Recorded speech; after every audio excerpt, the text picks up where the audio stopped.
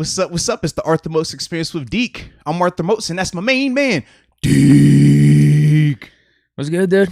Come on, baby. We back in the saddle, and it is officially still week one, and this is officially our first Wednesday night show on week one, which also means that we get to do our game breakdown for the first time in the regular season. We got a new segment we introducing. What's going on? Can't wait to do that. Then we also got a guest coming up today, man. Former teammate of mine, man. And we got some more news in the AFC North, baby. So, yeah, man. I'm pretty excited over here, man. How about you, though, baby? Yeah, I'm excited for it, too. A lot of stuff coming through the pipeline. Yeah, plenty of stuff, man. But shoot, man, I feel like I ain't seen you all day, man. I was busy. You was running around, man. Talk to me, man. What you been up to, baby? Oh, my God. Yeah. Give me a start. I need one from you, Deke. I need one. I was flustered over here. Get me right, man. I might be done with Madden. Oh, no. I might be done with Madden after today. Oh, no. It's officially a shit game. Just throw the whole game away, huh? They got a patch or something. I'll give it some time, but I may hold off on some of these gameplays or just even playing the game in general for a little bit until they patch some stuff. It's like that. Dude, the zones are terrible. The zones are so bad. I don't know if I want to reveal everything because I'm actually going to use this game tomorrow as a video. Yeah. Okay. And I'm going to title it like Madden is just straight trash. Something like that. Because they Straight just dropped bash the company, man. Yeah, they just dropped a new Joe Hayden card today. Yeah. And now ratings basically don't matter with how it is right now because the zones don't do what they're supposed to. I'll just put it that way. It's bad. It's bad. Like there's glitch plays. No. And yeah, the dude I played today, that's all I was running. So I was fed up. I could definitely understand that right there. 100%, baby. 100%, man. That is my story for today. Yeah, that's about it. And Swifty SZN says, stop buying it. It is awful. Chase Greaves said, I could have told you that, shaking my head. Yeah, a lot of people are. Yeah. I thought the gameplay last year was pretty solid. I really did. Yeah. Madden 21 was good. It started off really shaky, kind of like this one, but they patched something within the first few weeks or month, and it was pretty smooth. My biggest complaint was just always the God squads I was going up against. True. That was really it. And then them trying to ban people that was paying for coins. Those were my two big complaints. For that, yeah, right? that was it. I remember that. Those were my two big complaints from Madden. I thought the actual gameplay for the PS4 was pretty good. The PS5 wasn't good. That's why I didn't switch over last year. Since I have PS5, this is their first drop with it, like kind of fully, like they have the full off season, the full development time to do it. I thought it would be good. It's just straight garbage, dude. Oh man, I'm so sorry to hear that for you because I know you like gaming. I do. I like Madden. Like you're That's passionate the problem. about it. Yeah, I wouldn't be all mad about it if I didn't like it. I actually just like playing Madden. The way you like Madden is how I feel about Call of Duty. If I ever get a Call of Duty and that doesn't live up to my expectations, I'm crushed. I'm over here like, dog, I gotta go how many more months, sometimes years before I get another copy. So yeah, I could definitely understand. They've been good on man. content though up to this point. They've been dropping really consistent content, some unique content. The coin issue of getting coins hasn't been there in terms of like EA just banning people. They did some stuff early on. It was like a glitch on their end, but no, I thought it's been good so far. The gameplay is the big problem right now. That is the big problem. Hopefully they get that patched up and fixed, man. But that's what I mean. I want to play. The problem is like, how can I play if I don't think the zones are going to do what I expect them to? You're supposed to be dropping. I'm picking a play. It's like going to the deep third. I'll be pissed. It's like, bro, I know what play you're running. Why your guys got these zones are supposed to be right there? Man, your guys, it's too realistic. Your guys are blowing coverage. That's what's happening right now. The problem is a 90 overall Joe Hayden shouldn't be. That's my problem. Hey, he's a little distracted by the contract dispute. Obviously, he's on his end too. On his end and on TJ's end. You saw his IG, so clearly he has a lot going on. That's why he's blowing coverages in Madden. That's my story for today. Sorry if it was too negative or anything, but see, I needed that because I told you I was flustered, not from a bad reason, but beforehand I was flustered because I mismanaged my time a little bit, and I hardly ever do that. I'm usually like, no, yeah, you're right. You know me, man. I'm like, I do that every day. We got that. So I had the kids this afternoon. Wifey was going to get her hair done. I'm like, all right, yeah, I got this. She took my oldest with her, KK. So I'm like, all right. So usually KK, she's the freshman in high school. So if she's here, it's like, bro, I'm on cruise control. That's second mom in the house. But I said, no, y'all good. Both of y'all go get your hair done. Dad, you had Gray and Ava. I said, Dad, got this. I went and did my radio show early, with 10 to 12. The dad was like, all right, bet. Came home, took a little nap. I was like, oh, yeah, we good. So then I was like, all right, all I got to do is get them both one from the bus stop, one from school. Told my little girl, my little Ace, we was going to have a paint and smoothie date. So I was like, I got to make sure I go Smoothie King, get smoothies, come back, we're going to paint. But I also had to heat up the food. Okay. Because we had to eat dinner. So I was like, all right, I got this. And I got to sitting around and I laid down. And we all kind of just chilled for a second because they was tired after school. And before I know it was 5 o'clock. And I'm like, hold on now. We done waited too long. But I still got to get my date in because I can't miss my date with my little lady. So at 5 o'clock, we go over to Smoothie King. We got our smoothies. Yeah. Smooth. Shout out to Smoothie King. You know, I rock with them. That's my spot over there. Drinking our smoothies. We come home. We get the painting. So I done lost track again. It's about 5:50 now. Wifey pulls up. Yo, y'all ready? Food done? I'm like, yeah, babe, don't trip. It'll be done in a second. So by the time you pulled up, I had literally just finished my food, finished cooking it. Yeah, I still hadn't even cleaned up yet. It was bad. Oh, damn. Yeah. You didn't eat it then? I had a couple bites. Okay. But I felt bad because you should have brought it down. We could have ate. Like, I got paint all on one table. Me and my daughter, we got our paintings out. That was a dope vibe. And then I got pasta and food over here. We got smoothies over here. It looked like a wreck. I felt bad. But since my dog can now, good, man. Show's on now. Hey, babe, I'm working. Don't hit me up. I'm working. Yeah, so exactly. Yeah, we good. Nah, don't feel bad. I do that type of shit every day. Lose track of time. I mean, you know, I'm consistently like 5 to 8 minutes late. You are very consistent now that I think about that. That is like your thing. I lose track of time. But it's funny. That's your thing. And I'm like the opposite. I'm like, that's what I was telling you. It's like, bro, don't stress about this at all. Yeah. Like, I'm the one that's always holding us back, if anything. Hey, like I was over here. Hey, man, we might be moving this clock, bro. Hold on, man. I got, yeah. But we're good now. Yeah, on time. It's all good. All good. No worries. No worries. And it looks like we got people popping up, getting it ready to go for the chat. So with that being said, man, we are going to get that check-in started. Y'all know how we start every show, man, by doing our check-in. But actually, before we do our check-in, we're going to have a couple of, just refreshers because we know Monday's show, we had a lot of announcements. We got 3 shows a week format that's already been implemented. That will continue to go. Got different portions of the show, right? We talked about on Monday, the get it off your chest. Now, obviously, today being Wednesday, it's the what's going on Wednesday. But more importantly, we drop new logos. We drop new merch.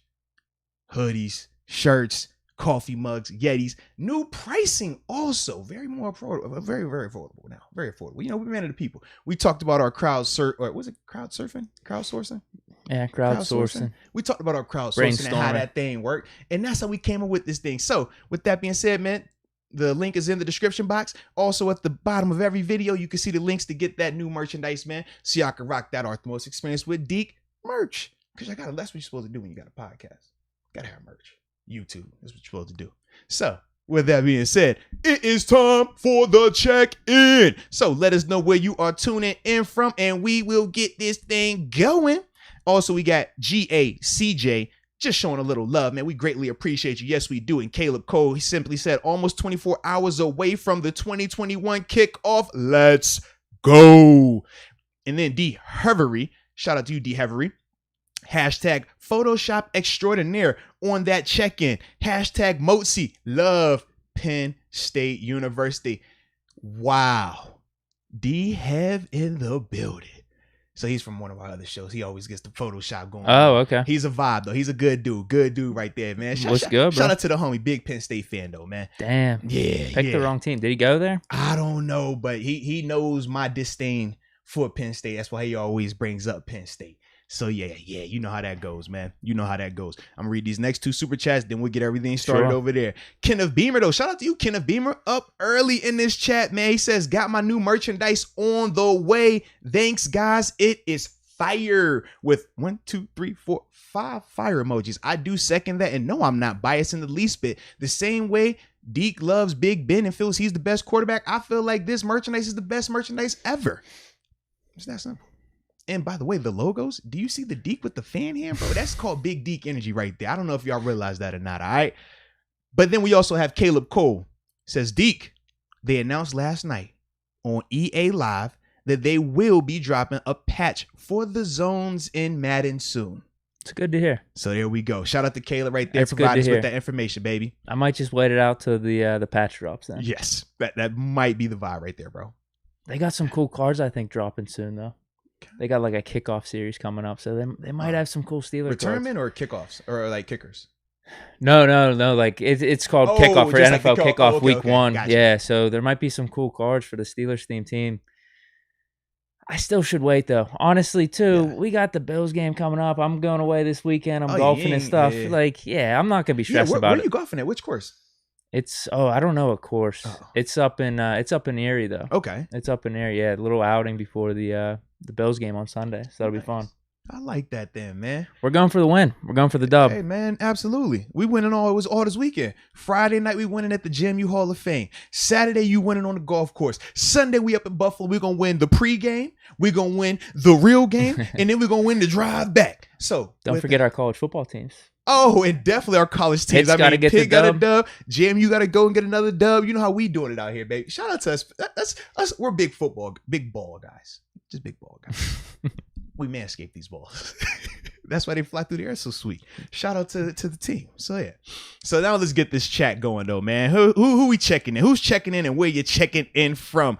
I see Jar Devil tuning in from the 310 San Pedro, California. He always tuning in from out the West Coast, baby. Major love. Then we also got C Triple D tuning in from the 404 Atlanta, Georgia. D had the 228 Biloxi, the sip. I dig it. Then after that, man, we got Rob Clark tuning in from Pittsburgh, the 412. Excuse me. He says shout out to Garfield also. Where's that at? Do you know where that's at? What part of Pittsburgh is that, baby? Oh, man. I think it's by the city. I think it's close to the city. Yeah. I do, if I had to bet. Okay. Shout out to Garfield then. Then we also got Nico tuning in from Huntsville, Alabama. Ethan Keenan says chilling at JMU Moats. Oh, well, go Dukes. Shout out to Ethan. Let me find out, man. All right. Eli Mullen, the big 757. Already know what it is. Hampton in the building. And then Justin Reynolds from Morgantown 304. What you looking like on your side? We got Nico from 256, Huntsville, Alabama. Okay. Gavin Schneider, Toms River, New Jersey, 732 in the building. Okay. Mike Boyce, always tuning in, 229, Albany, Georgia. Luke Cross, 314, STL, that is St. Louis, correct? Yes, STL, yeah. STL, that's what I gotta assume. Gotta be St. Louis. Come on, baby. Reincarnate Enigma, 956, that's Weslasco, Texas. Weslasco? I've actually never heard of that. All right, I like Weslasco. Okay. And we got Nick Watt from Tulsa, Oklahoma. All right, let's see. Where am I at? I see Ryan Wilson tuning in from Indiana. I wonder if that's Indiana State or Indiana, PA. What do you think? I'm saying state. State? Yeah. Whenever, I don't think anyone refers to being from Indiana and Pennsylvania. I was gonna say, what would you call that? I don't know. Or I just don't think, I don't think you're saying that. All right, fair enough then. We got... That's not something you're repping. I'll put it that way. Bro, I totally didn't recognize his name. It's Love in Madden, but then I saw in parentheses, it's your girl Stephanie Ramirez tuning in from the 818. Love in Madden. Wow. Shout out to the creativity. I like the name. We also got Bat 300, the 323, Montebello, California. Steel, stainless steel. The crib, P-Town, Portsmouth in the building, Party Town, P-Town, Pistol City. I hear you one time. Rod Young tuning in from Montreal, Canada. Oh, Canada. I always love to say that part. I can't help myself. Then we also have, where are we? Oh, don't do that to me now. I got you.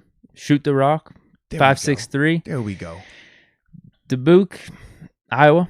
And we got Colt from Erie, Titusville, PA. Okay. Logan Somerville, unfortunately, from West Virginia, the 304.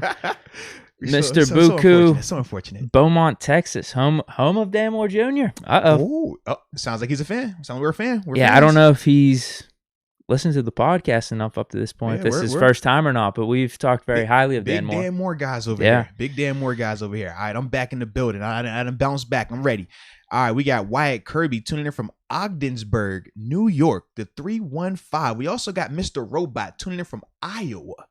Shout out. Do we know any Iowa people? I think we get an Iowa person here or there. Every once in a while? It might be him every time. It might be. Shout out to Mr. Robot, though. Then after that, man, we got to go to Swifty SN or SC. God, dog. SZ. And I just want to say season. I'm just going to say season. Make it easy. Shifty season. 716 New York. Oh, we going to be there soon, baby. That's that rough Buffalo right there. Holla at your boy. Jeremy Price, the 724 Slippery Rock. Pittsburgh. Pennsylvania. Then we got Jake Cuff tuning in from Altoona, PA. That's Penn State country right there. Close enough.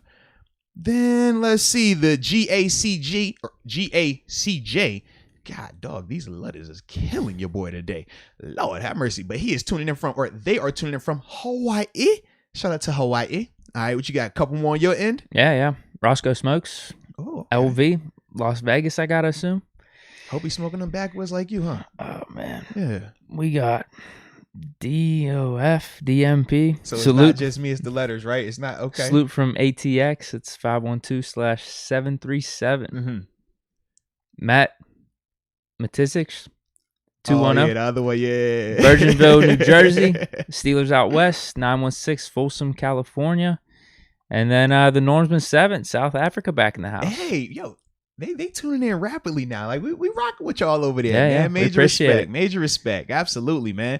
Couple more, then we'll get to this first topic, man. Chad Schrader tuning in from Pittsburgh, PA. A lot of Pittsburgh in the building tonight. I love to see that. Daryl Murray, the 910 Mansville, Massachusetts. And you know the homie David Dupree, aka DD Smalls, aka Mr. Man to make the plays go to work. The 352 Gainesville, Florida. Shout out. Then we also got War Eagle 376 YT. The 334 War Damn Eagle. Or should I say Roll Tide? I'm sorry, I can't help myself. That documentary was dope too, man. I love how passionate Auburn versus Alabama is. It's beautiful, man. It's beautiful. I don't think I've seen it. Yeah. That has to do with them spoiling the trees. Yeah, my man, like, he's on the phone. All right, man. I didn't know the tree was gonna die. I feel a little bad now. Everybody, the crime. But before I go, I just got one last thing I gotta say. Roll damn tide. I'm gonna fuss it, Lord. Yep. I was like, that's how it needs to be. If you got a rivalry, they take it to the core. My man was ready to go to prison for that thing. Like, yo, roll tide. So, and then they'll be on the other side, War Eagle. So I can respect it, man. I can respect it. All righty. Couple more of these super chats too that just popped up. Man, this is from Truth. I saw this one. I didn't even want to read it. Yeah, Truth, 2 hearts. Bills fan in here, ready to lick the Steelers' tears. I hear you, Truth, 2 hearts. I hear you. Listen, these Bills fans are cocky right now. I'll tell you what. This is gonna be a fun breakdown today. It's going to be a great Sunday in the morning when we start tailgating. We'll be out there in lot 4 for all the people that will be in Bills territory. We up there heavy tailgating. All right. I might have to step onto the other side for a little bit, but you know how we do. All right. We're going to be out there. We're going to be showing love. This is what we do. But it's going to be a blast. But we're going to see how this, who licking who tears. I can't wait. Monday's show going to be it's going to be crazy. Yeah. When we come in here on Monday, we recapping everything that transpired in this game, the weekend, the first tailgate. Lord. College. Oh, Lord, bro. All right. Yeah, Monday should be a good one. That's going to be fun. Truth, 2 hearts. Don't disappear on us, all right? We're going to be looking for you on Monday now. We're going to be looking. We also got James Panzarillo. James Panzarillo, man. Shout out to you also showing some love for the show. Says from the 909 Upland, California. Love your show, Arthur Moats. And love the show, Arthur Most Experience plus Deke, or Arthur Most Experience with Deke podcast. And he says, go Steelers. So yes, absolutely, man. Shout out to you. I wonder where the 909 is. What part of Upland, California? I don't know what that is. Yeah, it's around there. Yeah, I have to check that out. I got another one from Flo Pluto. Oh, shout out to Flo Pluto. What's up, boys? We're going to talk about Najee's story. We're going to talk about that. Absolutely talking about that because people lost their mind. I love when people get doing that. So we're going to have a little fun. Actually, that's actually going to be right after we get to C. Brown. So C. Brown, shout out to you. We definitely appreciate your support. He says, did y'all see First Take with a picture of Ben having a small size arm? Somebody should be fired for that. Please tell me you saw it. I did not. So Stephen A., the image itself was normal, but I guess when the camera angle cut, bro, Ben's arm, it wasn't his throwing arm. He had it was a regular picture of him in uniform, like a game action photo, but the camera angle made his arm look like it was almost like a deformed, really tiny kid arm. Yeah, man. You think if you popular enough it made Google? It should be. If you watch Scary Movie 2. No. Oh man, because they had a dude in there, man. Get my strong hand. He got this little jacked up nubby arm. Take my strong hand. The strong one. Can't find it on Google. Yeah. I could try Twitter. On Twitter though. I could try Twitter real quick. What would I have to type in? Big Ben arm. Yeah, maybe. First take. Maybe something like that, bro. I'm not seeing anything right off the bat. I can keep my tabs on it. Yeah, because it definitely showed, man. Try to scroll through a little bit. I got nothing right now. Oh man, I got nothing. I know that would have been good for me to see live on the podcast right now. Damn, yeah, I got nothing right now. I'll check it out though. Also try McAfee because they say he was talking about it as well. Yeah, because I think he's the one who tweeted it. I think I saw his tweet. I don't think I saw First Take's tweet. Okay. Yeah. I'll just search him. Yeah, search him. Yeah. Damn it. Yo, this is fun right here. Come on, Deke. Come on, man. There it is right there. That's the picture. Now you got the pressure on me. Oh, did I pass it up? Yeah, you already passed it. Yep, right there. A little wee arm. That little wee man. Wait, yeah, what? The bobblehead too? His head looks huge. Big, right? I'm like, I don't know if it's the angle or if they're like trying to make it like little character. I don't know, man. You tell me. That's my strong hand. Yeah, I'm trying to wonder if it's the angle of the picture taken. I don't know, bro. But because you see, it's like definitely it's a screen. It's a picture of the screen and it's at an angle. So that's what I'm wondering: is that it or was this intentional? Because it is hilarious, bro. Yeah, I have no clue. Yeah, I have no clue. Yeah, this is an interview with Tomlin too. Yeah. That's random. Yeah, dude. They say you're a little upset about them making fun of your dad right now. I don't think anyone's making fun of him with that. Okay, it's either no. I'm not taking it like that. I think there's more things to be mad about with people's takes on Big Ben. Okay. Yeah. But he is your dad. No. Oh, I was just checking because you ain't refute. You ain't No, go against no. that. I know. I'm not against that. Like Kyrie said, I only got one father. Shout out to Kyrie. We needed that right there, Kyrie. Thank you. But look, man, let's hop into this first topic because, man, we got a jam-packed show tonight, man. Yes, we do. All right, so we got to talk this TJ Watt news, man. What's going on with the boy? What is going on with the boy? Well, my tune kind of changed a little bit with this one. Oh, man. Here we go now. Here we go. I'll let you lead this one off today. He practiced, right? Technically, he's been practicing. Was it normal practice? I saw some Twitter accounts saying he practiced normal, like he was full. He's playing week 1. I've seen that. I'm just throwing what I've seen. I've seen where they just said he practiced like his normal amount. You don't have the same access you had? No, not right now. No. Oh, okay. Not for today. No, that's what I saw too, though. Okay. Yeah. Okay. So mixed reports. No one knows. That's the funny part because nobody knows. Like, I don't understand how, and obviously that was my next thing to do of people to start hitting up after the fact. But no, I gotta get some more details on that info right there because, yeah, part of it has been he's always been out there. That's why they made it a point on Monday to say that TJ Watt was available. He actually practiced, but they said he did what he normally has been doing. Limited. Without saying limited, they just said he was a normal. He did what he normally does. So that's why we're all just kind of like, okay. Well, explain a little bit more to us, like, because we've already, and I've already told you before, in terms of how you can determine if a guy's a full participant versus a limited participant, simply is if you're fully dressed and you're taking part in the full warm-up portion of practice, well, guess what? You're a full participant in practice. And the media, they're only allowed out there for the first 20 minutes of practice. Okay. Which is stretch, and that'll equate to the first 5 minutes of individual. So for the media, they won't know anything. They come at the end of practice, but at the end of practice is already finishing up team portion. So it could just be, well, who knows what groups are out there right now. Yeah. So that's why I'm just like, I don't personally know like what that was right there, man. Yeah. He has to play week 1. Oh, absolutely has Whether to. he practices this week, who knows? But then is it all of a sudden going to be he just doesn't practice week 2 and then plays in week 2? Man, he's going to play. I definitely think he's playing. I would be hard pressed to see a scenario where he doesn't play. I would. Because I just don't think he's going to take that stance of sitting out. It doesn't make sense for him financially right now compared to like what the team could do in, you know, in response to that action. I just don't think that makes the best sense for him. 7 said some stuff on him. I did. I love what 7 said. And like I said, I changed my tune a little bit now. Yeah. I'm a little bit more for TJ signing. a little bit more for it. I still have the same sentiments of I'm concerned about $30 million a year long term. But what I liked what he said, and this goes back to my concern a little bit, how he worded things makes me think he's going to be here for a few more years. You heard him, right? Yeah, he's like, this is why I came back for less to sign guys like this. So that makes me think, hey, let's sign this guy. Okay. Even though Ben only has 1 year left, that makes me think he's going to be willing to take more team-friendly deals down the line to keep the studs around him. So I was pretty amped about that. Well, because my concern with TJ is like, okay, we signed him this $30 million. Right. What's Ben going to have to come back?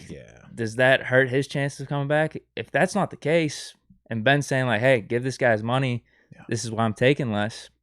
Bro, come on. That's leadership. No, I like the fact, man, that, this time around, Ben spoke up positively. Not just him, but no one else tried to cut TJ's argument or stance away, referring to like when the O-line obviously spoke bad about L. Bell with his situation. They could have easily done that. Ben could have easily said the same things or similar things this go around, but he was very hard in his stance in terms of supporting the player, which I thought was important because when I hear Coach Tomlin speak, he toes that line of I'll support the player, but at the end of the day, I'm team.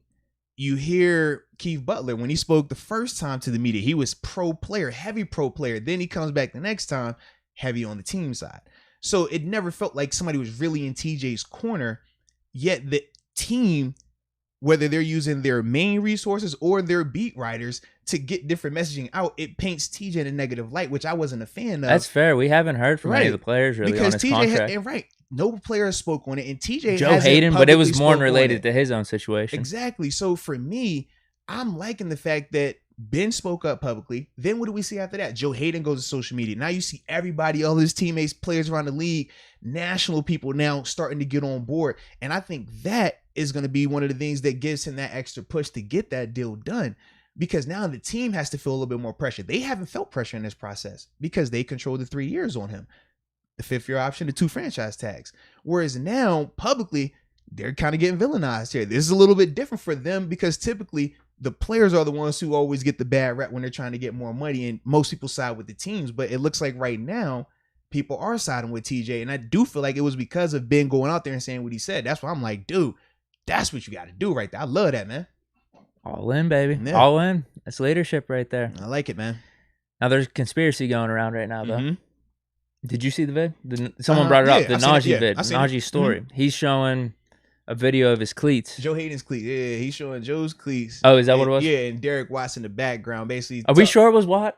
Was that his voice? That's what everybody said. I don't know what his voice sounded like. That's what I'm saying. Like, how do people know his voice like that? I mean, I heard it, but dude, you tell me what he said. First off, with like 100%, you know a fact what he said. Because to me, I don't feel like I was 100% certain on any part that he said. Like, I kind of get the gist of it. Something back, pay back something. I actually don't even remember now. It was something about because he signed so late. I don't know if he's going to be back like that. Yeah, or something. But, yeah, I heard pay back like that. It's all over the place. People think that he already signed then because of that statement. It's like just hidden behind the scenes. And what would the purpose of that be?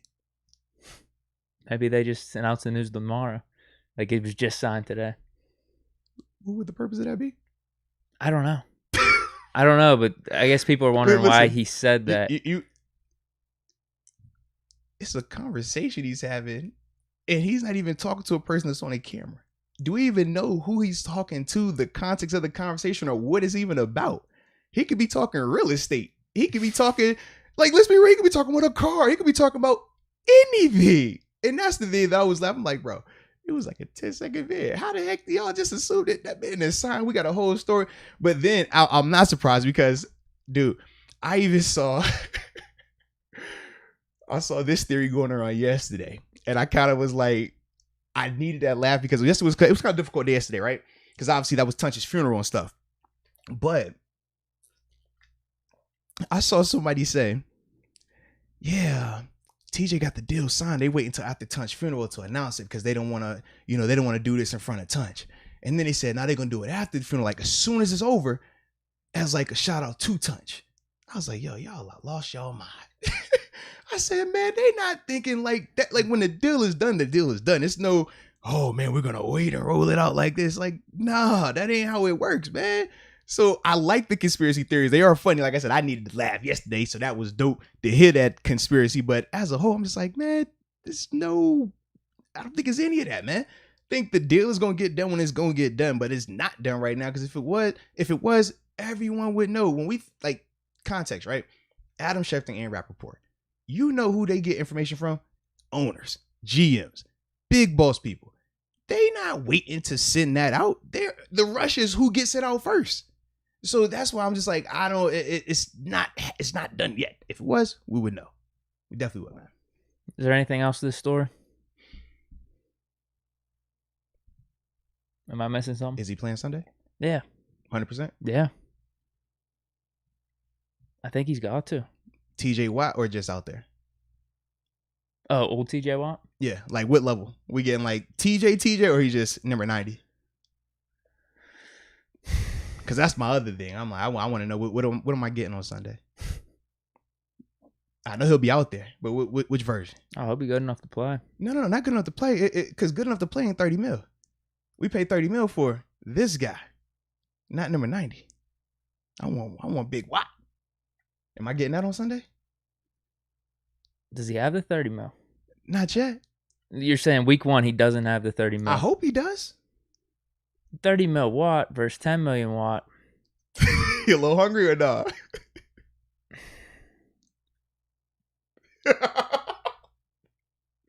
I don't see him playing less than what he normally does. I just don't. To that type of level. I don't see it like that. Do you? I mean, you know TJ better than any of us. I guess this is my question then. The reason why I don't know if we'll limit his snaps or not, but when he's on the field, I expect him to play hard. Every year we've grown to expect a certain thing from TJ, right? And he has a method about going to do that, right? Every single year he's had this exact same method. Practice, play. Practice, play. Practice, play. Every year he's done that, he's went out there and balled. This is going to be the first year where he hasn't practiced.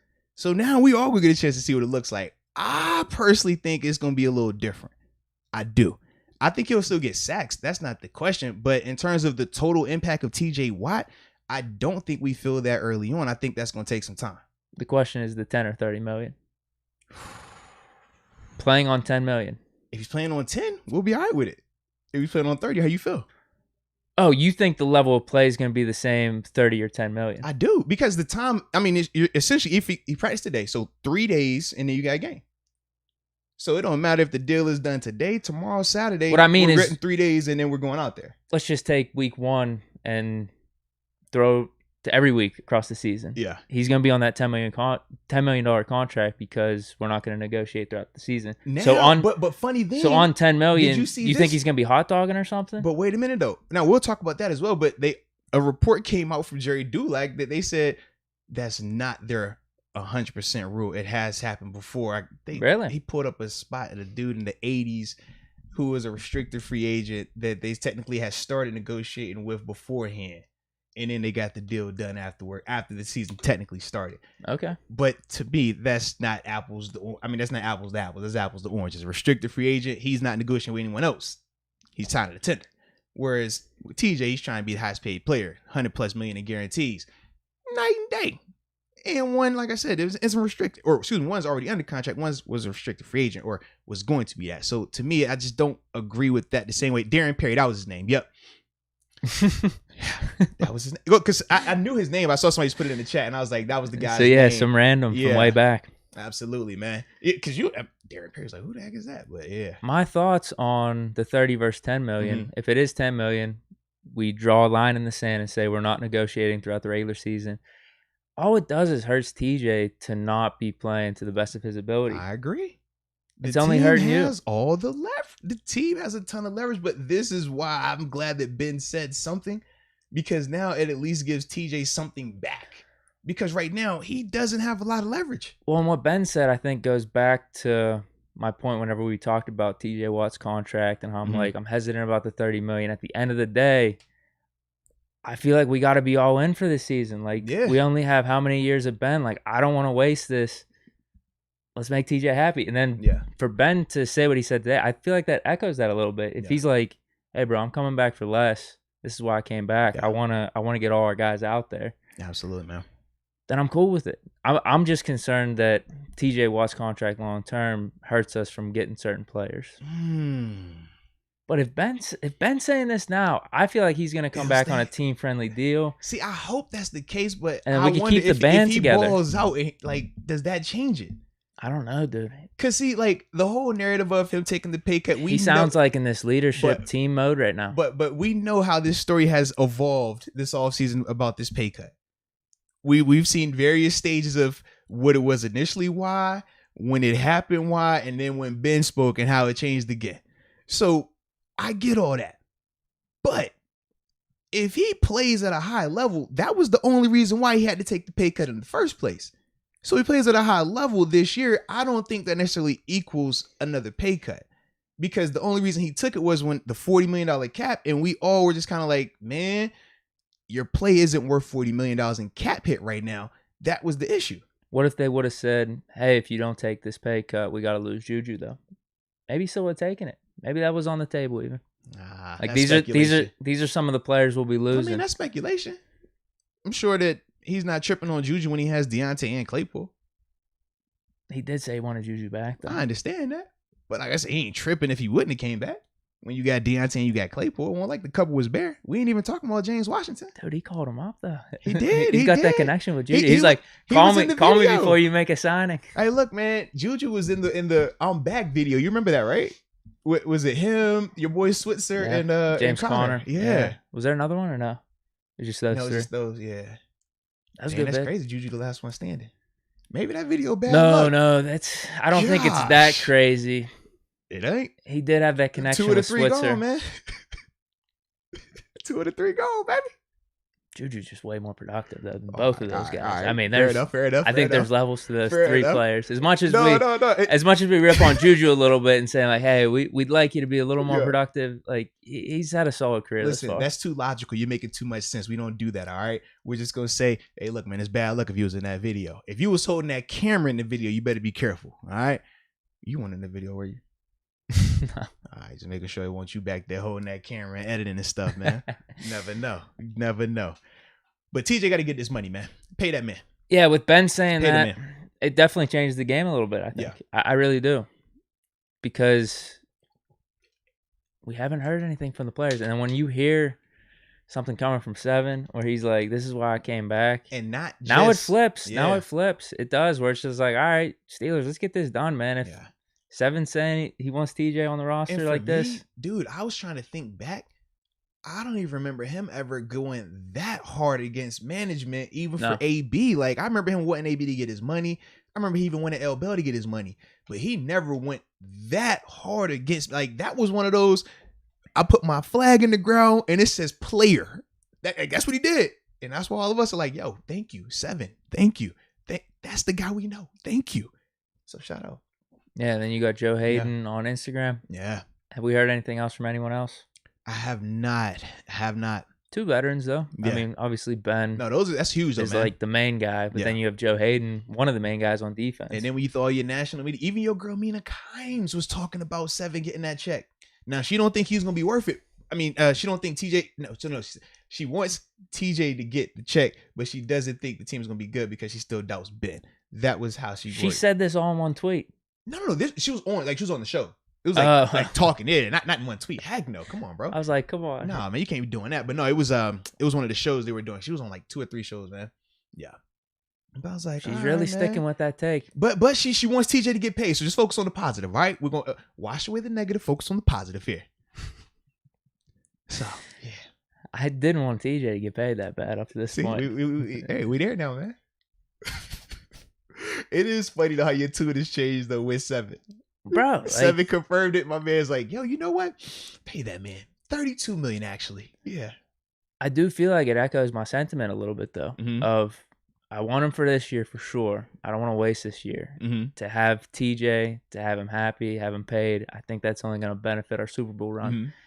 But just how he phrased it, his wording just makes you think too. Signing TJ is not going to cost us long term the way I maybe would have expected. Because if that meant no 7, I wasn't about that. I was not about that at all. Now, or potentially some other key pieces too. Yeah, because the biggest thing that I think of is the timing of it. You want to get this deal done without having to go the route of trying to franchise tag, because you have Minkah that's coming up as well. You can't franchise tag them both. If you transition tag one of them, they're gone, because another team will come in and pay whatever it takes to get them. That's just the caliber players they are. So to me, I think that puts a little bit more urgency on the team to get the deal done, because they know, hey, we're not going to be able to do the franchise tag thing for both of these guys, and they're both playing at a high level. I anticipate both of those guys having really good seasons this year anyways. So the longer they wait to pay both of them, the worse it's going to get for the Steelers' pockets. Because TJ, if he's out here on a $10 million contract, he's still going to ball out. He's still going to be a great player. But now they're going to have to pay him even more money next year. And the same goes for Minkah. Minkah goes out here and gets him another 5-6 interceptions, a touchdown here or there. Yeah, that number goes up even more now. You looking at Harrison Smith's numbers, you looking at Jamal Adams' numbers. Yeah, Minkah definitely going to want money. Steelers are probably thinking, man, the market's going to correct itself, though, in a couple of years, because Bosa and Garrett, they really screwed it up. Because you look at Lawrence. They got paid super. Oh, yeah, man, Lawrence is the third guy. He's at 20. Garrett that was the difference, man. Garrett and Bosa are at 27 and 25. It's goes back to the running backs. The market corrected itself eventually with David Johnson. You saw Bell, Todd Gurley, Zeke Elliott. It's like, bro, there's no way in hell I'm paying a running back $13-14 million a year now. Yeah. I think that might be the case with some of these contracts right now, certain position groups. Safety, maybe, but edge, I could definitely see it. If you start seeing TJ getting 30, then you have Myles Garrett at 25, Bosa at 27, that number might start coming down in the years to come to around just like that 20, low 20s. I say, because, dude, the way it is right now, but the cap is going up. And if you're TJ, I understand that side, but that's more of like the business side. That's more for ownership. If you're TJ, you like, bro, I ain't trying to hear none of that, man. I'm focused on the fact this cap number is going up. You saw Garrett and Bosa sign for that. Yeah. So, like, that's the team's argument, though. The team could definitely make that argument. And if you're the team, the argument that you continue to make is, all right, for 30 mil, what do you account for wins and losses? When Ben wasn't out there, you were out there. We thought that was your better season of the two, where you were in the Defensive Player of the Year category conversation. And it still equated to what? 8-8. Whereas when you pay a guy like Aaron Donald, for example, we've seen him on multiple occasions where he legit just willed that team to win. And I think those are some of the arguments that people made. They still didn't have the quarterback. They didn't. Yeah, they didn't. That's why they paid an arm and a leg. Yeah, and trying to whereas work their we roster. Have that quarterback, they're so working it changes things. They're man. working their roster left and right over these dude. past couple seasons to try to get pieces around Donald, to get Jalen Ramsey, a stud cornerback, and then eventually to get Matt Stafford. Absolutely, man. I mean, you need the quarterback first, in my opinion. We've talked about this a couple times. 100%. That's the main thing. I mean, as much as I love to joke about the quarterbacks, and, you know, they always get all the attention, bro, they are the most important, but their job is the hardest to do. Like, they have to know every single thing. They have to be the leader. They still got to perform. They got to be in the front of the camera, good or bad always, man. So, no, without a doubt, man. But one of the holdups I'm hearing, and we've talked about this too, is the $100 million guaranteed. Now, I've seen people in the chat already say this, and I know on one of my other shows, they were bringing this up a lot as well. Basically, the team is being cheap right now, because the way that things have been going on in the NFL, $100 million in guarantees to top defenders, that's happening. We've seen Khalil Mack. He flirted with that. Aaron Donald, obviously, and then we know what Myles Garrett did. But for the Steelers, because they've never given out that before, that's like the leg that they're sitting on. They're just like, well, hey, this is our stance. It's the Steeler way. We don't do guarantees. We don't negotiate in season. And my whole issue with that is, just because you've done that, just because that's been the way, doesn't mean that it's the right way. Doesn't mean that you got to keep going that way going forward. And if you're not going to break this rule for TJ Watt, a guy who's been all world since he's been in here, checked every box you want, right? Productive, first round pick, exceeded those expectations. His brother's JJ Watt, he balled out so much that now we're like, yo, TJ, you the nicer brother right now. Like, you're hot right now. Like, that's what it is. If you're not going to break that rule of $100 million guarantees for a non-quarterback for TJ, then who the heck are you going to ever do it for? If you're Minkah Fitzpatrick and you're watching this and they don't get that thing done, how do you feel? If you're another free agent considering coming over here and you're seeing this negotiation, how do you feel? Like, that's my issue right now, man. It's more so like, team, baby, come on, just cut the check. You know he's worth it. You know he is. Yeah, I'm not against the $100 million guaranteed. I'm against my concerns are the per year. Because $100 million guaranteed over. Not just 100. I throw 100, but it's obviously going to be 100 plus. Yeah, because you could somehow get 100 guaranteed with 25 per year. They don't want to. They don't want to do 100 guaranteed though, bro. I'm way more for the guarantees. But the guarantees are really what draws up that 30. Like, because I don't think TJ's productivity is necessarily going to go down. So then, what's the issue with the 30 then? What would be the difference? That's team building then. It's like, what pieces are you losing what do you because mean? of that? If it's and is it worth it? If it's 30 mil for 3 years, that's still going to be in that 100 mil guaranteed range. That's what I'm saying. Granted, it would be obviously longer than that structure-wise, but that would still pay him 30 mil a year. That's what I'm saying. Like, I think whether it's 100 mil we're saying or it's the 30 mil, I think the numbers are still, it's the same conversation. That's what I'm saying. Yeah, no, I'm more concerned about the per year though. Like if the cap hits at 25 consistently. Okay.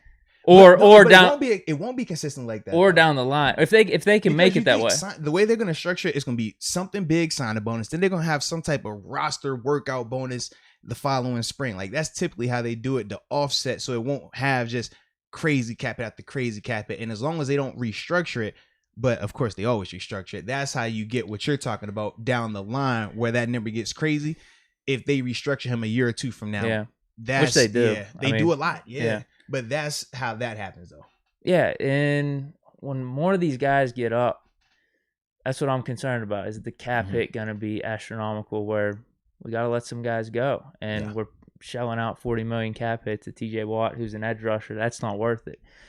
But if they can make it that they front loaded and then that cap hit maybe in the third year starts to go down into like the 20s, that's a different story. But they're the guys working these numbers. Shout out to Omar Khan. Boy, enjoy that job. I don't like it at all. Whew. But that might be all I have. That's with Ben saying that, it changes the game a little bit. Absolutely, man. Or I'm definitely more for us signing TJ. Yeah. In hopes of not only this season that, we're all in. We got a legit chance of Super Bowl run, but also like we might be able to keep the band together. I hope so as well, man. I do. And without capping it, because I feel like if you go the hard ball route, and this will be the last thing I'll say before we get some more of these super chats to get, stay on schedule here. But if you don't get the extension done and you take the 3-year approach, right? The franchise tag twice, obviously you play on the 5th-year option. You essentially cap how long you're going to have TJ Watt here.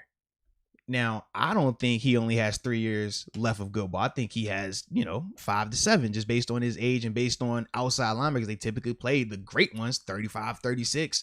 Shoot, Debo was 38, still out Julius there. Peppers was making Absolutely. impact. So those guys can play like a long time. It's not like running backs. It's not like certain positions where we're saying, oh, they're 30, be careful. That's not the case for outside linebackers. So for me, if you take this approach of we're not going to pay, not you, the team, they're going to play hardball and, all right, 5th-year option, franchise. Well, now you lose a great player essentially after these 3 years.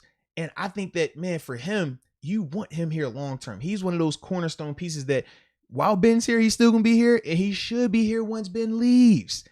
Should be. We'll see how long Ben stays, though. But he should be. He should be. You never know. Ben will be out that joint, 77 years old, oxygen tank, and Deke will be over here. Bro, he's still the GOAT. I'm telling you, man. You don't understand. That kid right there can sling it. Like, Deke, my man is in a walker right now. It doesn't matter. He's the best. But yeah, so shout out to that right there, man, with the homie TJ Watt.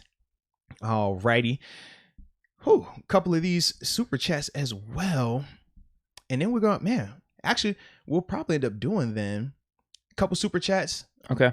We'll see how quick we get through this because we obviously know at 8 o'clock, man, we'll have Terrence Garvin, former Steelers linebacker, joining us on the show for a little bit to chop it up, talk some Steelers ball, talk a little college ball as well, man, on our What's Going On Wednesday. So, yeah, we might have to play around with that schedule a little bit. But let's get to the super chat real quick, man. Damon Brown, shout out to you, man. He says, what needs to be the game plan for the secondary? For these Bills fans in here, if the shoe fits, shut the F up and walk it off. What's happening, Deke? I like that energy, Damon. Yeah, I like bro, that. These Bills fans are getting annoying. I like that. I just posted a little video today, man. I got Bills fans in my comments going left and right. But that's good. That's good. I guess engagement's up. When your platform is to the point where you're getting the opposition engaging you, that's what you want. Yeah. We'll see if they keep that same energy after the game. Exactly. They get on the front end. We're back end guys. You know? Are you pitching? Are you catching? Alrighty. Next up, we got Truth 2 Hurts. Shout out to Truth 2 Hurts. Says, Deke, if Steelers win, I will donate $50. If we win, talking about the Bills, you got to shave your mustache. But I respect the Steelers, though. But we still going to win. Donating $50. So you can either donate 50 and I'll match it, or you shave your mustache. Here we go.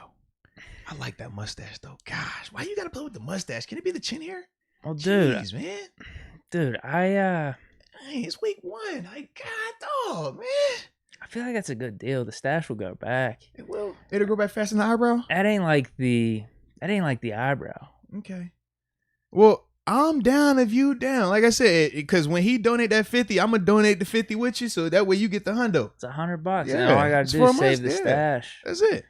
I feel like week 1, like if we do lose, not expecting to happen. I don't expect that to happen. I'm gonna want to start fresh anyway, right? Oh, bring up a good It's point. not all right. I'll take that deal. All right. Well, Truth 2 Hearts. Yeah. You heard what the man said. You heard that's big Deke energy over here. All right. We not playing with you today, babe. We not playing no games out here. We want all the smoke. All right. We want all the smoke. So we got it locked in. I'm gonna take the picture of it real quick so I don't forget this. I'm gonna be looking for you. Yeah, who was this? This is a Bills fan? They ain't gonna be back in this chat. No. Don't worry. I got him locked in. We straight. We gonna get him. Yeah, that's an easy one, man. We'll get him right. That's an easy one. Yeah. I guess that dude hates the stash or something. Truth 2 Hearts. So we're gonna find out about those 2 hearts today or on Monday. I like it. Hey, Matt McKissick simply hit us up and he says, "Hey you, hit that like button." And then Kenneth Beamer also spamming the chat, letting you know, hit that like button as well. Triple exclamation points. Because they bring up a good point. 620 something people in here, 181 likes. Come on, man. Damn. Y'all know YouTube gonna get in. YouTube is gonna be upset with us. They gonna think y'all are fake. That's what they gonna think. They be like, oh no, they bots, man. They ain't liking a thing like that. So y'all make sure y'all like that so we don't get in trouble. We don't want any problems with the people. Holy cow, that boy said put 1,000 on it for you. Oh geez, nah, we ain't doing that now. No, I don't want you home. I already got, well, this could be a nice little payday for me because I already got $30 on the Steelers money line. This was from a couple months ago. I think my profit would be like $60 coming back on that. Dang, going. So yeah, because Justin over here talking about Deke, let's put one grand on the game. I'm like, whoa, I don't know if you like that one. He trying to cut into your pocket. If I had it, maybe I would. Man, you big paper. Don't act like you ain't got you big spender though. Let's start that. No, I can't do 1G. $30 is probably my limit, and probably my stash on the line. That's all I'm putting up for this game right now. I was about to say, bro, a bando for the opener. Man, we don't even know the starting unit already on the whole line. Like what? Well, we just switched it like 3 days ago. Oh no, I feel good. I'm glad you feel good. I'm still waiting to see. I like what Banner said though. Shout out to him, man. For those that were on the for the upper room member, shout out to y'all, man. It was on the live call with Banner yesterday for Banner Tuesdays. Yeah, man. I like what Zach was telling me. I'm high on Damwell. I'm high on Kendrick Green. Kendrick Green and obviously Kevin Dotson. He spoke highly on all those guys. We still got other people on that line. I got to work. I got to see him. I do feel a lot better about Chooks, but Chooks has had a rough go with it. I don't know. Let me see. Can I see? Yeah, before I just throw the bando up there. But that was a fun time, man. And for the upper room members that were in there, as y'all see, man, yeah, we'll ask some of your questions. That's what we did. Banner liked them. So make sure y'all tune in next Tuesday for that as well. What do we got next? Next up, we got Q. Q says, I have arrived.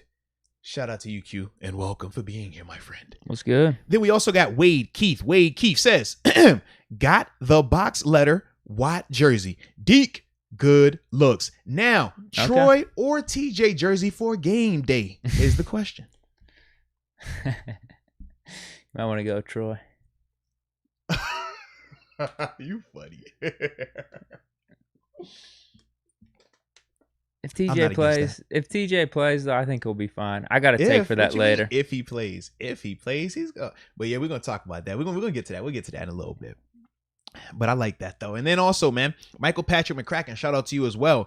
He says $30 million is $82,191 a day in a 365-day year. I don't know what JS means though. Just saying. Just saying. Yeah. Got you. Okay. That is a lot of money.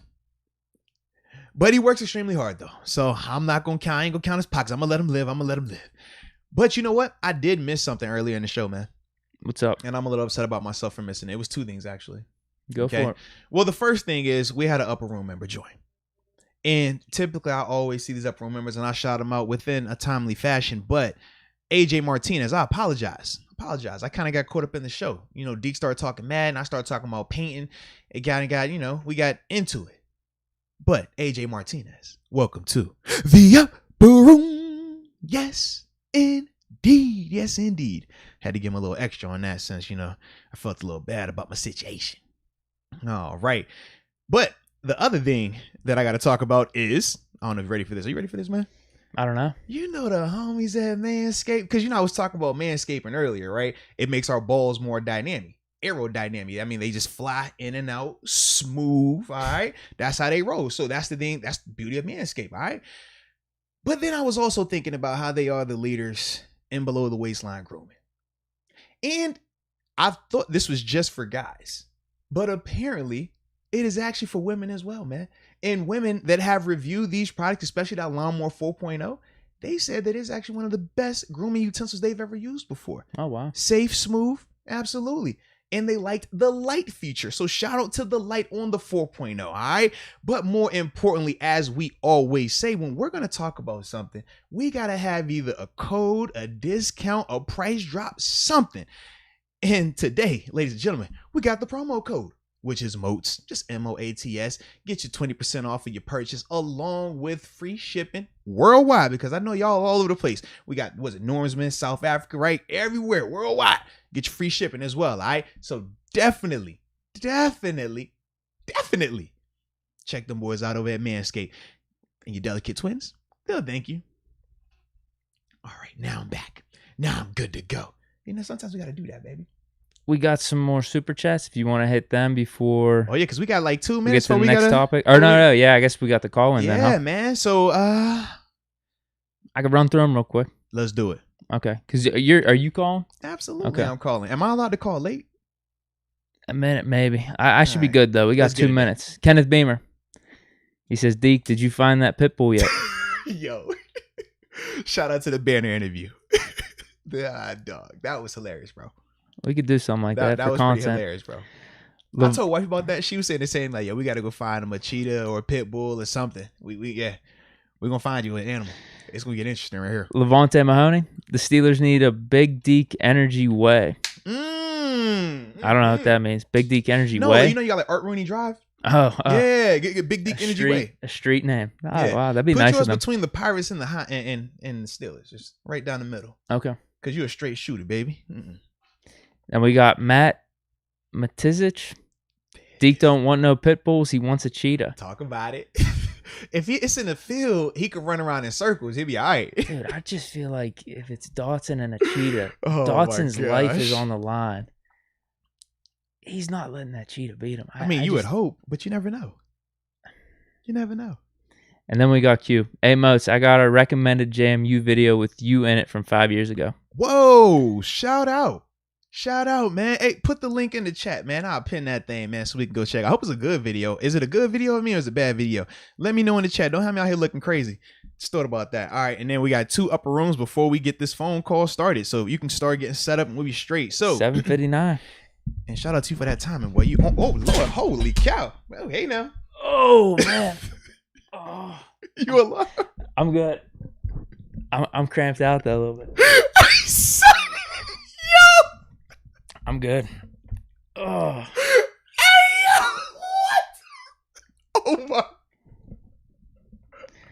I almost went down. I said what? I'm straight. Oh shoot! I lost it. Hold on. I said.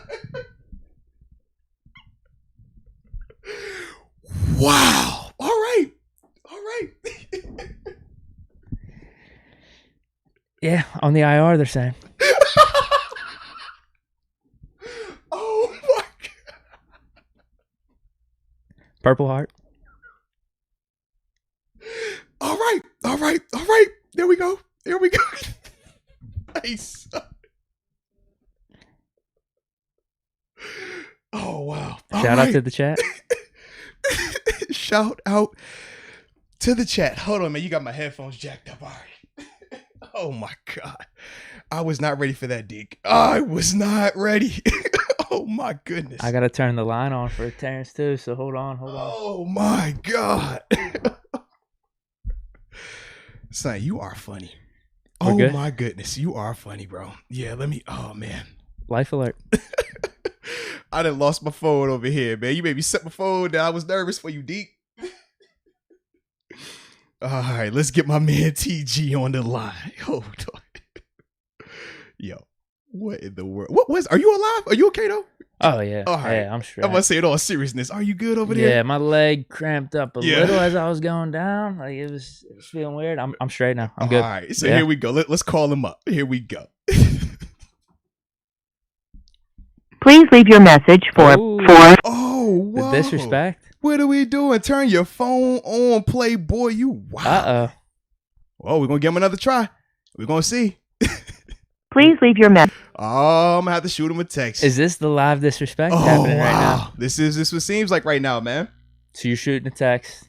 Oh, I'm going to shoot him a text real quick. Let me see. Give him another opportunity. Oh, man. And that'll give us some time to get back situated over here. Oh, man. You hear that buzz? I hear a little buzz and everything. That's what I mean. I'll... Yeah. You get that adjusted while I get this square over here, man. Right, you texting them? Yeah. All right, cool. Yo, you are funny, though. Deke going on disability. Maybe I could make some of those $1,000 bets then. Disability checks coming in. I could just shell out money left and right. Hey, man. Yo, that was so funny, bro. They said the sniper is in the building. And yes, Leah Warren, I am a real one. She said, or they said I'm a real one because I held you. I ain't let you go all the way there. Bro, I got so nervous. I thought you was passing out on me, man. No. No, I just lost some balance. Just lost some balance, that's all. Oh, man. Yo, that is funny. Oh, we're going to sit here and wait. We'll give him a little time. We'll give him a little time. He'll circle back. That was funny to hold on. Oh. I don't think we've had that before. Everybody's still weak about it, though. Oh, the comments are great. Oh, yeah. In fact, while we wait to see if my man go pull back up or not, man. Yes, Terrence Garvin from the Dub VU, the Mountaineers, absolutely. But let me just go. While we spend a little time here, man. There's just mixed reactions. People think I'm high as hell. Deke gone for at least 6 weeks. Life alert. Oh, my goodness. Yeah, I did catch him. I caught him. They said it's a lawsuit for the chairmaker. Oh, man. Oh, my God. I can't say this one. I can't say this one from Bart. Oh, wow. I can't say it. Oh, no, let me see where we at, man. Dang, going, bro. I'm still just trying to gather my thoughts, get myself under control here. I usually am able to keep it all together. Oh, wow. I just saw Bart's. Yo, I don't think we could say that. I don't want to. No, it's a great. It's conflict of interest. It's a conflict of interest there. Man, but yes, Deke, you might be going to IR, man. No, Kyle. No, we ain't talking about no workers' comp. Nah, man, y'all got to chill out on all this, man. Nah, we got insurance. We good.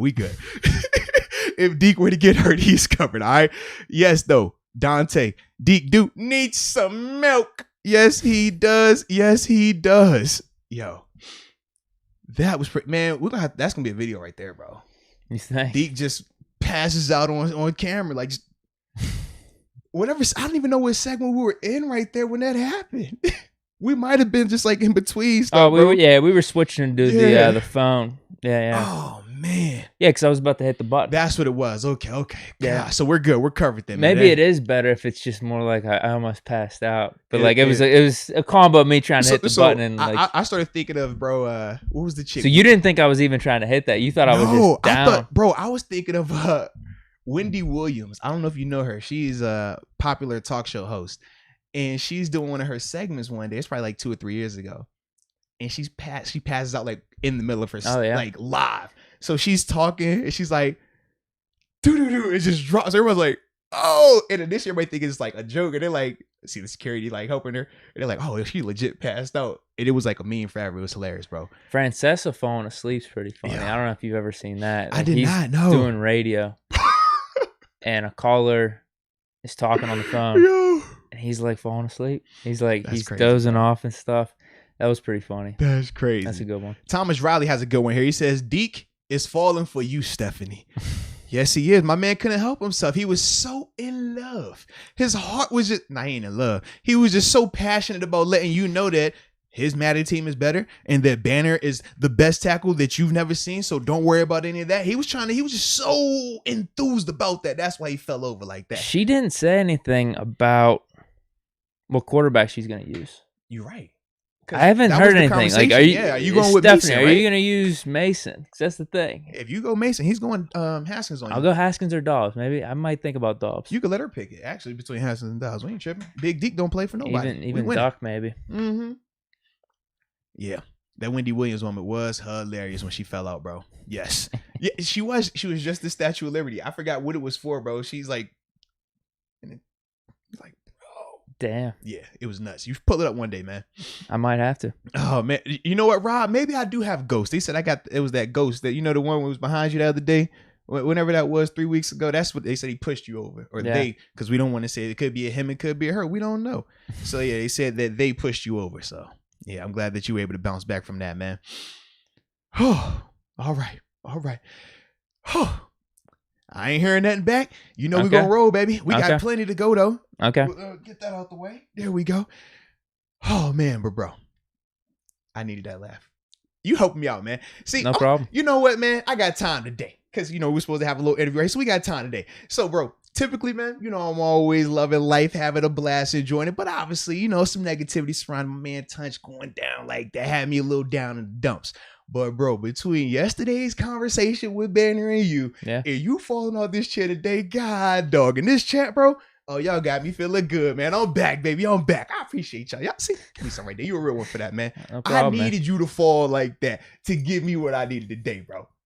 I needed it, bro. I was searching, man. I love this chat. Oh man. my They're God. great. I could probably just sit here and just laugh.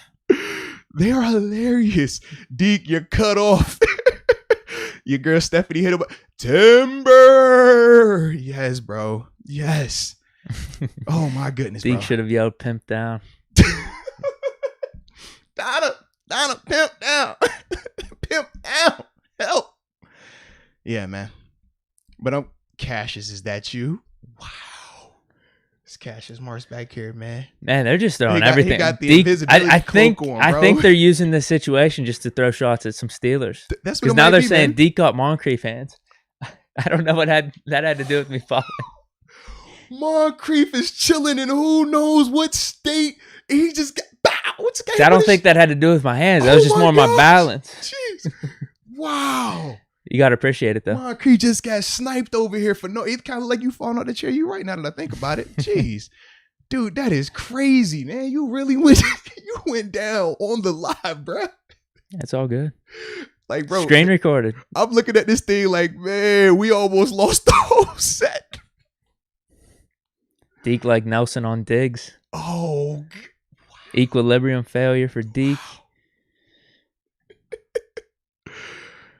Oh, man. Dante Concrete. Dude, yeah. I'm glad you back with us, though, man. I'm here. Yeah, I'm glad you back with us, man. A lesser athlete would have failed. That's what they say. A lesser athlete would have failed. I appreciate it. On the live. I love it, though, man. Sometimes you got to go down on the live. It goes down in the DM. It goes down on the live. So we good, baby. We are good. All right. Damon Brown was the next comment I just saw. He simply says, I want the weed that Deke is smoking. LOL. Lord, I do too, Deke. I don't know what you was researching on or who you was with, but bruh, this is awesome. You've been epic these last, I don't know what's going. Blackout Deke is the Deke that I need from here on out, man. Blackout Deke falling over out the chair, Deke. Yeah. Whatever you've been doing to prepare for the shows, Deke, you don't change that up for the rest of this season. All right. I like Blackout. Man, what'd you say? Yeah, I was gonna say that involves that. I need all me that. Messing some questions. I need or all comments, that version of Deke right now. Messing some words here and there. Because that Deke, that's big Deke energy right there. I like that right there, man. Someone's blaming it on my lack of sleep, though. Ooh, Someone's saying, Maybe you pulled that. Maybe you falling asleep. We was about to go to the phone lines and you just... No, I got a good night's sleep last night. Probably like 1 a.m. Woke up around like 8 or 9. So I got some good sleep. Absolutely. That's solid. Heck yeah. Really good That's sleep. the thing I got to get better at lately, man. Adjusting to this new season schedule. Whew. Bro. That was a good one right there, though. That was good. Chair couldn't handle Deke. Chair couldn't handle Big Deke energy. I'm with it. Matt Matizik. Absolutely. Christian Cahill. Said that right. Thanks for being... almost Nate Robinson. I mean, if you would have hit your head, bro, you would have been out. Well, yeah, I guess the camera wouldn't have caught that, though, unfortunately. Yeah, you would have been knocked out for no reason. Only get knocked out of his own camera. Yeah. No one wants to get knocked out. Could have at least been a meme, right? Yeah, at least we got you fall. And it was the slow motion fall. That's what was so perfect about it. Some people are saying that they got a screen recorder. Who knows what they're going to do with it. I'm so happy. I got to record it as well, guys. Don't worry. We're good. All right, we're good. Dude. It was just so slow motion. Just... Wow. I love it, though, man. Absolutely love it. Alrighty. No word from Terrence. Nope, nothing yet. That was actually the wife texting me. I thought that was T, but no, that's my wife texting me about my daughter's homecoming dance coming up in a week from now. You know, I got to play big tough dad, man. Damn. I've been working out for these moments, bro. I'm finna open the door, shirt off, like, what's good, homie? What's good? Who you going to the dance with? Nah, son. Real extra, like, no proper, no hi. My name is Arthur. Nice. What's good? What you here for? Who you finna take out? Huh? Where you going today, son? What time is it? Huh? Dance started at 8, end at 11. She better be home by 10:35, and I don't mean a minute later, punk. You rocking the black Air Forces? Oh, come on, man. You know what I bought them for? Black Air Forces, and I'm gonna go with the do-rag cape out like my man Dotson. Yeah. Big boy sagging like it's 1999, pager on the waist. Like, I'm giving him that energy. Like, yo, he just got out. He ain't caught up to the times yet. Like, nah, bro, I haven't. I ain't ready for this dad dating thing yet, man. Savagery at its finest. Let's go. How do you think it's really going down? It's going to be similar to that. Are you going to say anything intimidating? Well, see, that's the thing. Less is more. Okay. How are you going to do it? That's what I mean. Because, like, you... So, you have to realize this, You're right? this joyous guy. You have to realize. I can't see you being, like, mean or anything. Think about this. It's a different scenario. You know me in a work relationship, in a personal, like, friendly relationship. Crowd knows me as the athlete. But I'm not having to guard or be protective of anything, right? Now, if you're talking about, you're trying to talk to my daughter, my son, my wife, different. You feel me? Now you get the protective side. Now you get that other, you know, a lot of people don't really see that. A lot of people haven't. But okay, they know.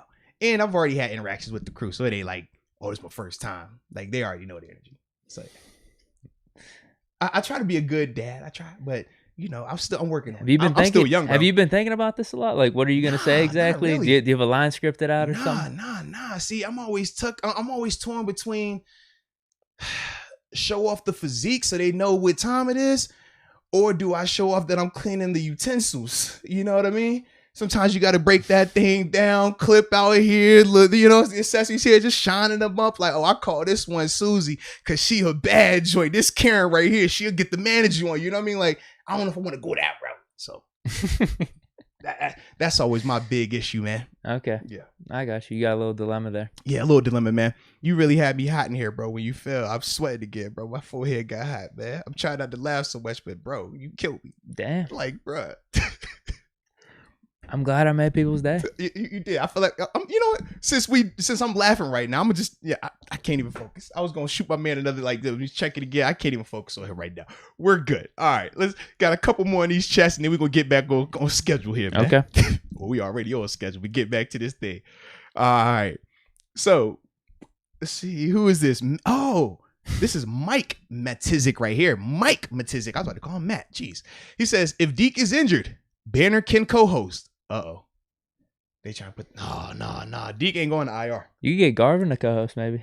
Stop it, man. Hey, look, and you said it because you know my policy. Oh, you ain't answer? Okay. All right. Let's go. That's what I'm wondering. How long are you giving them? Are you giving them the whole show, or is it a 5-minute window right now? No. This is different because it's live right now, and I just want to see like, all right, when I shot the text, like, how long is it going to take to respond? But he's good. He's good right now. Okay. It's funny. We'll talk later. Okay. You falling has made this situation so much chiller, bro. Don't even trip. But this is pretty funny, bro. They say call Debo over. I could, man, but the problem is he gonna run over here and try to tackle somebody. You seen the commercials with him? He tackle people. You see the movies, TV show. He gonna slam me. I don't want any physical contact.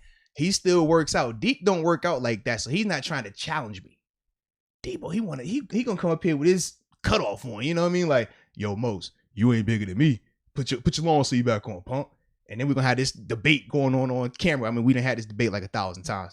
Who on bigger? Well, so it's not even going to be about intimidating the date. Okay. That'd be where it's at, bro. It'd be crazy, man. Me and him would be so going at it. The date to be over here, like, bro, if they that crazy at each other and they like each other, I can only imagine how he gonna be towards me. So he's gonna leave. So it might work. It might work. It could work. Yeah. Bring up a good point. You get Debo and Porter, maybe. Oh, Peasy, definitely. And Peasy grew his hair out. Have you seen Dread Peasy? I like Dread Peasy. I'm like, okay, that's Peasy. I need. Wonder if he's going long term with that. I don't know. I'm gonna find out. I'll find out. Okay, yeah, give us that news. Because when I first saw it, I was like, "Yo, P, what's up with this, man?" Hey, man, you know, Mo's trying something new, bro. So I'm feeling all right, P. And then it got longer. I'm like, "You still got a P? Okay, you ain't trying no more. This is like, it's legit. All right, I'm with it. I'm cold." So yeah, we'll see. All right. What do we got? We oh wow. In the chat, next topic. Dude, they said Cassius Marsh putting that Deke voodoo doll to work. Oh my god. Man. Wow. He's into that stuff. I told you, like the cards and stuff. Yeah. Who knows? Maybe he did voodoo you, man. That's why you felt like that, huh? Yeah, maybe. Jeez, cause you took a little tumble, man. Dog. The cramp in the side, maybe like that's what it was. Maybe like hit me with a pin there or something. Indiana Jones, I think. Yeah, you ain't sound sorry, but yeah, and then there's a little voodoo dog that get the stabbing him, man. Hi, a couple others in this super chat. Then we're gonna eventually get to this next topic. I just need to get through this situation a little bit more. I was enjoying myself. I'm sorry. At your expense, I can't help it, man. It was pretty funny. That's all good. You are a dude. That's why you're Deke, though. That's why you're Deke, man. All right. So the next one was from Truth Two Hearts. You know, our resident Bills fan. Shout out to the Bills. Let's go Buffalo. She says, Deke, was that foreshadowing on the game? Steelers going down? Uh-oh. No. Is it sure? No. Or is that the mustache just being shaved away? That was mustache hair is going down? Maybe that's the foreshadowing for the tailgate. Ooh. Having some fun. I want to have so much fun that that's all. I don't think it's that deep. I don't think it has anything to do with the football game. No. Yeah, we definitely gonna be falling over. We're gonna have that type of fun. I hope it is. Maybe that's Najee falling into the end zone. Or maybe it's crossing the ball across the goal line. Sneak to win it.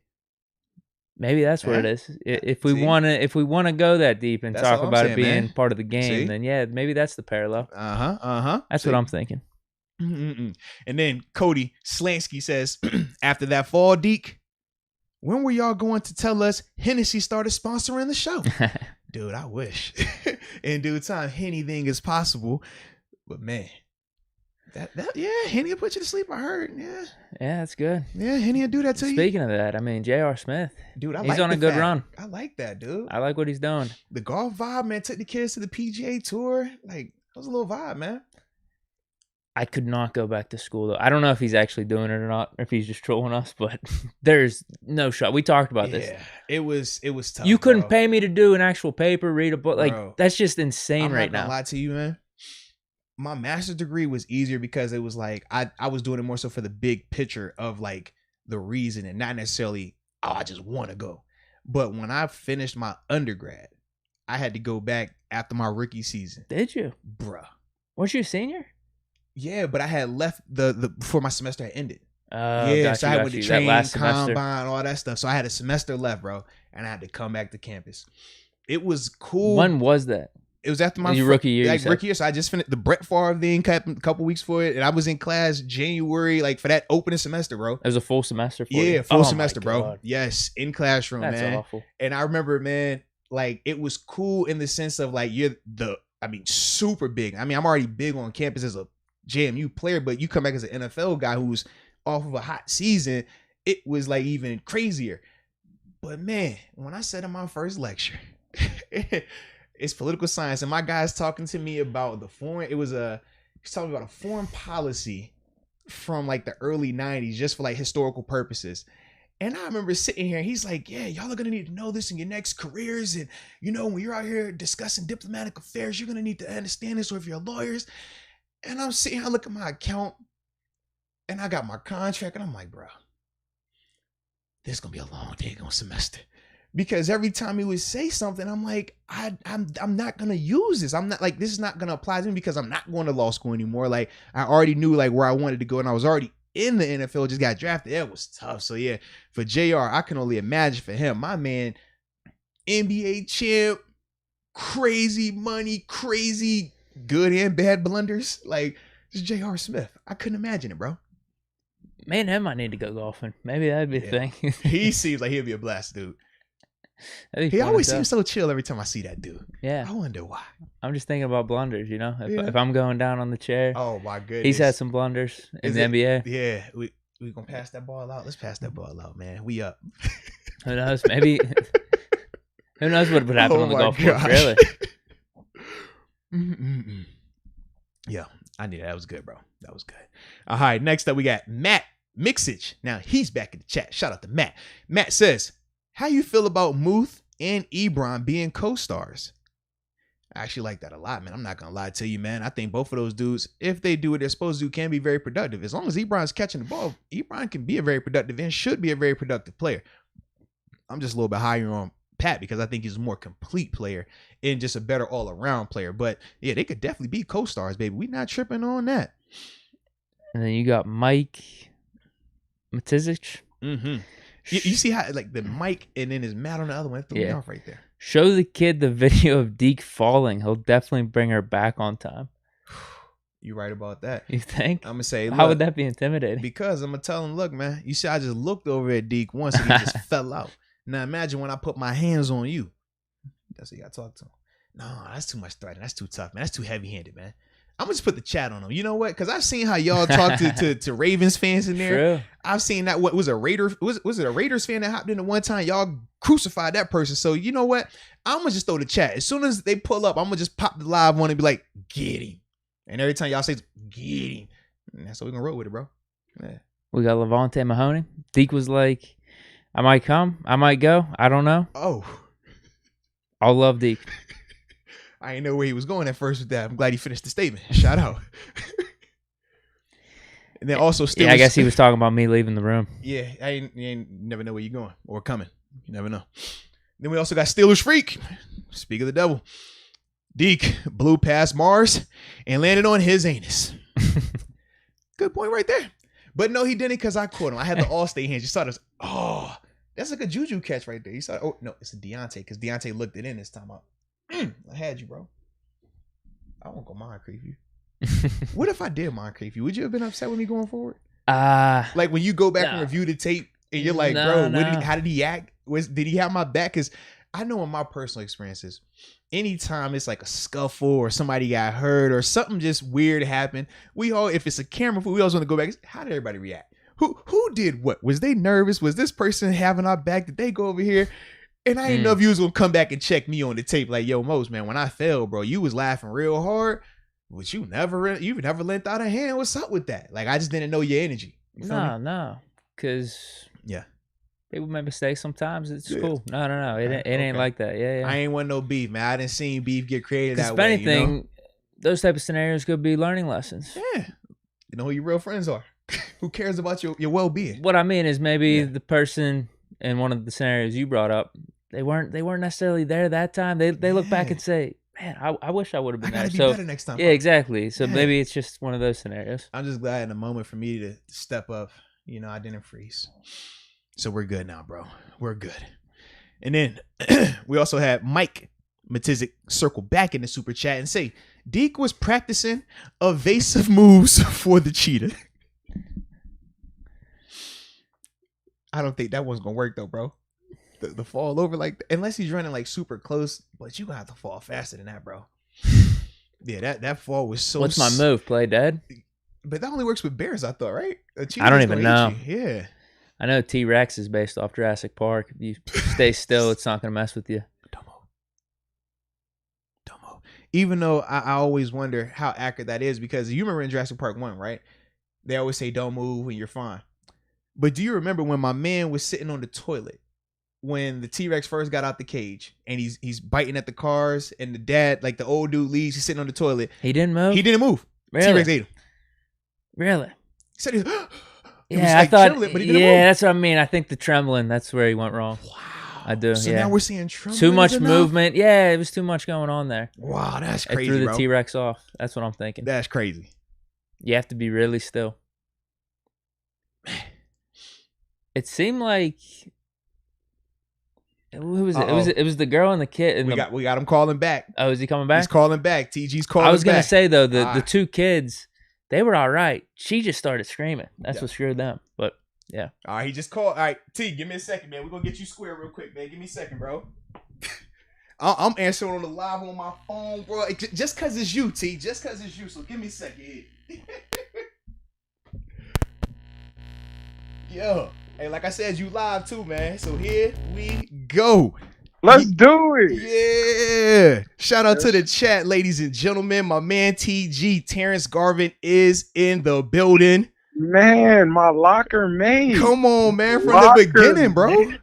Tell From these the boys, bro. man. Day one, play one, bro. Straight Come like on. that, man. For those that don't know, man, this is Terrence Garvin, former linebacker of the Pittsburgh Steelers, teammate of mine, locker mate. He saw me from the beginning all the way to the glory land, the promised land at the end of this thing, man.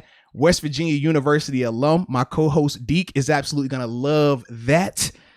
Hey, man, salute West V. You know what I mean? No matter what, West V versus everybody. Nah. Hey, not to take over, but you know I'm a Maryland guy, man. I'm from the state of Maryland. True. Not to go into it, but that was a tough loss for my guys last weekend, man. Like, we lost to Maryland on a big rivalry game, big recruiting rivalry game. So, you know, man, I'm feeling that a little bit, man. I bet. And I know y'all got a big one coming up, not next week, but in 2 weeks. We got Virginia Tech. We'll talk about it. Yes, sir. But yes, look, sir. man, first off, bro, we got to first talk about this TJ Watt situation, bro. Ooh. Like how's this thing play out, man? Is he gonna get this deal done? How do you see it happening, man? So he practiced today, right? Yeah, that's what they're saying. Today. Yeah, so that's big to me. I think he gets it done. TJ Watt's a top 5 player in the league, top 100 player ranking, but top 5 player in the league, man. You know what I mean? At least let me say it like this: the NFL right now is about rushing the passer and affecting the passer. So. Yeah, so you know what I mean. You can never pass on a rushing the passer type guy, man. You know what I mean? Like that TJ, you don't find TJ Watts every now and then. You feel me? So it's like I'm an advocate. You gotta give him what he wants, and you gotta let him. You can't let something like that get upset. You can't let something like that walk out of your building. You know what I mean? So it's like. I think they just got to figure it out. I don't know the money situation. You know what I mean? One thing about the NFL and one thing about this league, and you know, fans don't understand, this thing is a business. It you know is, what I mean? though. It definitely is. We all out here individually have our own businesses, so you got to look at it like this is a business. So can you afford that? You know what I mean? I know Minka's coming up. I know you got a couple people coming up, so it's like, or maybe they thinking we can't afford that, or I don't know what they're thinking, but. I just don't think you upset at TJ Watt. You know what I mean? Like, you don't find those every now and then. Now, we know the number, that 100 million plus guarantees or 30 per year average. That's nice. That's QB numbers, bro.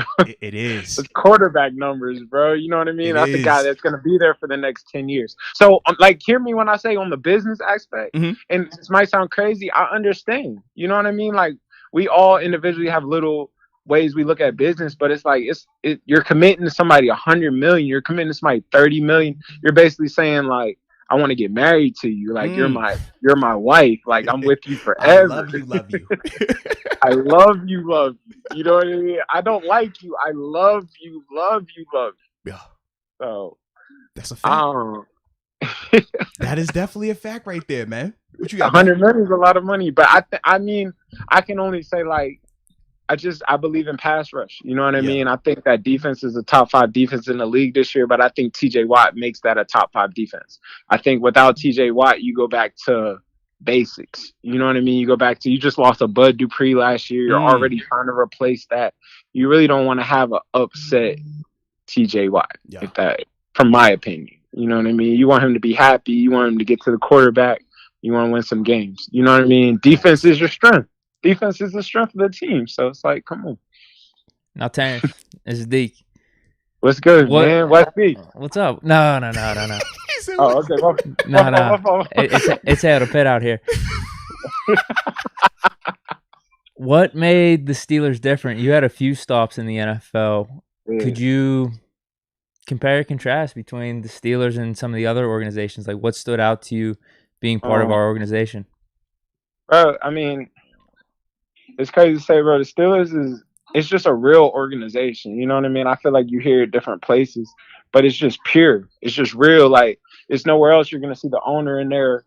You're even going to see the owner. You know what I mean? Like, you mess around and see the owner in there working out. So it's like, that's different. You know what I mean? You mess around, like, you got a head coach that's really... Mr. Rooney over there doing that yoga.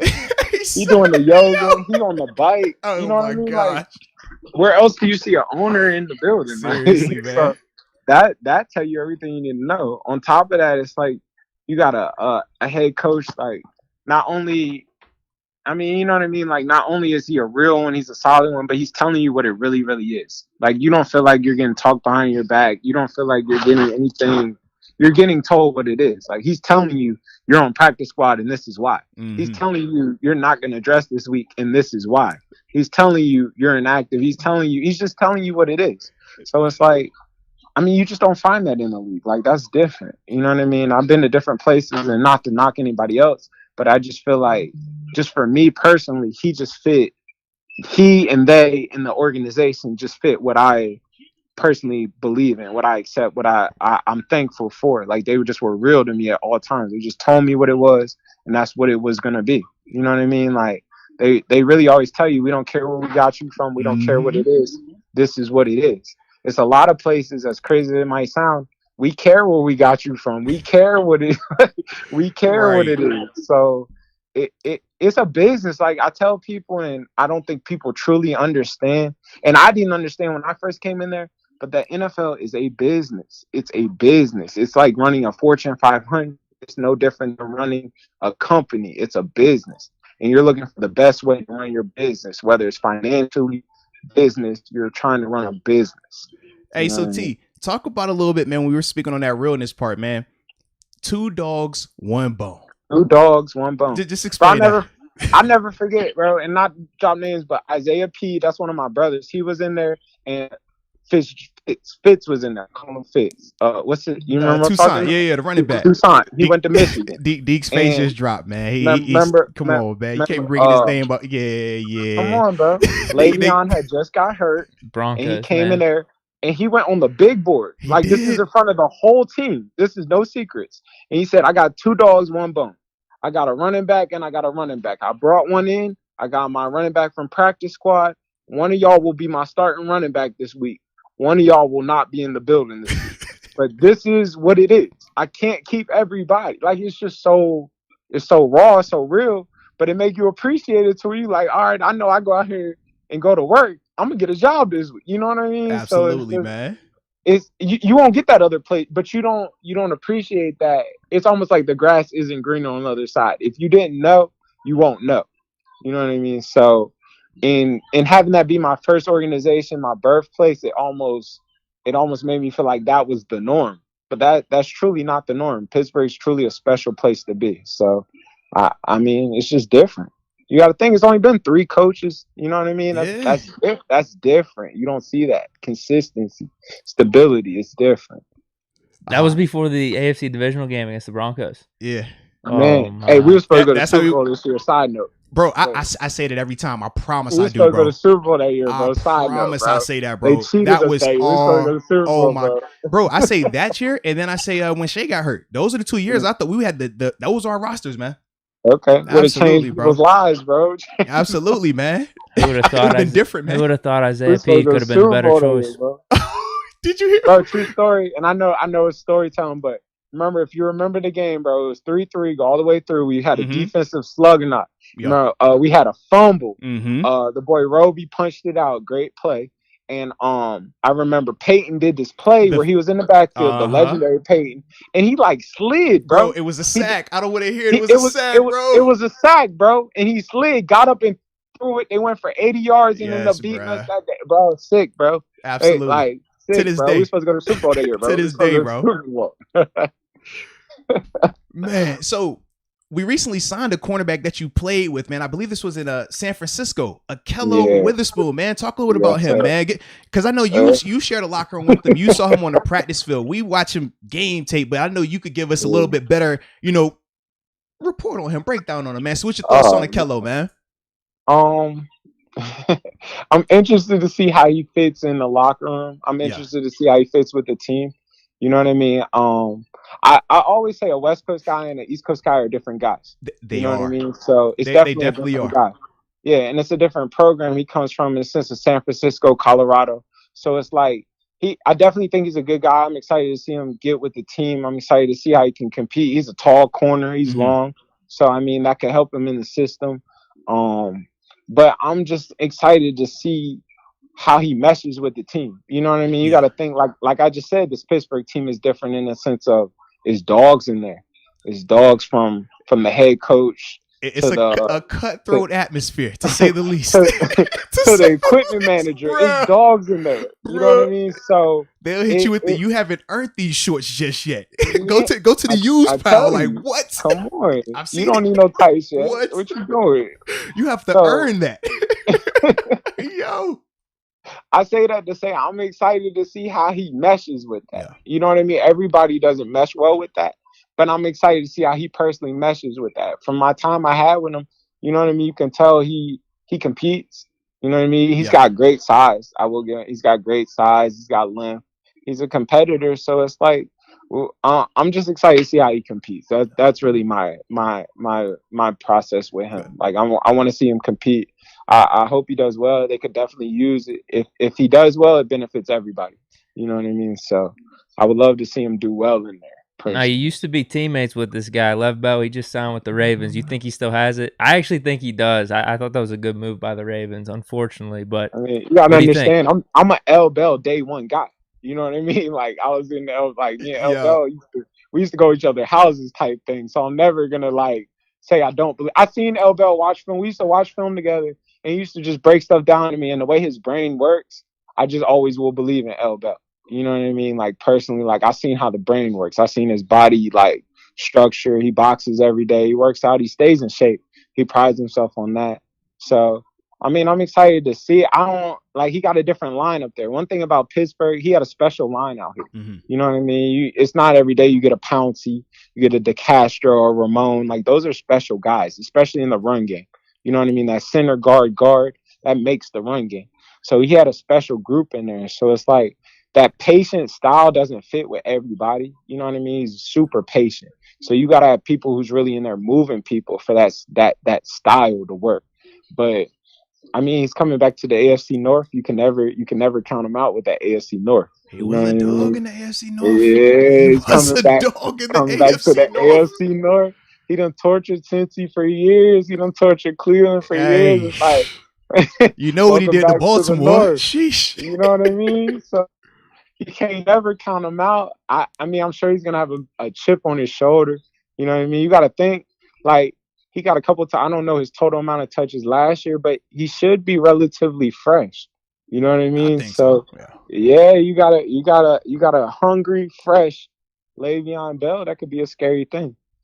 You know what I mean? So I like that. That. I know he's excited for Pittsburgh. I know Pittsburgh's excited for him. Oh, so you already know they are. I just want him to get. I be real. I pray he gets there healthy. I want him to get there healthy and whole, and I want to see it. I love it. Healthy L Bell. A healthy L Bell coming back to see Pittsburgh and Coach Tomlin. Ooh. My man Deke is over here. We're both conflicted because we are L Bell guys.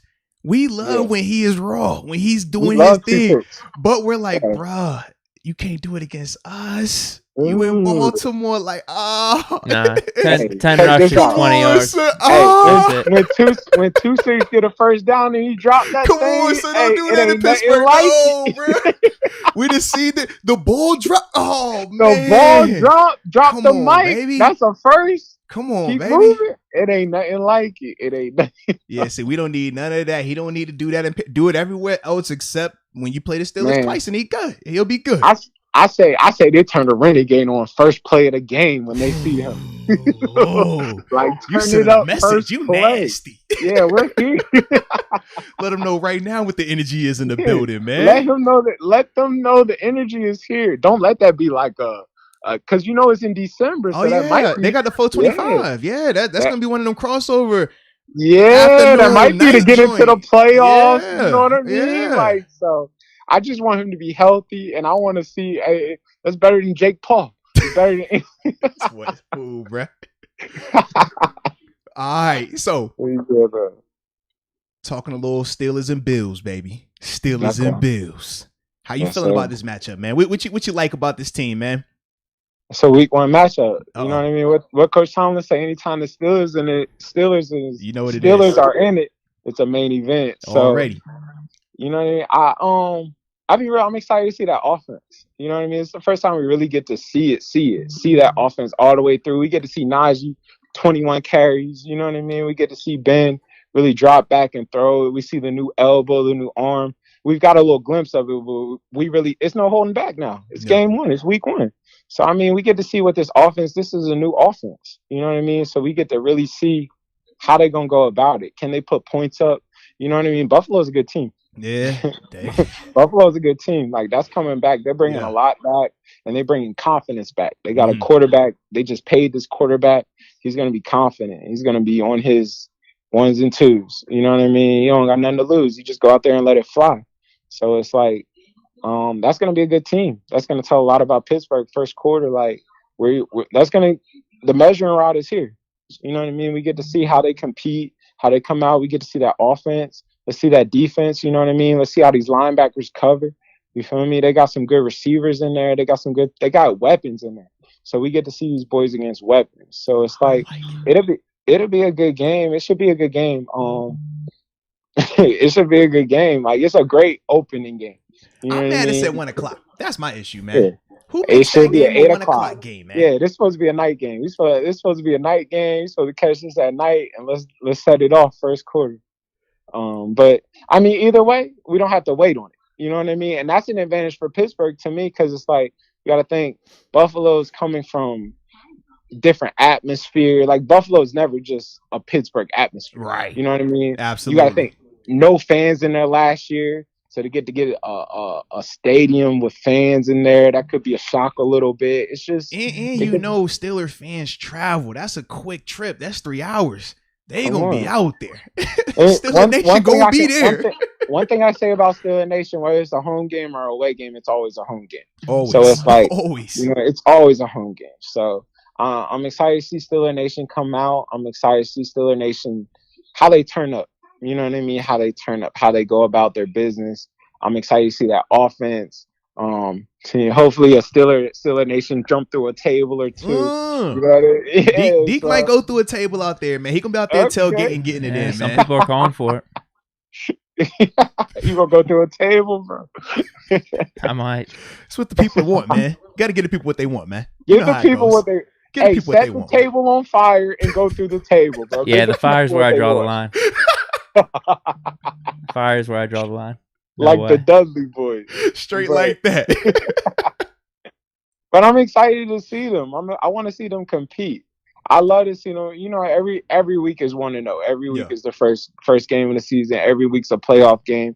Every week counts. It's an AFC game. You know what I mean? So it counts. You know what I mean? Whether you look at it like that, it counts. Like, at the end of the day, it's going to be a dogfight in the AFC. It's some talent in that AFC.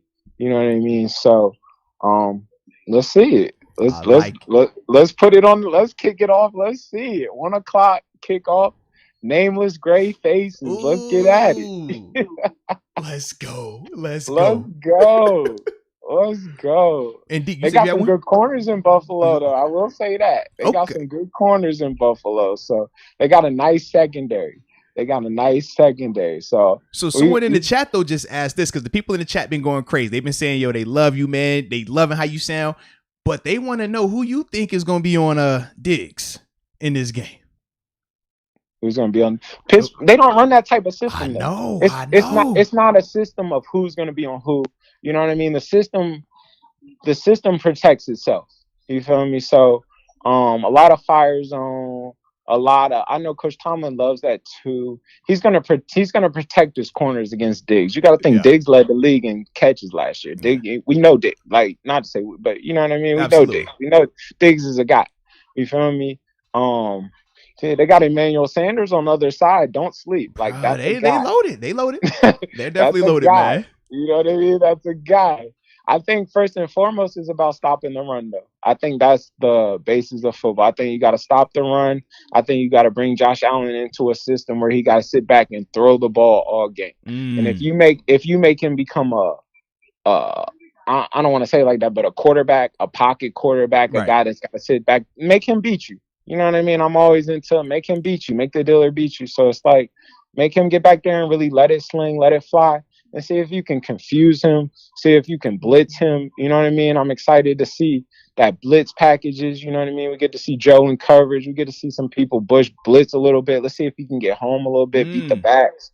So it's like, let's see these outsides get home. Like, it's time. You know what I mean? It's time. We're here. Cam, take over. Like, lead these boys. Like, it's time. You know what I mean? We're here. I personally think skill wise, I think Buffalo is talented, but I think I think Pittsburgh wins that up front battle, and I think that's where the game's won at. So it's like I like Pittsburgh. I think they come out here and I think they punch them in the mouth and set the tone this weekend. I was about to say, man, before we let you go, score prediction. What you got for us? I like Pittsburgh. I'm a 28. I'm a 28-14. Pittsburgh scores at the end of the game. Get them out of there. Okay. Drive back the pit.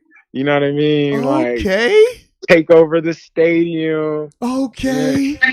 Flags everywhere. I like 28-14. I like 28-21. Give me 28-21. 28-21. All right. Give me 28-21. I don't think it's high scoring, but I think it's points scored. I think Pittsburgh gets out of there. I'm excited to see Najee run the ball. I like it. Let me see. It's time. You'll get your 21 touches. Remember, I said it today. Hey, you did. I got him for 21 touches. You go get your touches this week. At least, right? yeah. 21 touches. Steelers win 28-21. Come on, 28-21. Najee got to touch it 21 times. I like Johnson to score. Like, that's just my predictions. Okay. That's what I like. I want. You know what I mean? He gets on this week. I think that's the breakout player of the year between me and you. Who? But Deontay or Najee? Deontay. I think I think that's sneaky the guy. I think he's gonna have a breakout year. And he looks locked in, man. I just watched how hard he worked this year. Yep. You know what I mean? Never forget. Like, I believe in the process. You feel me? I've watched him every day after practice. He's catching balls. He works hard. You can tell he won it. So I would love to see him be the breakout, but I personally, from a athlete standpoint, I would love to see him do well. You can tell he's put work in this summer, so I think he's gonna have a good year this year. I like it, man. Well, shoot, you got anything else on your end? No. Hey, man, it was a blast, bro. Hey, but look, next time, man, we gotta make sure you answer the first time, man, bro. I don't know how we had the mix up, bro. People thought that you won't hear. They was like, yo, you don't really know TG. Deke almost fell out before you called, bro. Like, literally. Deke legit fell over before you called. He was so sad. And then, yeah, man. So I'm glad that you were able to, be able to hit us back. We appreciate that. I was concerned. I was truly concerned. You know what I mean? I was truly concerned. I'm excited for this weekend. I was excited to see what your take was. Did you give me a prediction yet? No, that's coming later on. I can't drop it this early. Come on, I got it later on. Like a mixtape. You can't get them to it this early. Exactly. Come on now. Get that thing warm. Okay. But no, man. You already know, man. Major appreciation, bro. Always love you, man. Appreciate you. Hey, go ears to the end of the day. You know what I mean? Like, we still are who we are. Don't count us out. You feel me? We get a win next week. Y'all gonna take over LIU Community College Technical School. Stop that, man. We get that out the way. It don't matter who we play. We just gotta show up. Then we see Virginia Tech. We're back on road. So don't count us out yet. Tech hot now. Tech hot. We're gonna do this again. We're gonna talk again before that Tech game. Just know, don't put. I know. Because Tech looked real. Tech looked real the other day. We still are who we are. All my young boys come to West Virginia. We take care of you. Come on. My dog, man. My dog. All right, bro. I'm going to holler at you, man. All right, bro. Appreciate you again, bro. All right. Peace, bro. Shout out to the homie Terrence Garvin. That was good, man. That was fun.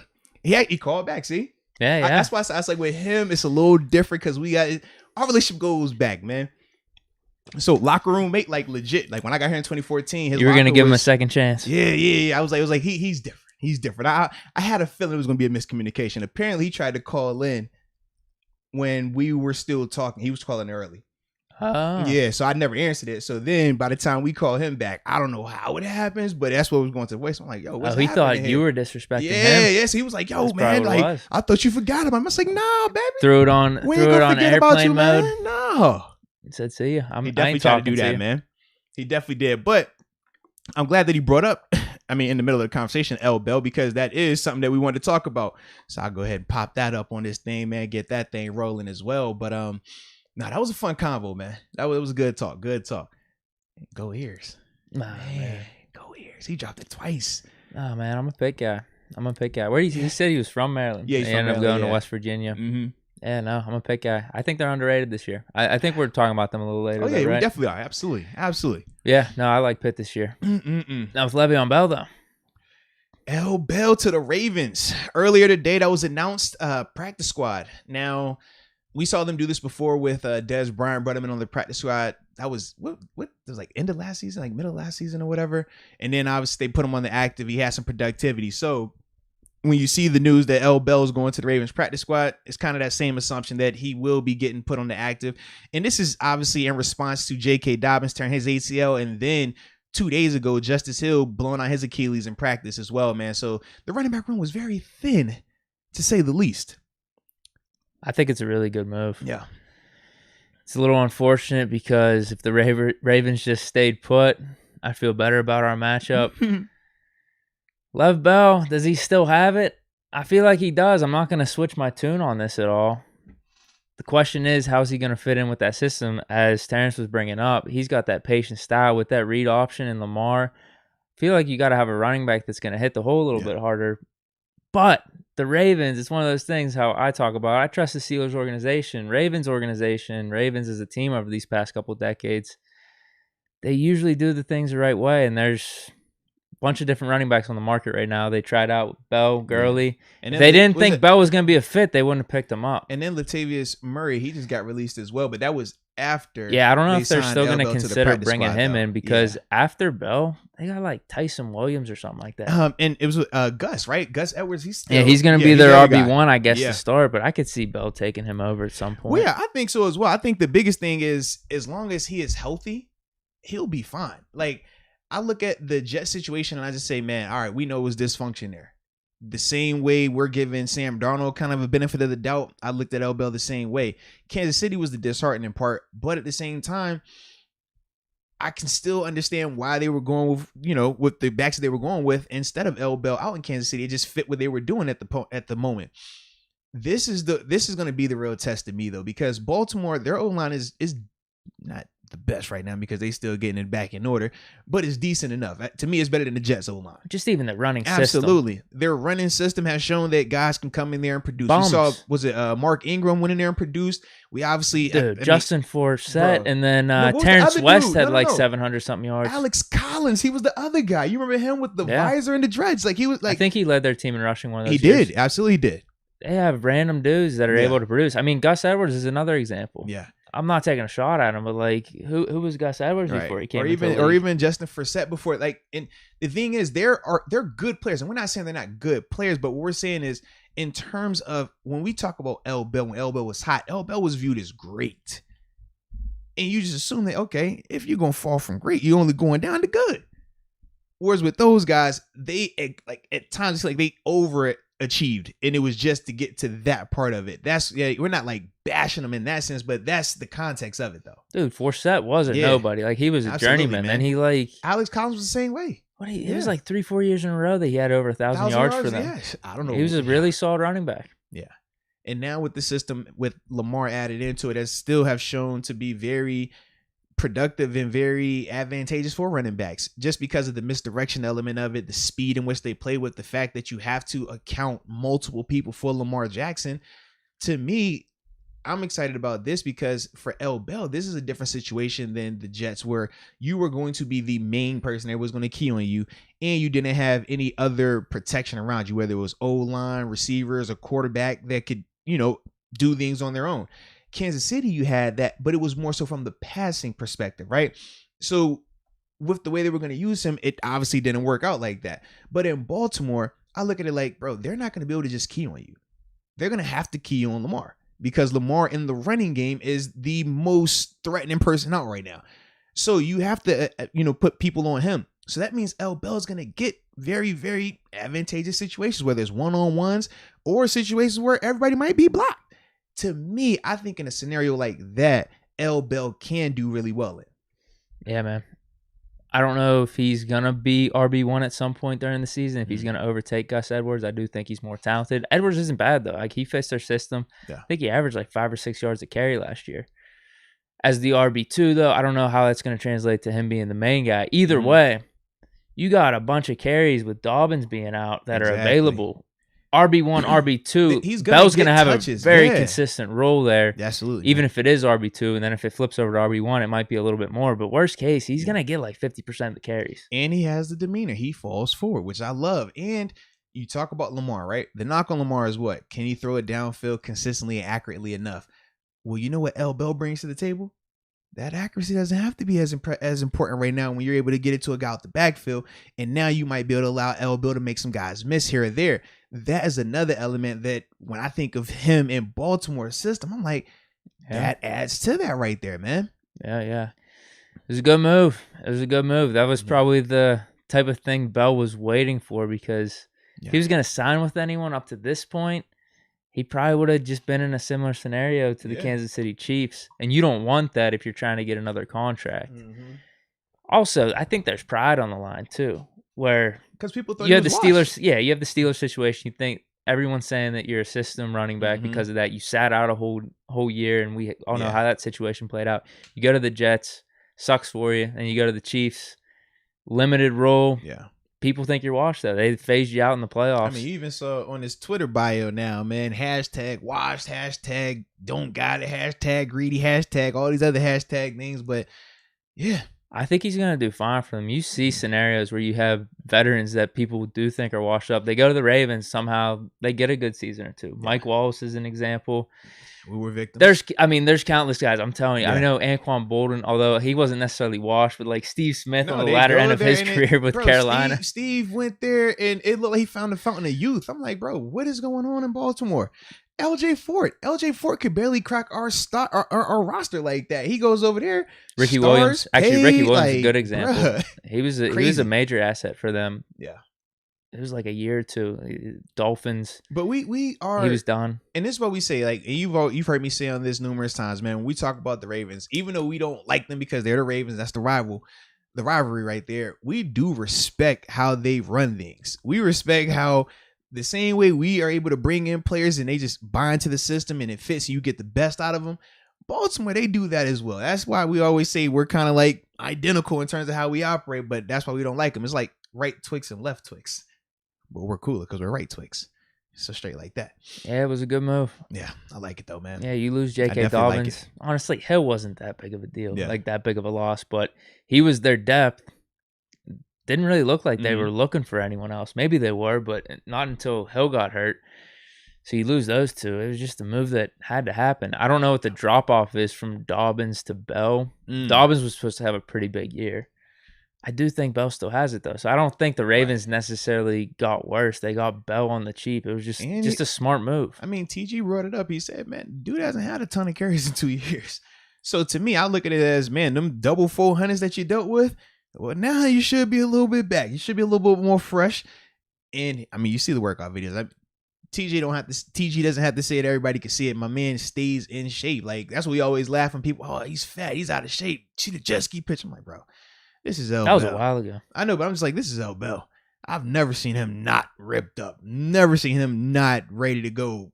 He's just like AB. You could catch this dude in March. You can catch him in January. They still look like they're ready to go. They still hold that level of physical condition. And, man, certain guys are just different in terms of how they train.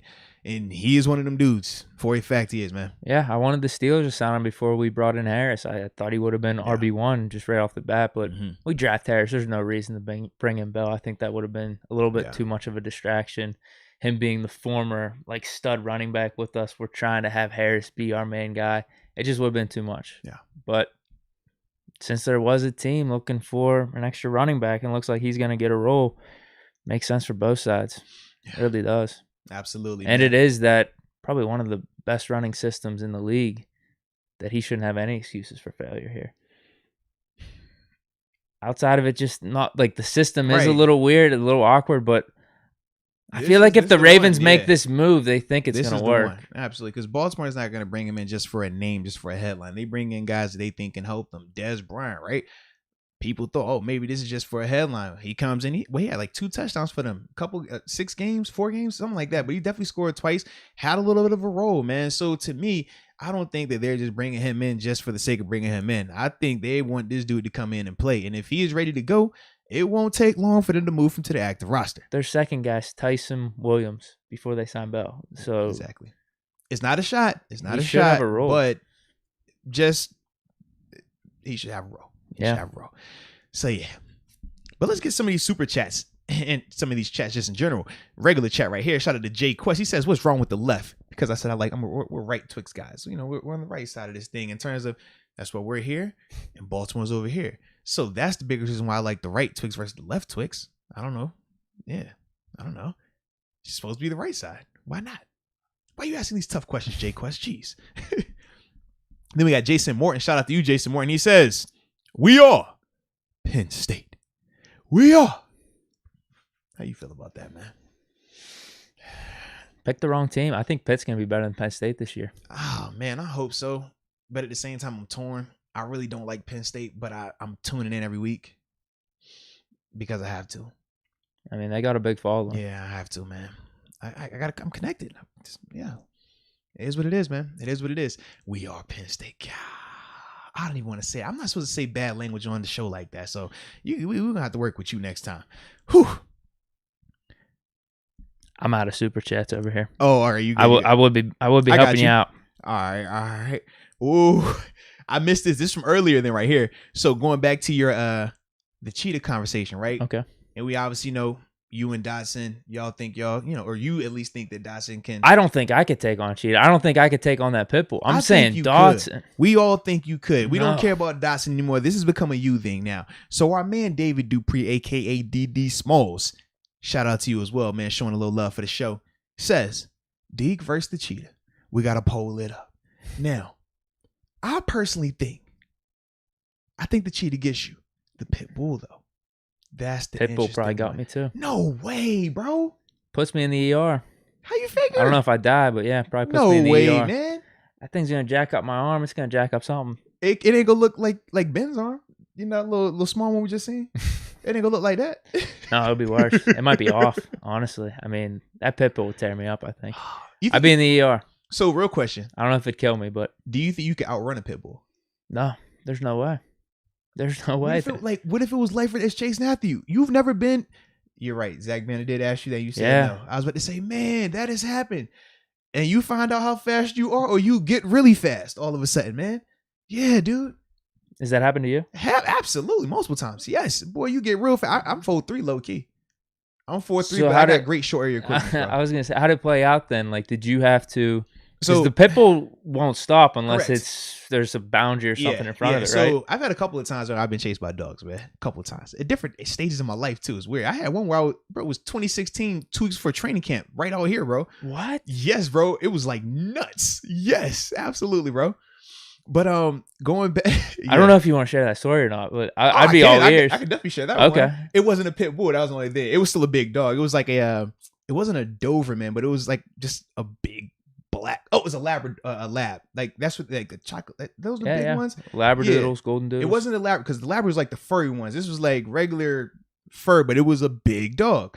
So my next door neighbor at the time, right? Not at this spot, different spot. My next door neighbor at the time, they always had this big dog bark like crazy, and they would always kind of leave the door cracked so you would see the dog, but because the person was at times they would just forget to shut the door, you know what I mean? So you always worry like, all right, bro, just make sure the door is shut. I don't want any issue with your dog.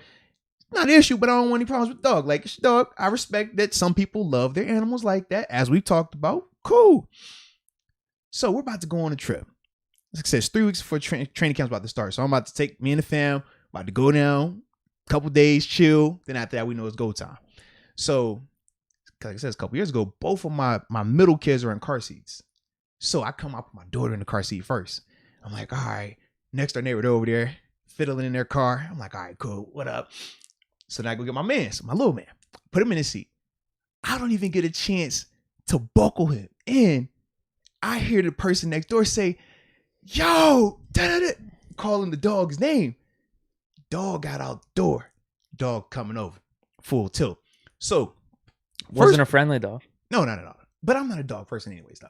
So my first thought was, typically if it's a dog coming at me, I'm going to just hit the dog because I'm self-defense. But because I know the person, I felt compromised. But I'm like, my kid is in the car. Both of them and the door is open.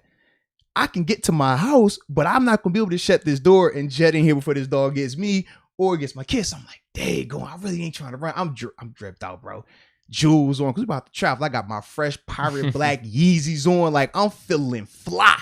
Like, you know, you got that drip on. Like, bro, the legs was out because I had the short shorts. Like, bro, I was on my thing. You feel me?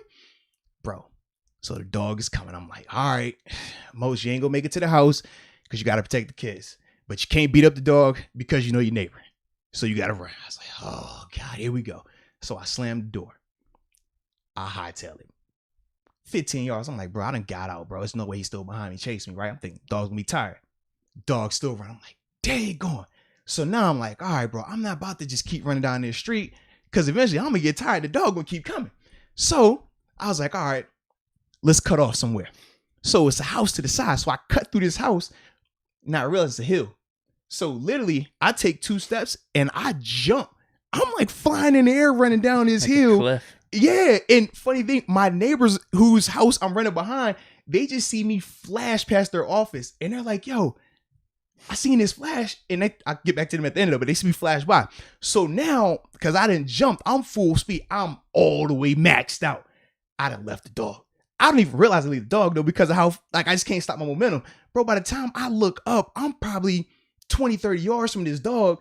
The dog then got tired. He didn't stop. The parent then came back and got the dog. And now I'm over here leaking, dripping sweat. My Yeezys are ruined because obviously it's a hill. It's constructed. It's all type of just gunk and mud and everything back there. Shoes absolutely destroyed. And I'm coming back, bro. And I'm up the hill. First, my neighbor comes out. He sees me. There's something wrong. But he's like, bro, I thought that was you. He said, man, I seen this flash. I heard the dog bark. I didn't know what was going on. My other neighbor come out because they're hearing the commotion now because everybody's like, yo, get him. Because they know it's me. And I'm like, bro, I ain't trying to hurt the dog. So everybody's out now. And I'm walking back up the street. And they're like, yo, we're so sorry, man. Everybody good. The kid, I'm like, yo, the kids, they good. Wifey's like, yo, you all right? I say, man, the only thing that's wrong with me right now, my day going Yeezys, man. It blew my whole vibe, bro. I ain't even kidding the dog was chasing me. I was so upset that I messed my Yeezys up. But it was like 3 weeks before camp, bro. That's crazy. And they were all like, man, what if you would have failed? You could have tore your ACL, hurt your knee, anything. I'm like, yeah, but sometimes you got to do what you got to do. Oh, yeah. So, yeah, that's man. a tough predicament. Yeah, man. But like I said, bro, dog ain't want no smoke with me. And all the other times you made it too. Yes. Okay. Yes. Other times it's included jumping on cars, jumping over a fence. Damn. Yes, dude. Yes. So you think I can muster it within myself? I think you could, low key, bro. I don't know. Because I feel like when your back's against the wall, man, you got to decide. It's the fight or flight, survival. You gonna find a way, bro. Yeah. You will find a way. Maybe I find a way, but if I'm like in a closed area with a pit bull, I don't know, dude. I think that thing got me. That thing got me. Bro, I was so mad, bro, with my shoes. Like, because if I just didn't know the dog, if it was like 3 houses down, I'm like, oh yeah, I don't even like y'all. I'll sock yours. You know what I mean? But because the neighbor, I'm like, I say hi to you every day. Like, I know it's your dog. You know what I mean? Yeah. That is a tough Was not cool, bro. Was not cool. Yeah. Okay. That was part of the chat. Man. Let the dog live, man. Yeah. That was part of the chat, huh? Yeah, it was. What else we got? Man. All right, next up, man, we got Damon Brown, man. He rolled back through and he says, I'm with David Dupree. Pull it up, Moats. Deke versus the pit bull or the cheetah. Be careful, Deke in New York. You know recreational is legal there. Ben gonna get at you at your next tailgate. Or next Tuesday. LMAO. Brings up a good point. It is very, very legal. Is it? Yes. Dude, when it became legal, man, I remember because I follow Noriega, the old school rapper. It literally, he goes right down to like Times Square, rolls up, light up right in front of the cop. Really? He's like, bro, this is crazy. I can't believe we're doing this right now. And I'm like, yeah, all right, this is what it looks like. That's what I saw in the video, at least. I did not know that. Yeah, man. I did not know New York was added to the list. Yeah, man. Okay, interesting. So you good, man. I mean, if you want to partake in those type of festivities. We'll see. Yeah. We'll see where the tailgate leads. You never know where the tailgate will lead or who we run into because, remember, I mean, it was times where I didn't even want to drink at the tailgate and then a bottle of Henny shows up and before I know it, anything is possible. That's how it goes, man. Yeah, shout out. He was one of the OGs. He was. I was bro. Like, he was. I don't know, probably single digits podcast, probably like our 6th or 7th podcast man. up to that point. Yeah. He was tuning in and said, yeah, he heard you didn't like beer and brought a bottle of Henny out. That was dope. Man, now they're asking for some more polls in here, man. I'm questioning this right now. All right. Because you know when Trina Still Diva says to poll it up, you know we got to poll it up. We know this. I'm just trying to formulate how I want to formulate this here polarization, okay? Do it however. Deke versus wildlife? Deke versus the pit. What if it's Deke versus like a baby pit bull? Like a 3-month-old pit. Oh man, I don't want to fight that. No. 3 months, 6 months. Yeah, that's all right. Story. That's like a full-grown pit bull almost. That's why I said 3 months because it was like half full-grown, and you was like, I don't want to hurt it. I'm like, dang, all right, Deke. Nah, yeah, I don't think the 3-month-old would be. It's still puppy. It's still playing. That's all. So you got you play bites. That's all it is. 6-month-old though. What is looking like, bro? Yeah, 3 months later, it's a little different. Depends on how the dog's trained too. Because my obviously the pit bulls Banner was talking about is different than the ones, and even like you're talking about, it's different than the one that my aunt had growing up. Like that thing wouldn't hurt anything. So that's the one pit bull I'm familiar with. I'm with you, bro. I'm over here trying to think. It would just growl about if you're about to take its bone. That was it. That's a nice pit bull. Yeah. I will say this, man. Pit bulls and Rottweilers, they get bad raps, but they're actually nice dogs, bro. They are. It's the people that train them sometimes they get a little wild with it, man. They get a little wild with it. But Deke versus the chair. Oh, you know what? We're gonna get creative today. We got some options. Which can Deke beat?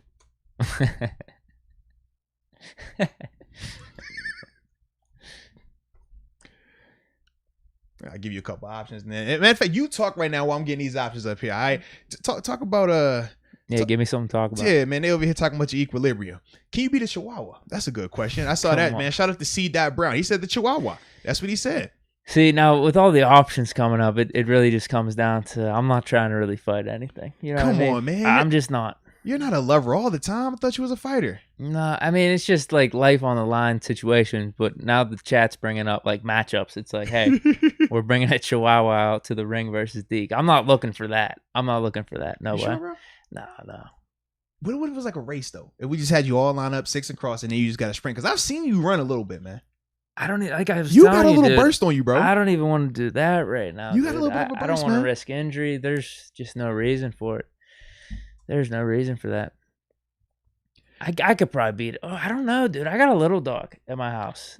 What type of dog do you have, right? Yeah. I don't know. It's like a mix of like 4 different things. It's a little dog. Okay. That thing will probably be me in a race. Honestly, I can't catch that thing when it gets loose and like wants to go chase a rabbit or something. What's going on with your speed, man? I'm just telling you, dude. I don't think I can catch that dog.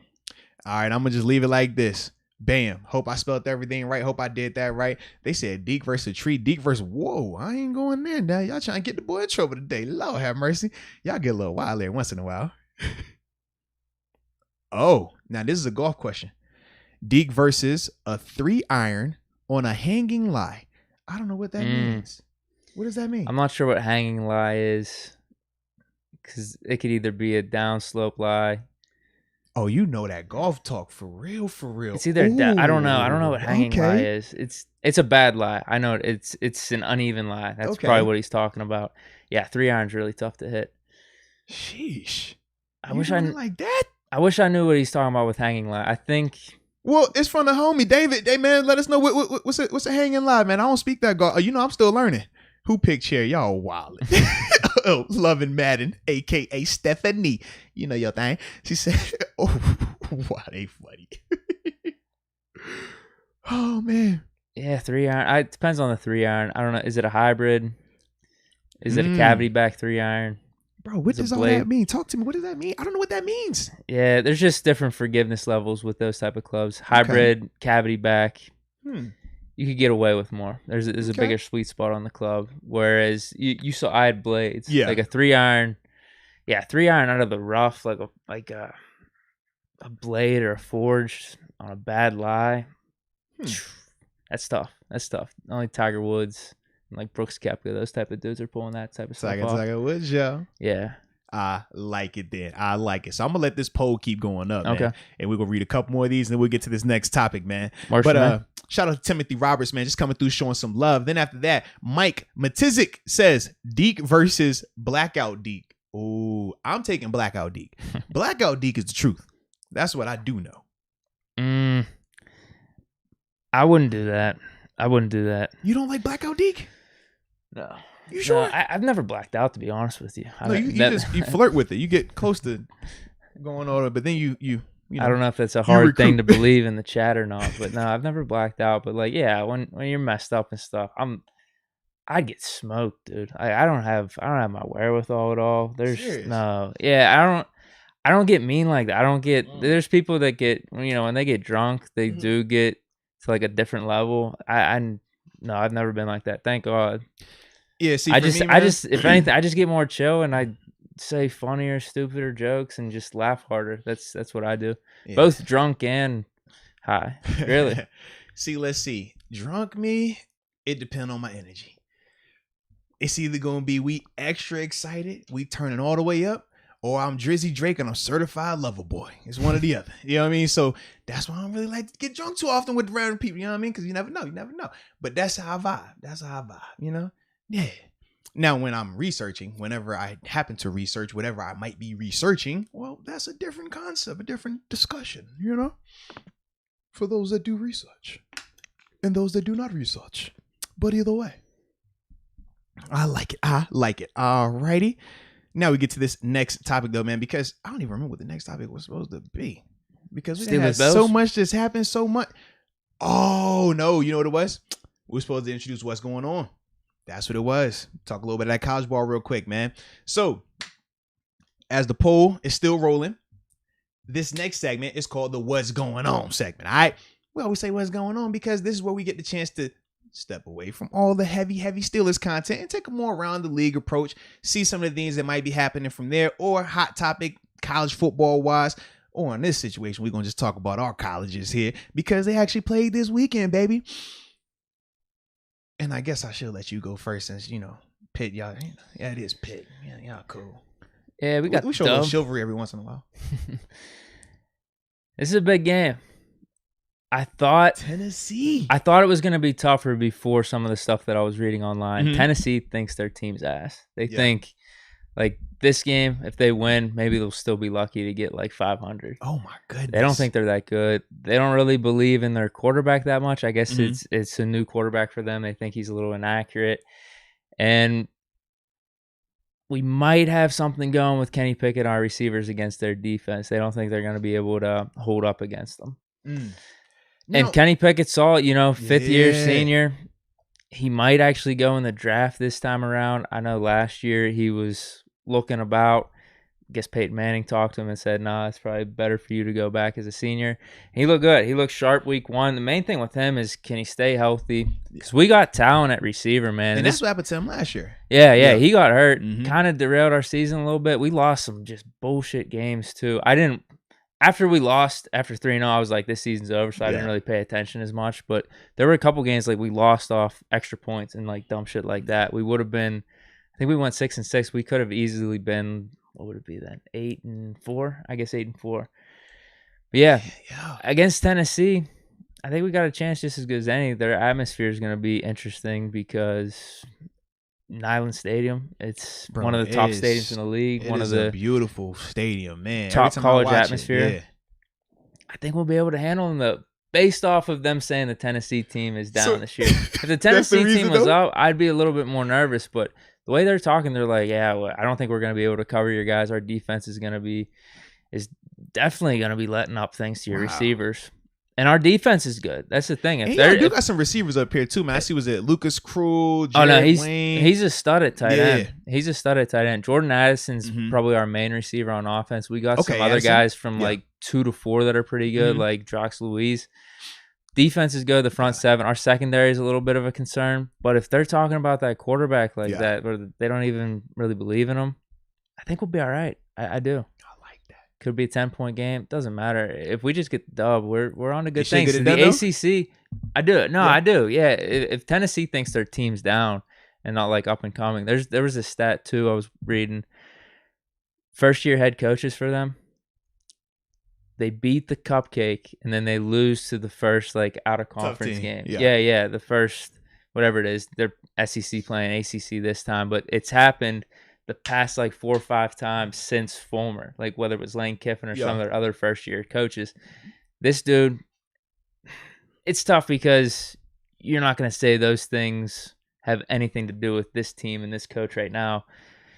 Just one of those, what would you say, storylines that are brought up for history purposes, just to bring like some type of perspective. But that's there, I guess. Is there like some type of Tennessee curse after Fulmer left with these first year head coaches? But yeah, that doesn't have anything really to do with the game.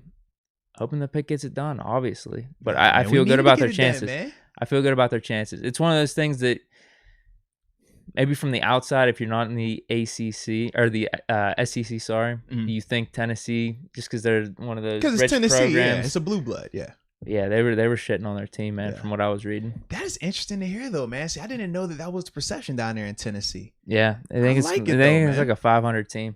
I like that. And I think this Pitt team's a little underrated. The ACC looks like it could be down. Like Clemson looked like garbage.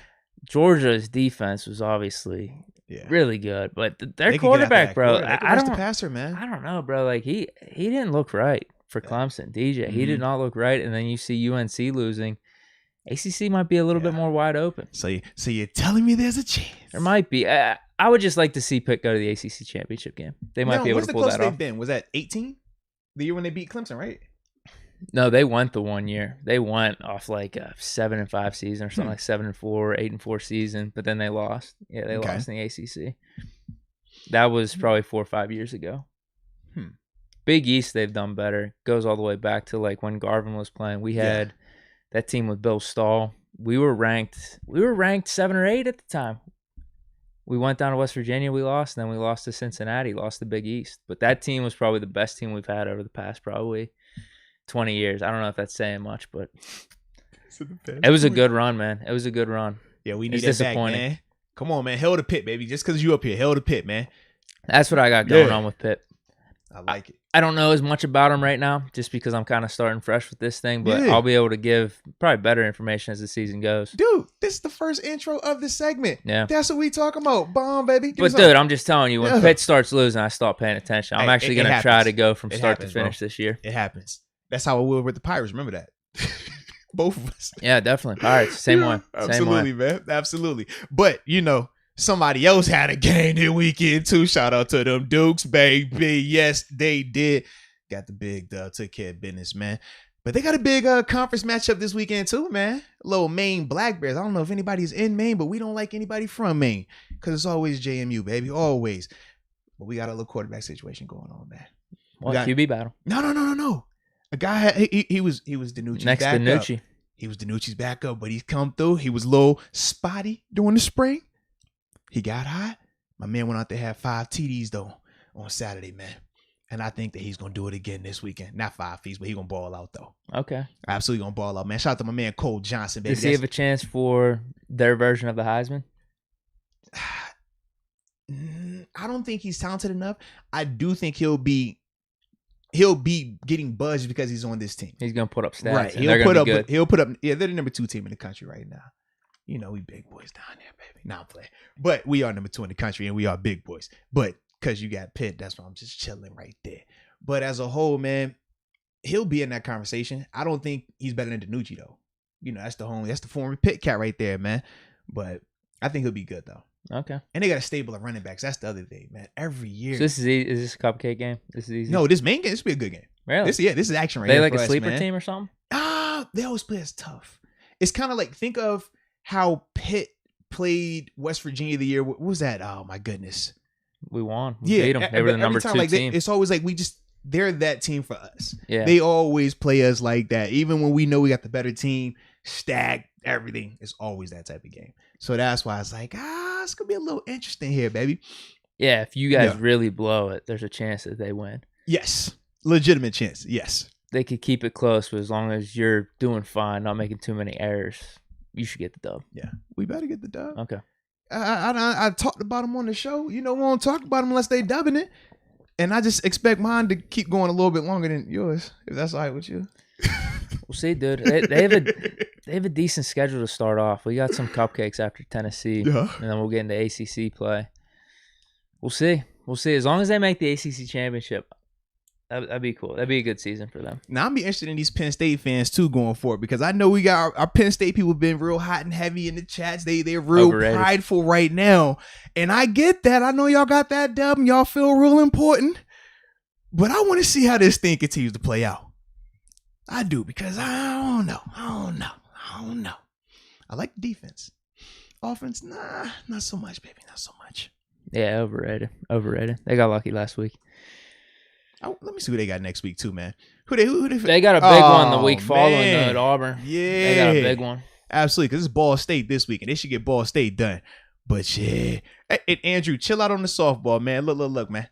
We not talking softball right now, but you know, my women's team, we're gonna come again. We're gonna see y'all again. Believe that, we'll see you again.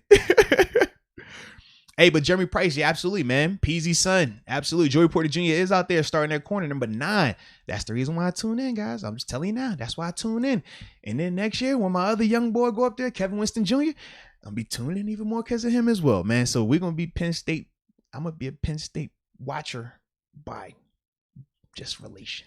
Yeah, overall, college football was really fun Saturday. There were some good games. And then that Notre Dame Florida State game that came on the day after, it was Sunday night. Bro. I didn't think it was going to be good like that. Yeah, they came back. I didn't think Florida State was going to make it interesting like that. Bro, but the quarterback, I didn't realize that was the cat from UCF. I remember watching that game. It was like a Thursday night game when he tore his knee up, bro. Oh, damn. Yeah, yes, dude. And everybody was like, yo, because he was the guy. He was supposed to be the man. And yes, I mean, when he went down, bro, that thing was nuts, man.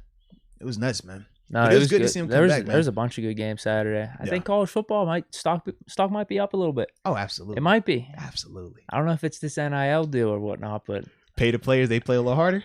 I'm feeling good about college football. College basketball, different story, but no, because they ain't got paid yet. They're gonna be hyped now. Now they can do it legally. Yeah.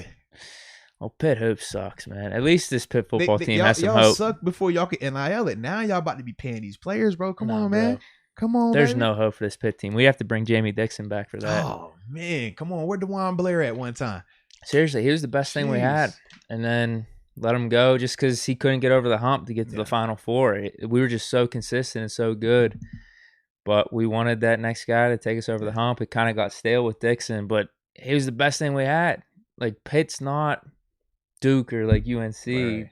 But he got Pitt to like those type of conversations. We talked about it like that. Absolutely. So we just should have kept him. I know maybe he grew stale on Pitt though too. I don't know. That's interesting right there. And I forgot the poll was still going up. Let me end that. Looks like the podcast chair won, by the way. Yeah, what'd they say? Oh, wow. Yeah, man. Dang on. Podcast chair get you like that sometimes, man. Yeah, damn. Yeah. Hey, but it's good to know that it held together. Imagine if I had like a cheap chair and it like broke and we could never fix it while we Yeah. I'd be standing up. Awkward. Yeah, bro. I'd be standing up. That'd have been awkward. Yeah, I'm not Santa Claus today. You're not sitting on my lap. So yeah. Well, I think that's all I got for Pitt. That was college all I had. football. I don't know if you got any other stories or things that are on your mind. Because I'm trying to think. Was there anything else I had? Let me check. Nah, not really. That was it for that part, man. Because like I said, we knew that we were going to have a longer show today with my man TG pulling up. We just didn't realize it was going to be a little bit more extended because of certain things that happened during the show. But that's why you don't want to miss a live, ladies and gentlemen. All right. So now you're ready to dive into the real part of this podcast, the meat and potatoes, man. The real reason why we are here today. Sure. We got to talk Steelers. We got to talk Bills. We got to talk week 1 matchup. Big time game preview. Now, this is new for us because we used to do these breakdowns on Thursdays, Fridays, so close. And you don't get a time to marinate that thing, let it fester. We're giving you this action early. We want you to have time to digest it. We want to have time for you to be able to take it in, research with it, research without it. And then when you come to Sunday, you're prepared to go. And if you're not prepared to go, you just holler at us in the tailgate. Lot 4, we'll be out there and we'll get y'all extra prepared for that, action to happen. But Steelers Bills. I love this matchup, man. I ain't gonna lie to you, man. I love this matchup for both teams, man. It's exciting. You want to have an exciting matchup, man, to start the season off. You want to have that energy, and you don't want it to ever feel like a potential of a letdown. Like, oh man, we playing the Jets to start it off. Oh, it ain't the same. Oh, it's Jacksonville. No. We know what Buffalo is. Buffalo was the AFC East champions last year. They obviously went to the AFC Championship game. But this is Pittsburgh we're talking about. Pittsburgh won the won the AFC North.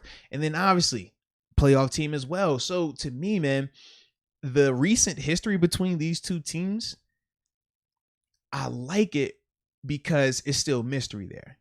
When you think about the first one was absolutely. Duck. I mean, and that's my thing. So it's only been one real head to head with Ben and Josh Allen. So now for me, I'm like, week 1, both guys fresh, both teams fresh. I feel like fireworks, man. So I like that, baby. I'm excited about it, man. Yeah, I'm really liking it for us, dude. I feel like our line's going to be better. I've said that countless times. And the thing about last year's game, one, we were winning in the first half, man. Like, we had control of that game. We flustered Josh Allen a little bit, flustered the Bills' offense. Up 7-3. Ben gave him a free 7 points. And that's when momentum changed. Josh Allen had a really good third quarter, and then they ended up closing it out. We tried to have a little bit of a comeback, but it just didn't happen like that. We were missing a lot of pieces on defense. So there's two sides of this. One, our cornerback won last year with Steven Nelson. He's gone. Joe Hayden was out of that game. Now we have Joe Hayden back. Our two linebackers, Marcus Allen and Avery Williamson. Now we have Joe Schobert, Devin Bush. Edge, we were missing Bud Dupree, which meant we had a rookie Alex Highsmith. Now we have a second-year Alex Highsmith. I'd say that's an upgrade. Problem is, we're missing Tuitt. Yeah. That's a problem. I do think between Loudermilk. Can my man Wormley get some love? I was going to say Wormley. Yes. Yeah. I mean, the rotation of the three, they could fill in. If he made the cut of that, bro. I was nervous. That's the one I don't know if I could really excuse. Like, that's probably the biggest loss that we have that I can't really explain because with the cornerback room, last year we had Nelson, Cam Sutton, and Hilton in the slot. This year it's going to be Hayden, Cam Sutton in the slot. I'm assuming James Pierre on the outside. How do you feel about Pierre? Am I buying into the Pierre hype too much where I think this cornerback group may have a little bit of an edge over last year's? Maybe, because maybe you give Hayden over Nelson, Mike Hilton in the slot. You do that over Cam Sutton, but in coverage, Cam Sutton's kind of nice. Cam Sutton last year in coverage versus James Pierre this year in coverage on the outside. Okay. All right, maybe I'm just believing a little too much in Pierre. I like where you're going with that, though. Then the other thing is TJ Watt. Last year we had healthy TJ Watt. This year, TJ Watt, not saying he's not healthy, but he hasn't done the full training camp and stuff. How's he going to look? TJ Watt did jack shit in last game. He should do a against the lot. Bills. Yeah. So I don't care if he has training camp or You're not. right. Maybe It's he gotta might be be better. better. Maybe he might be better in this week 1 just showing up like that. I'm glad you said it. I'm glad you said Yeah, it. he didn't do anything in last year's game. So maybe this no training camp regimen or limited practice, whatever it is, actually helps him in week 1 where he could just step out there and do his thing. So I actually think the defense, all that equation right there, the defense is going to be a little bit improved. But I thought they held their own for the most part last year even. Yeah, I mean, they did. I feel like the sequence that hurt them, obviously the pick 6 before the half, but Diggs and Josh Allen in that third quarter, they started to pick on Nelson at times. That to me was where they kind of separated themselves, because they kind of identified it, and I think all of us defensively kind of realized like this matchup isn't working and we're not getting the pressure that we thought we would get. And remember, I was frustrated because I said this should be a mismatch for TJ versus Darrell Williams. Now we're going to get that matchup again. It still should be a mismatch. Oh, we got Melvin Ingram too. Oh, there we go. Yeah, so you know what, TJ? Just in Forget case. your mismatch then, TJ. Melvin, you make it a mismatch. That's what you telling me? TJ's going to play though. Okay. He's still going to play. Yeah. I like our defense though. I like it. So you know what? Let's get this thing started then, man.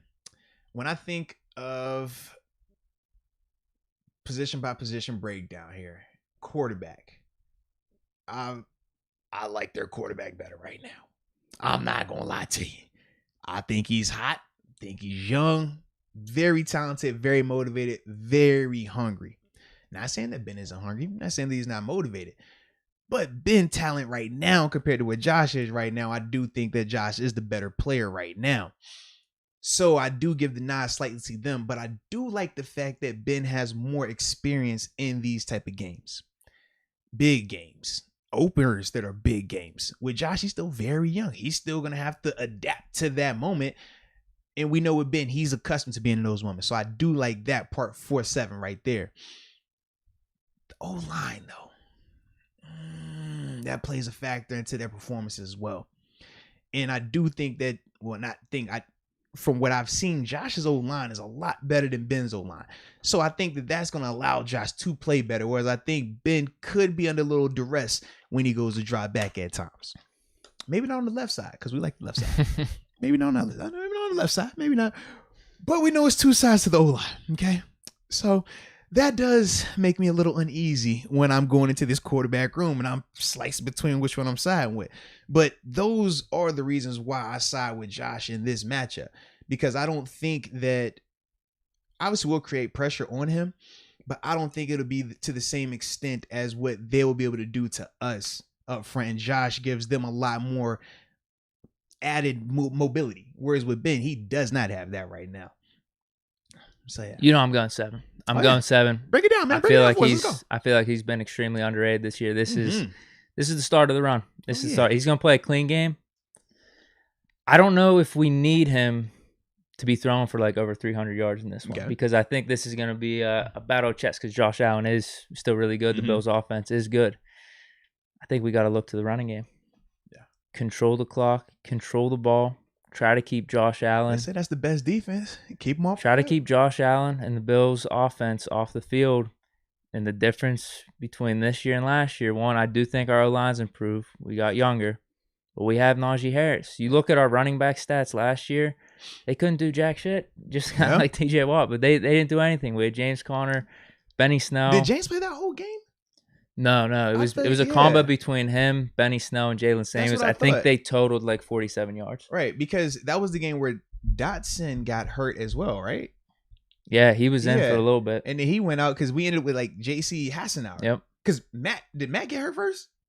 It might have been Fowler first, then Dotson, then because I know J.C. ended, and I was like, whoa, this is crazy. Yeah, it was a weird scenario because for a stretch, I think we had Benny Snell in for a play or two. Our running game actually looked good. We're like, keep him in there. But then I think, Dotson got hurt or something. Yeah, it was nuts, man. And then things got jacked up.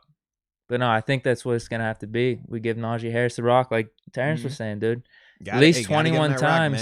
He got to be the guy. And I think Ben's going to be elite with how he operates the offense. Yeah. He's going to keep it clean.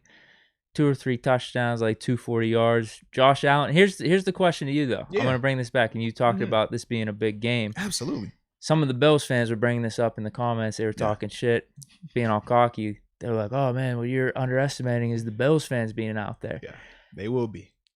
What I'm thinking, though, is, dude, I think that's more pressure. The Bills fans being out there. Like, this is a big game. Like, they're expecting the Bills to be, like, really good. Like, everyone is expecting the Bills to be really good. Mm-hmm. I feel like the Bills could, you could say it's a stretch or not, they could be forcing the issue at certain points, like the offense, trying to do too much at points, trying to impress the fans. I could make that same case for 7 because he coming back after a poor performance in the playoffs. He might be wanting to press a little bit. I don't think the Bills are worried about that at all, man. Honestly, they just came out of an AFC Championship game. They've been having big games. They've changed that culture up there. I'm not worried about that for them, honestly, man. I think they'll be fine. Like, I think it's going to be just a legit good matchup, like back and forth. I don't think either team runs away with it. I think it's going to be a legit, like, 5-star match like it's supposed to be, because these are two really good teams. That's what people like when we talk about the shows all the time. We obviously got to focus on every part, the good and the negative, and it kind of makes people forget, like, no, they're still a very talented team. But the same as with Buffalo, they're a very talented team. Both got really good coaches. These teams are what they're supposed to be. I mean, it's low key, depending on how both teams' health goes and stuff like that, this could be a preview of an AFC Championship game. Like, that's how I look at this matchup. So for me, man, I don't think either team shies away. I don't think either team chokes up in it, because they've both been on this stage multiple times now. Ben obviously has done it numerous times, but you think about Josh Allen these last 3 years, it's big stage, and then he gets bigger, and then he gets bigger for him. So yeah, I don't think he's gonna shy away from that, man. I'm not saying shy away. I'm actually saying the opposite. I'm saying the opposite. No, but I don't think he's shying away. When I say shy away, I'm saying like you're forcing it so much that it's gonna make you choke up. You're gonna play bad. That's what I'm saying. I don't think he's going to play bad because of the stage of him saying, I gotta play so good. So he's pressing himself, or the moment's too big and I don't think any of that happens for him because of everything that he's already had to play through. And you talk about a guy being underrated. No, I don't think Josh Allen's underrated right now. But bro, for the longest time, he was disrespected. We already had this conversation. You gave me the Duck Hodges is better than Josh Allen talk. Nah. No one has ever said that about Ben. You made that statement. No, So when you talk about a guy being underrated, that is more the case. No, I was talking for that game in particular. I thought Duck Hodges would live up to the moment. He obviously didn't. But yeah, in terms of quarterbacks, who you'd be taking, I don't think I ever said that. I thought you did. Like in a vacuum, like, hey, I need this quarterback on my team. I could have swore you said you did, because you were on this thing of Duck has been playing in the moment. He's decisive. Josh, he was. I thought he was going to show up Sunday night. He did not. Was like, Josh lost in that playoff game versus the Texans, even though we said that wasn't even on. That happened after, though. Oh, you're right. That was after the fact. But still, I'm just like, bro, you really was on that thing of you would take Duck over him, man. I get why the Bills fans are kind of pissed off, or would say Josh Allen's underrated. But dude, I feel like that second year, it was solid as improvement from his rookie year. I didn't think the verdict was out that he was this franchise quarterback, because there were some stats there that he still needs to do some things. Yeah. And then we saw in that wild card game, I didn't like them up being 16-0, them losing it. Yeah, but it wasn't completely his fault, but it wasn't. There were parts where it was. There definitely were. I hear you. Listen. He proved it. Like I've already said, he is, out of all these young quarterbacks that don't have Super Bowls, he's the guy I would pick, like, to be the next guy. I do agree. Outside of Mahomes, but he's like I said, he already won a Super Bowl. So between Josh Allen, you have Herbert, Lamar, Baker, all them type of dudes. I'd probably take Herbert and Allen over to Lamar, but. Yeah, there's. Ooh, good point right here for this matchup too. John Doe says no Randy Fichtner this time. Sure, that too. How you feel about that right there, man? You like what you seen from Matt Canada so far? I just thought that was a given. With him being gone, it's just gonna be better. Okay, yeah. Okay, all right. That's not one of like the key things I'm like honing in on. Okay, because that's significant. Do you think that Matt Canada's a better OC than what we've already seen from Brian Daboll up in Buffalo? Because he's been up there for all the Josh. Yeah, he was all supposed to be a head coach name. this offseason. Yeah, absolutely. Him and Bieniemy. Yeah, I like Ben though. I like the veteran savvy he's going to bring to the game. Okay. Not just the game, but him and Canada as a mix this whole season. There's going to be checks and balances there. I think it's going to work out for both of them. All right, going to the backfield. I ain't gonna lie, I like us. Oh, for sure. Yeah. I feel like us. I mean, they got a nice, especially with our matchup against their defensive line and rush defense. But I say I like us with Najee right there. That to me is where it shifts. For as much as I think they got the advantage at quarterback, I think that we have a clear advantage at running back. But once again, I just need to see how we're going to use him. I know you feel like the line has improved, and I do feel like they have improved with the way they got it set up. I want to see the movement, though. That's what I need to see first, because Najee's going to be impactful. Najee's going to be productive, but I need to see how much we getting, because that's going to dictate how significant he is. Like, is he enough? Are they going to be getting enough movement up front where he can be him? He can legit take over like we think he can take over. Yeah, because he can make people miss. Is it for a 3 or 4 yard gain? Mm-hmm. Let's run to that left side with Dan Moore and Dotson and see what it's about, man. It's got to go left, bro. I'm excited about that. I am. I am too. But it's predictable though. Oh, but that's why we got Ben too. Like I think the offense is gonna hit new levels this year. I really do. With the weapons we have, Ben and Najee, that's gonna be a good combo. Hopefully for years to come. But you silly, bro. But I just told you the running back stats last year, and I remember those last 7 or 8 games of the season. The running game was just non-existent. The offensive line I thought was trash. I just don't know how it can get any worse than that. Najee, 47 yards for Najee Harris in this game. If he has 47 yards, bro, we would be sick. He would have to have gotten hurt, bro. That would be the only way I could think of that. I don't even think that's a question. Yeah, 47 yards, like it's nuts, man. I'm thinking over 100, and like Terrence said, give him over 20 touches, whether it's honestly, I think more than that. Give him like 20 rushing, then 5 or 6 receptions. Yeah. Because I'm just trying to think how we distributing this rock, man. 30 for him. Yeah. Because I like that. That means we not 40 plus passing. Because I'm just doing the math on how many plays we running right here. That's what I think for Ben, between like 230, 270 passing, 2 or 3 touchdowns, clean game. Man, that'd be beautiful. I would like that. That would be beautiful, man. But he better get over 47 yards for a fact. Jeez, he better do that. Yeah, definitely. Mm-hmm. Deontay has a revenge game. If we want to transition to receivers. Now, see, because this is my only. Is it a revenge game when it was self-inflicted? It was very much self-inflicted. It was very much self-inflicted. But I was going back to this running back room just for a second. How concerned are you with no Tua, though? And based on what we saw from Devin and Joe in the preseason, we know they're still getting up to speed. They do got 2 running backs in Zach Moss and Devin Singletary that do present some challenges in their own right. Yeah, I'm not concerned about that though. Yeah, not as much about them, more about like the Bills' offensive line. Like I don't think either running back's head and shoulders like game breaker, game changer, X factor, anything. But if they get enough holes in there, because I mean they can make some plays. Like when I think of like with Zach Moss, for example, right?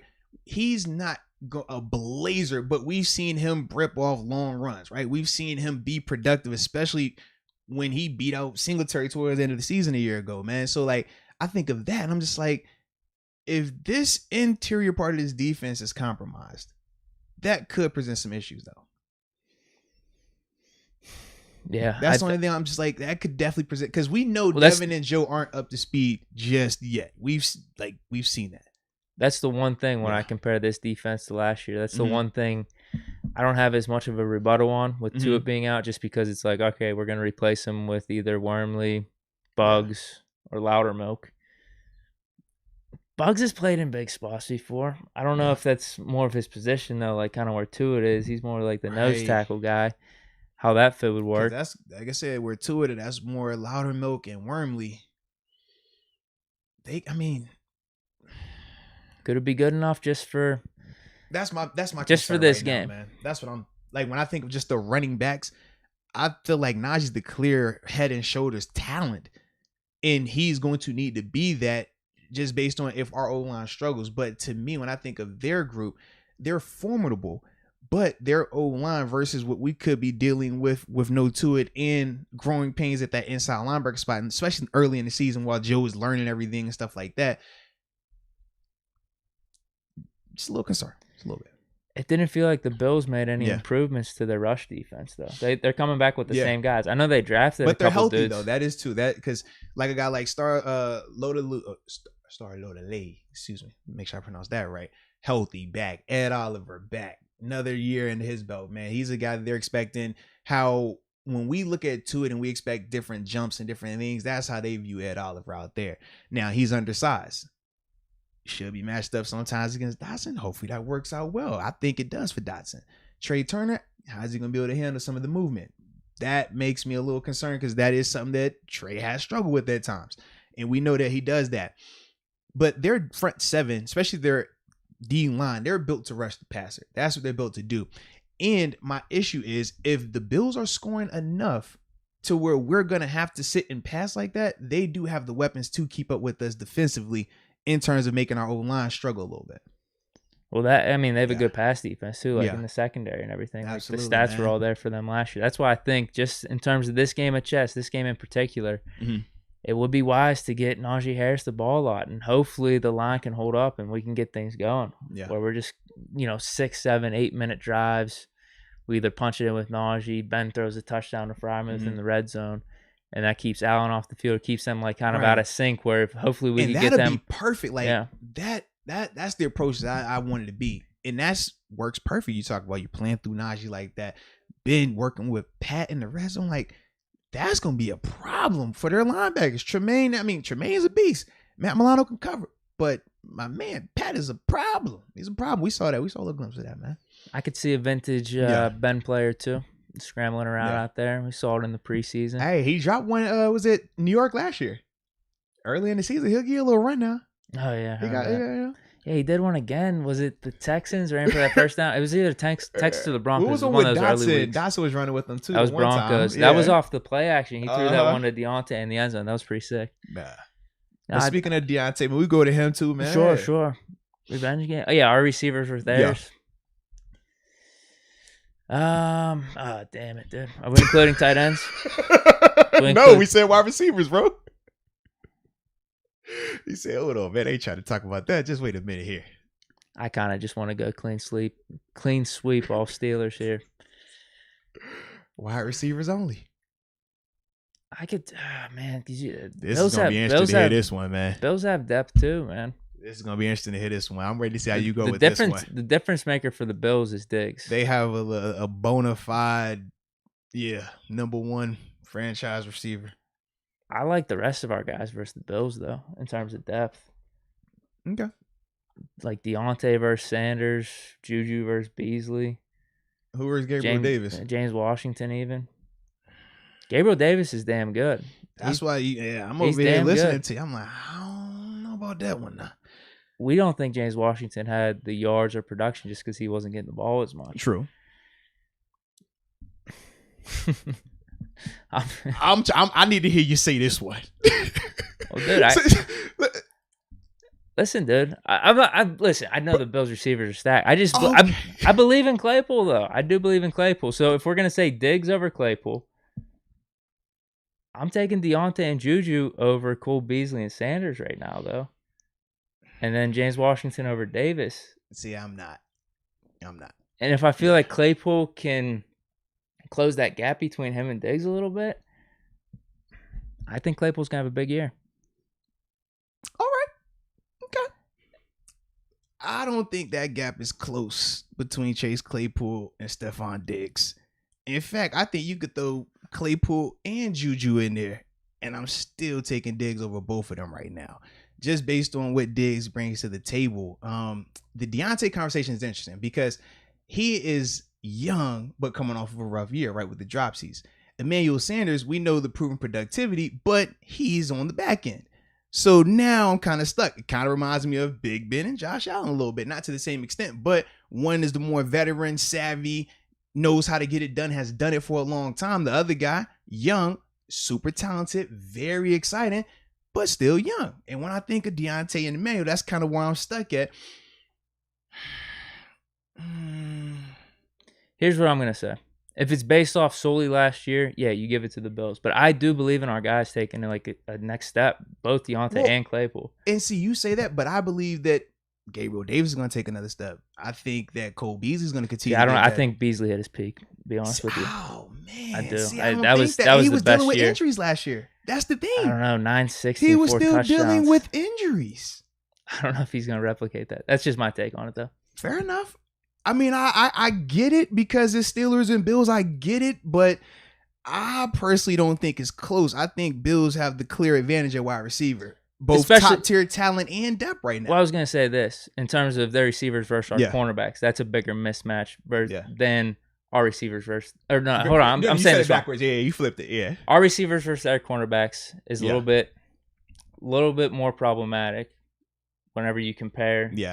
Their receivers to our cornerbacks. True. Very true. Because they do have more depth secondary-wise than we do right now versus the amount of people we're throwing out there versus Did I still say that right? I hope I did. We got what you said.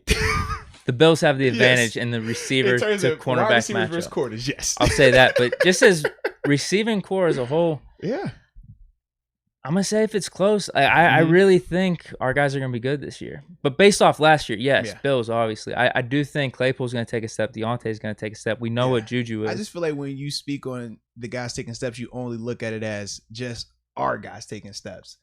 Whereas I'm like, bro, I account for us taking steps, but I also account for our opposition, certain players taking steps. Like, I don't think Emmanuel Sanders taking a step. I'm not talking about that.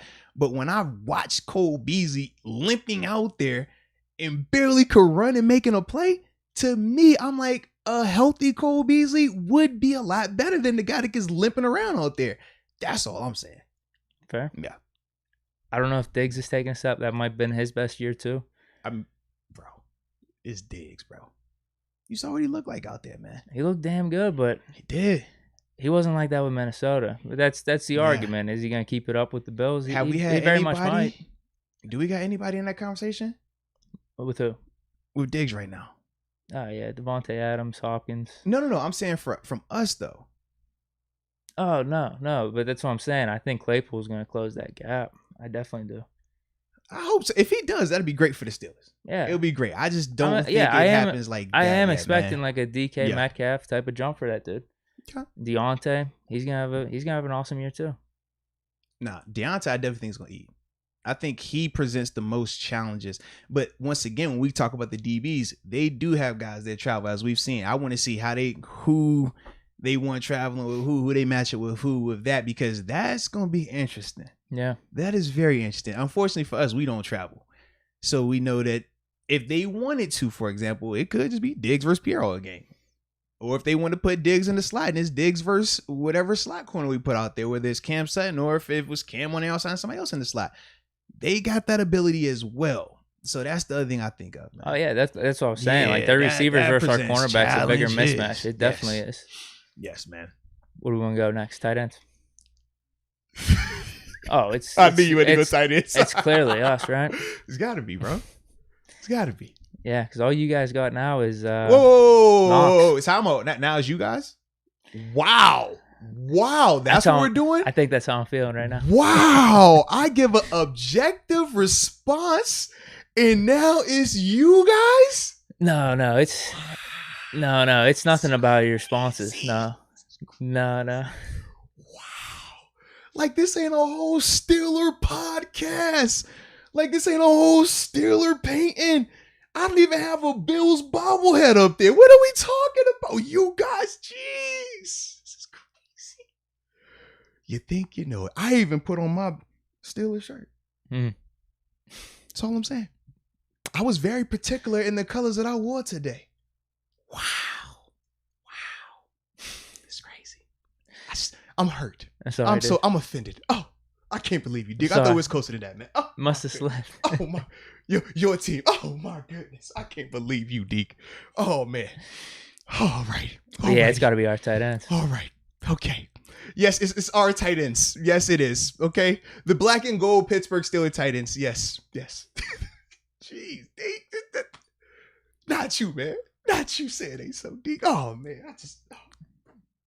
We could get off of this position group real quick. We got an offensive line. Just go on. Oh, man. Go line right now, man. Jeez Louise, man.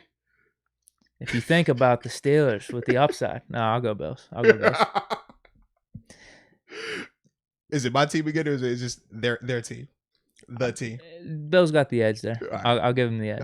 All right. I'm neutral. I'm neutral right now. I'm just having a conversation. You feel me?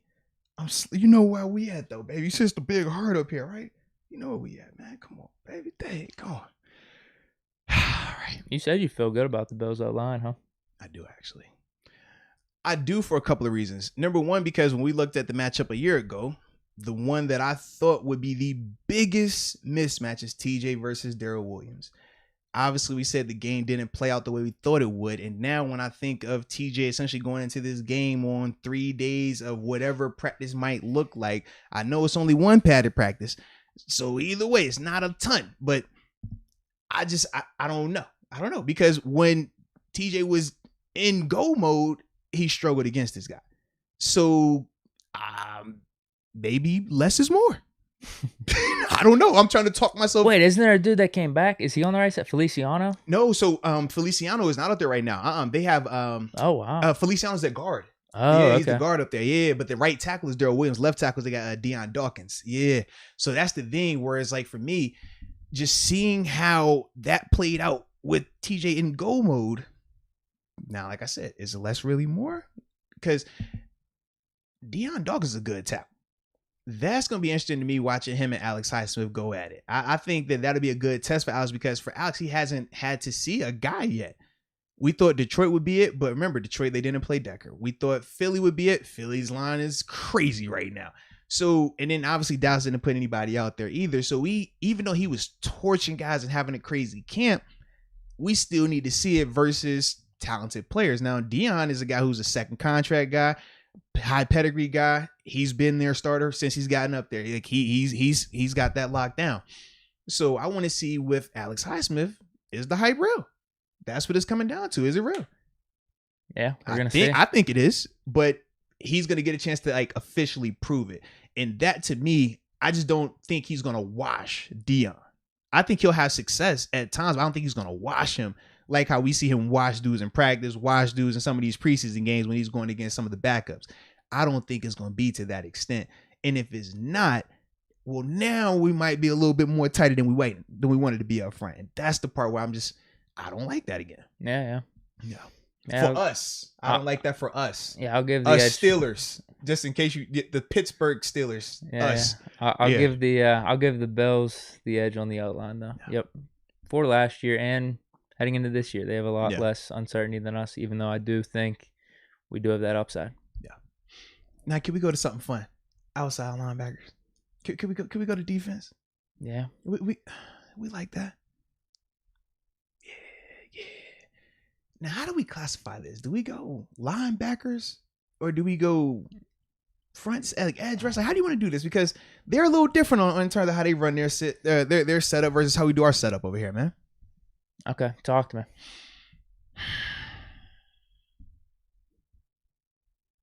Let's just talk edge first. Okay. We'll focus on edge. Works for me, dude. So for them, obviously, Jerry Hughes, Mario Addison, drafted Greg Russo out of Miami, and then they doubled back and went and got Boogie Basham. They obviously have AJ Epineza from a year ago, 2nd round pick. Talented, but unproven. Jerry Hughes obviously proven, but he's older now. Mario, he can get after it, but he's older now as well.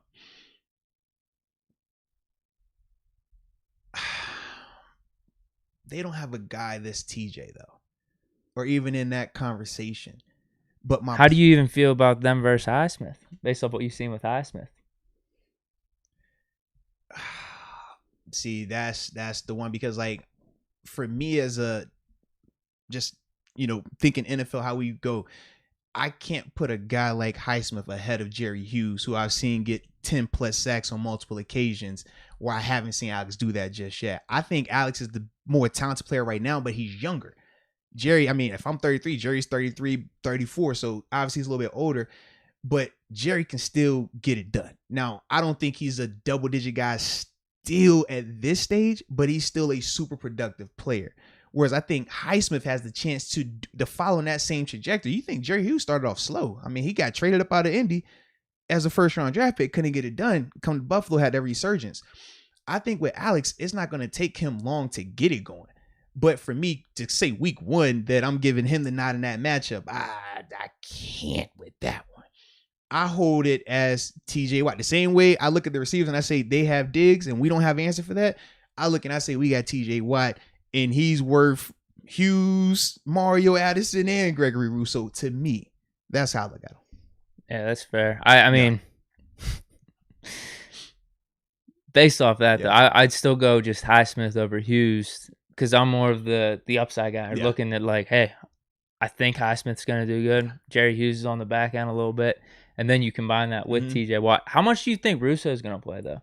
Because hasn't it been spotty for him? It has, but when he's on, he looks good. Like, he is long. He knows how to rush the passer, bro. But you got to remember, for him, he sat out last year. So that was a part of that as well. Him just getting back rusty to playing. Yeah. So that was a big element with him. But he presents challenges, bro. You combine that we have Melvin Ingram, too. I'm definitely giving us the edge on outside linebacker. For me, I can't, because I say we got 3 guys. That's the 3 that we're naming.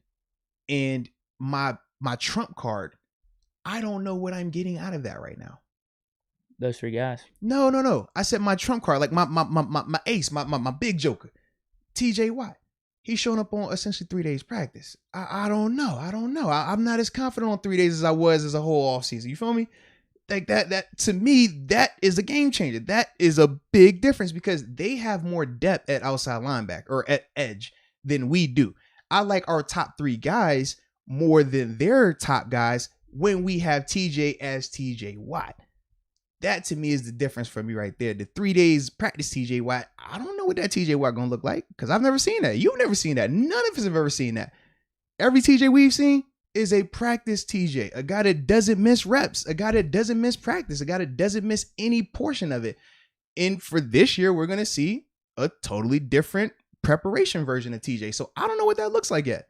And I'm not willing to say that mystery with Alex and Melvin are better than that group of guys where you got 2 guys that have been over double-digit sacks before in terms of Mario Addison and Jerry Hughes. You have guys like Gregory Rousseau, who's a high pedigree guy compared to Alex Highsmith, who's a 3rd-round pick. AJ Epinesa, a 2nd-round pick.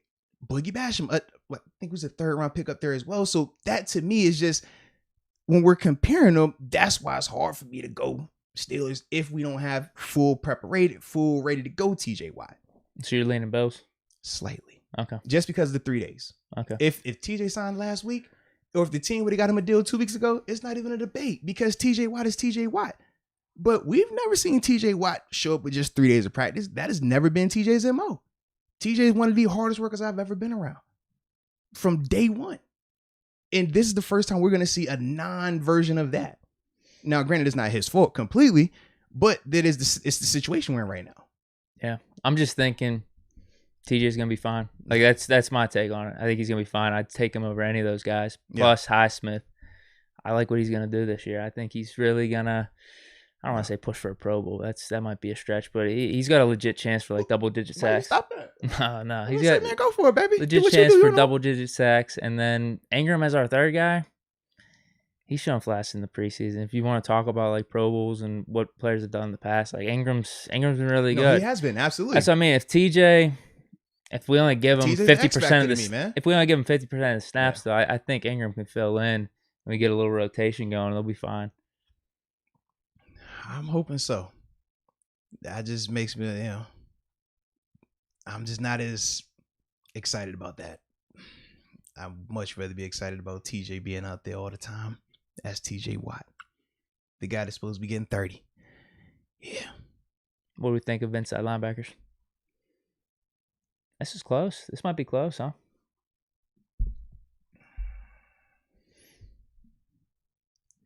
We got Schobert in a new system, proven though. Devin Bush, the talent, though unproven. Tremaine Edmonds is kind of a stud. Has some flaws here and there. Coverage. Matt Milano is a stud. He's good though. Yeah. Yeah, and both. Yeah. Man, returning the system. You answer that one. I don't want to answer that one. I feel like y'all gonna throw me out, man. What do you mean? Throw you out? I don't, because I feel like I'm when we gotta break it down like this, a lot goes Bills. That's all I'm saying. I don't think you're wrong for thinking that. They're two really good middle linebackers. I know, but you already thrown the Bills on me. I feel like I'm very. I've said that in the past. Though. I know. I think to give you a hard time, man. I like to give you a hard time. The senses are hiding with it being Steelers Bills. But people, I just feel like if I keep going Bills, no, like, they're a good team. People want me to be unbiased until I'm unbiased, and then it's like, bro, what you doing here? I'm just being unbiased. You're not like. I love what Devin Bush is bringing potential wise, but one is potential. With Tremaine Edmonds and Matt Milano, they both are proven. I love what Joe Schobert brings potential wise. He's done it. He's been a Pro Bowler before, but they have a guy who's been a Pro Bowler before. He could cover. They got a guy that could cover. So they still happen to have two guys to our one guy right now. Yeah. So Spillane doesn't put us over the top. Oh God. Not oh God, it's Spillane, but like, bro, come on. What you could say though, we need Cassius Marsh back. You know, I was talking about the Bills receivers versus our cornerbacks and how it compares to our receivers versus Bills cornerbacks. Mm-hmm. I think the Steelers got the better matchup in that department versus the Bills, like running backs and tight ends, easily. They do, but I think they're better equipped for it, though. If that makes, I think the Bills have the way tougher matchup dealing with Najee, but I think those two guys are formidable enough to handle that situation. Whereas with Devin and Joe, I think they have the better matchup, but I'm more concerned about them being on the same page. Just because they still, I mean, it's not a long time since Joe got here. It's not like, it's going to be different when they go into a game and now it's no longer preseason. It's no longer dumbed down. Like, we're calling stuff. We're audible and stuff. We expect you to see this. When it goes to this, you check to get us in this call right now. They haven't had to do that just yet. That to me scares me, man. It does. Whereas I think in terms of Najee is going to be an absolute problem for Tremaine and for Matt, but they've been accustomed to working together. They've been accustomed to big moments. They've been accustomed to dealing with dudes like, right. But that's what I said. Like, they have the tougher matchup. I just think that they're more equipped for it. Whereas I think Joe and Devin got an easier matchup, but if they don't know what they're doing, it don't matter. Because it's going to be guys running down the field wide open. That's a difference. I hear what you're saying. I hear what you're saying. And I don't even blame you for picking the Bills. My blinders are on, and I'm picking. I want to put my blinders on, man. I feel so guilty right now, man, but I'm stuck because I can't go either way because of the two teams. I got to be. Because here's what I'm thinking. Week 8. Yeah. I think it could very well be the Steelers. What you mean? Because the concern right now heading into week 1 is all this communication stuff. No, 100%. 100%. Yeah. What I'm thinking is that gets put on like high speed and the communication gets worked out. Yeah. After the first quarter and everything's good. That's like where's my mind's going. Just because with Devin Bush and Schobert, former Pro Bowler, and Devin Bush's talent and what we're hoping him to be and kind of what he has proved whenever he was out there. Like he's damn good. Like he's on that trajectory. Seriously, man. Maybe I'm a little too optimistic, at least with the linebackers. That's probably the one position I'm just like, because your communication call is really good. But I like them as a group. I really do. I'm fine with the optimism at linebacker. My part with you, I was just different. I ain't receiver. Yeah, I feel better about receiver than the linebacker call. Like, I don't know, bro. I like the linebacker argument way better. I wasn't feeling the receivers. Like, I mean, I get what you're saying, but oh man, I definitely like the linebacker argument, man. But I'm glad that we're able to come on accord with these LBs. Yeah, I'm still going with us though. Fair enough. I like the Devin Bush talent. I like Schobert coming in here. So you don't like Tremaine's talent? No, they're both good. You don't like Milano's talent? They're both good. All right. They're both good. Are they proven? They're both good, and they've proven it. Recently? Schobert's proven it though. I get it, new system and everything, but I mean, Bush should be ready to go. I mean, especially with him not handling all the communication now, I think that frees it up for him a little bit. Now, is Schobert able to handle this right off the bat like that? We'll see. But I'll give the edge our guys. All right, fair enough. Even if it's not smart, I don't care. Fair enough. So, what positions do we have left? We have, was it secondary essentially, and secondary. I don't know if you want to combine them all together. Teams. Oh, in terms of safeties and corners, you know what? We'll go corners, then safeties, then specialists because we got a kicker now. We got Big Presley or a punter, excuse me. Oh, yeah. So we got to talk about that matchup. But what I want to do is this, because I feel like I was neglecting the chat a little bit. Okay. We're going to run through a couple of these super chats because they are pertaining to some of this conversation. Sure. We'll get to that, but then when we come back, we'll get back to the cornerbacks, safeties, and then obviously we'll talk a little bit of specialists as well with this breakdown. But Joshua Van Laddenham, man, shout out to you, man. He says, heading up to Buffalo for the game this weekend. What's the move Saturday night / Sunday morning? Well, my friend, I will tell you this. I'm getting in town probably Sunday morning. I'll be coming back from JMU. I got my Hall of Fame this weekend, so I'm going to be on one. So I ain't going to be there on Saturday. But while you're there on Saturday, essentially what you need to do, wherever you go to eat at, whether you go Anchor Bar West, that's where the original Buffalo Wing was, that's cool.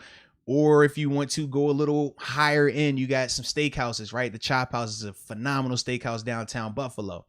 But after that, you got to hit Chippewa Street. Chippewa Street is is Buffalo's version of the South Side. That's what it is. But that's their only, you can't go like North Shore. We're going to go to the Strip. They ain't got all that. You going to Chippewa, all right? Chippewa's the place to be. Club don't close till 4 a.m., all right? So you got plenty of time. So don't blow the load in warm-ups, all right? Don't you come out here going all hard at 10 o'clock thinking it's going to be jumping at 12. Nah, that's still a little too soon, all right? So pace yourself. But then after that, man, when you come up on Sunday, 8 a.m., bright and early, be at Lot 4. Lot 4. What do you say, Suns in 4? Steelers in 4? Be in Lot 4, man. That's where we're going to be at, baby. That's what we going down, man. Steeler gang will be up there. We'll have the Steeler Mobile in the building as well, man. It's going to be a vibe. So that's what we on. That's what you should be on. But hydrate, too. Make sure you hydrate. Both water hydration and the other hydration. Drink water because, you get a little fun like that. All right. Next up, Andrew Noel. I say that all the time. Is it Noel? I do this every time we say his name. I'm sorry, Andrew Noel. I'm going to have to get you to phonics that one time for me. But he says he liked the guest today. Shout out to TG, Terrence Garvin, right in the building, man. He says, your show just keeps getting better. Awesome job, gentlemen. Thanks. Man, we appreciate that. We actually do put work into this thing every once in a while. We prep, here and there. Every once in a while. We don't just show up haphazardly. Sometimes we do.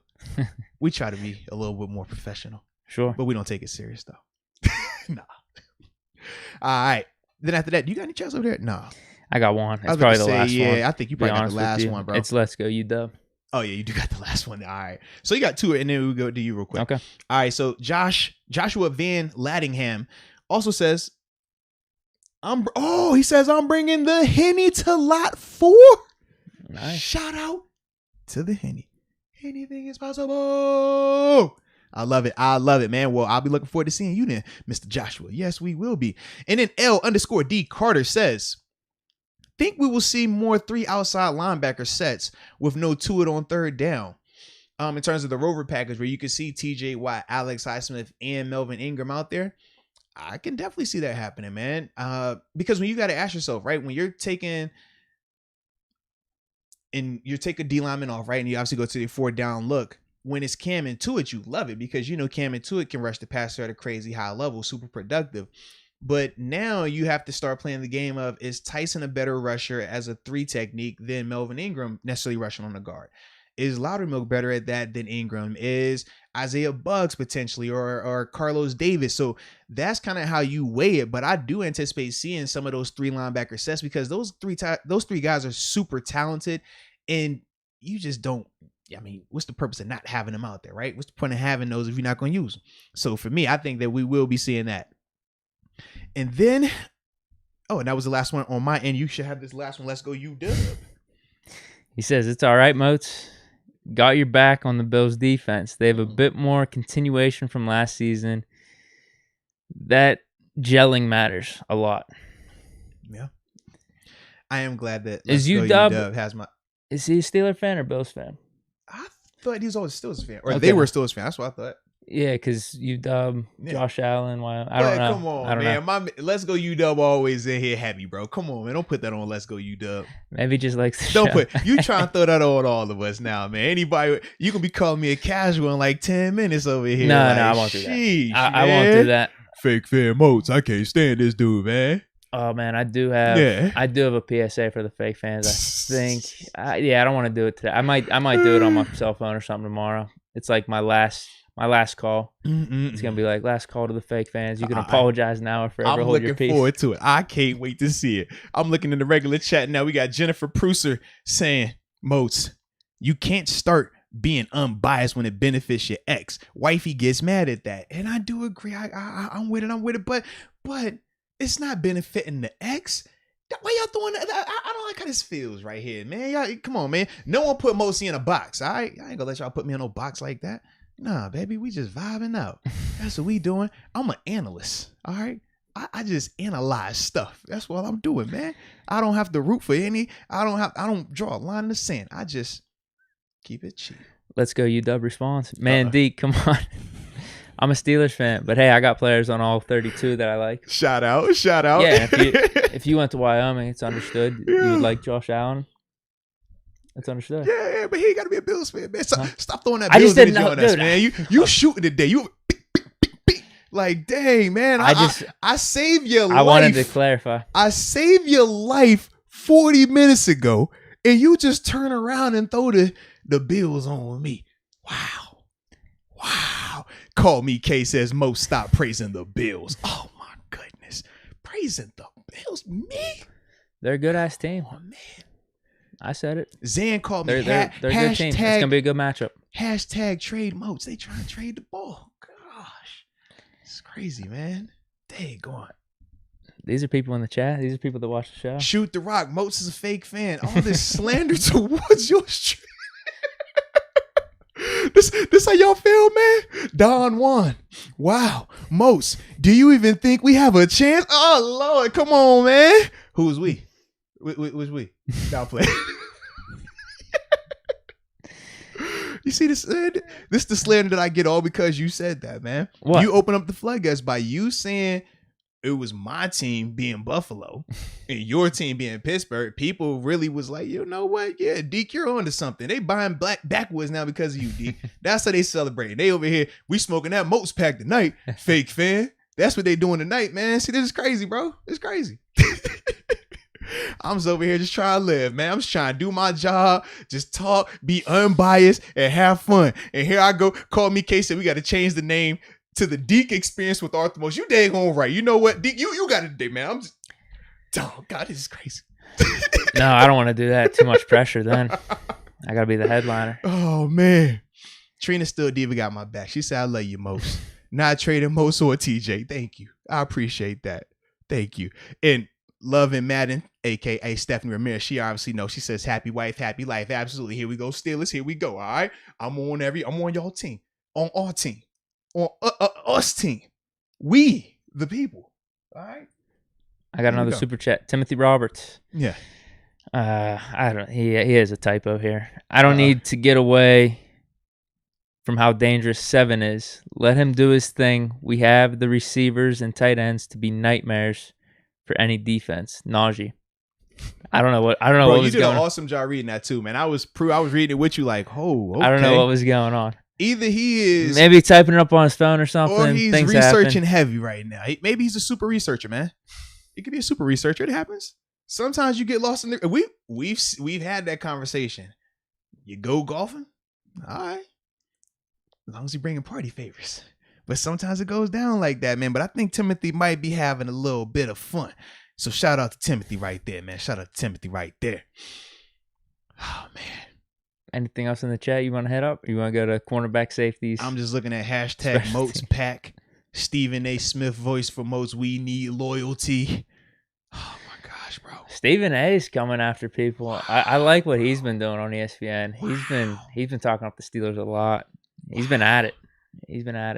They said I got my Bills jersey under my shirt. Now, don't you? Oh man, this is rough. They throwing the Bills jersey back on the boy. Lord, I just was chilling, man. I was just living and just trying to have a good old time tonight, man. And next thing I know, y'all done throwing all this on the boy. Lord, we going to Mars, John Doe. I'm with you. Save a seat for me, please. Geez, save a seat for the boy. All right. And then. Oh, and they were saying that Stephen A. was calling out. It's something he was calling out Ryan Clark for being a traitor because I guess Ryan Clark said something. I didn't hear what RC said. What RC say, man? He has a certain division. I don't care about that type of stuff. You have your opinion, whatever it is, but like I appreciate more Stephen A. being so positive about the Steelers because everyone's been so negative. I like how he's just out there saying, we got Big Ben. Yeah. We got the weapons. We're coming for you. Mike Tomlin. We're first in division. I really appreciate that. Yeah. He's been very adamant. Well, and I like the fact when Stephen A does that because Stephen A at least is a more consistent Steeler fan. I think of like Snoop and how I'm like, at times, bro. I see him with probably like 10 different jerseys I'm like, online. Bro, I don't know how I be feeling about that all the way, man. But at least we know my man. Because you know Raiders are in there. Yeah. Probably even the Rams. I probably when they were in the Super Bowl. I see him in the Rams gear. That's the thing. I'm like, bro, that's LA Rams. I told you, man. Come on, Steeler man. fans, there's no second team. Like, you don't mess with that type of shit. Yeah, I was not a fan. It's not a fan, man. Dang, Richard Stone, he trying to put me versus the podcast shit. No, man, don't do that. Steven, you know what? Stephen A does have a second team, though. He likes the Giants. He does. But he's a New Yorker, though. Yeah. He's a New Yorker. That's tough.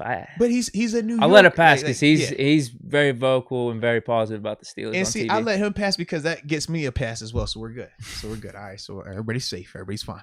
Shout out to everybody getting passes today. Pass, or puff it. All right. Where are we at? Oh. AK Cash. Moats killing it. Like taking Favre out. Fair enough. Oh man, when did that happen? Wrong team. Rookie year, right? What team was that? Yeah, it was up in Buffalo, huh? Let's go Buffalo. Actually, it was in Minnesota, but let's go Buffalo for that play. Not.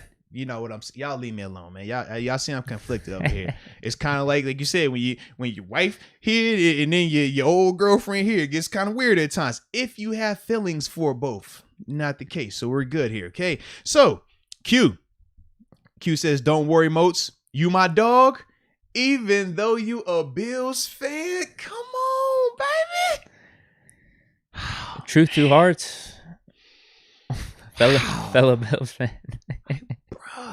He says, "Laugh my ass off, Moats. Did you? Bills." No. Did you say fellow Bills fan before you started that? Dude, don't try to slide that in.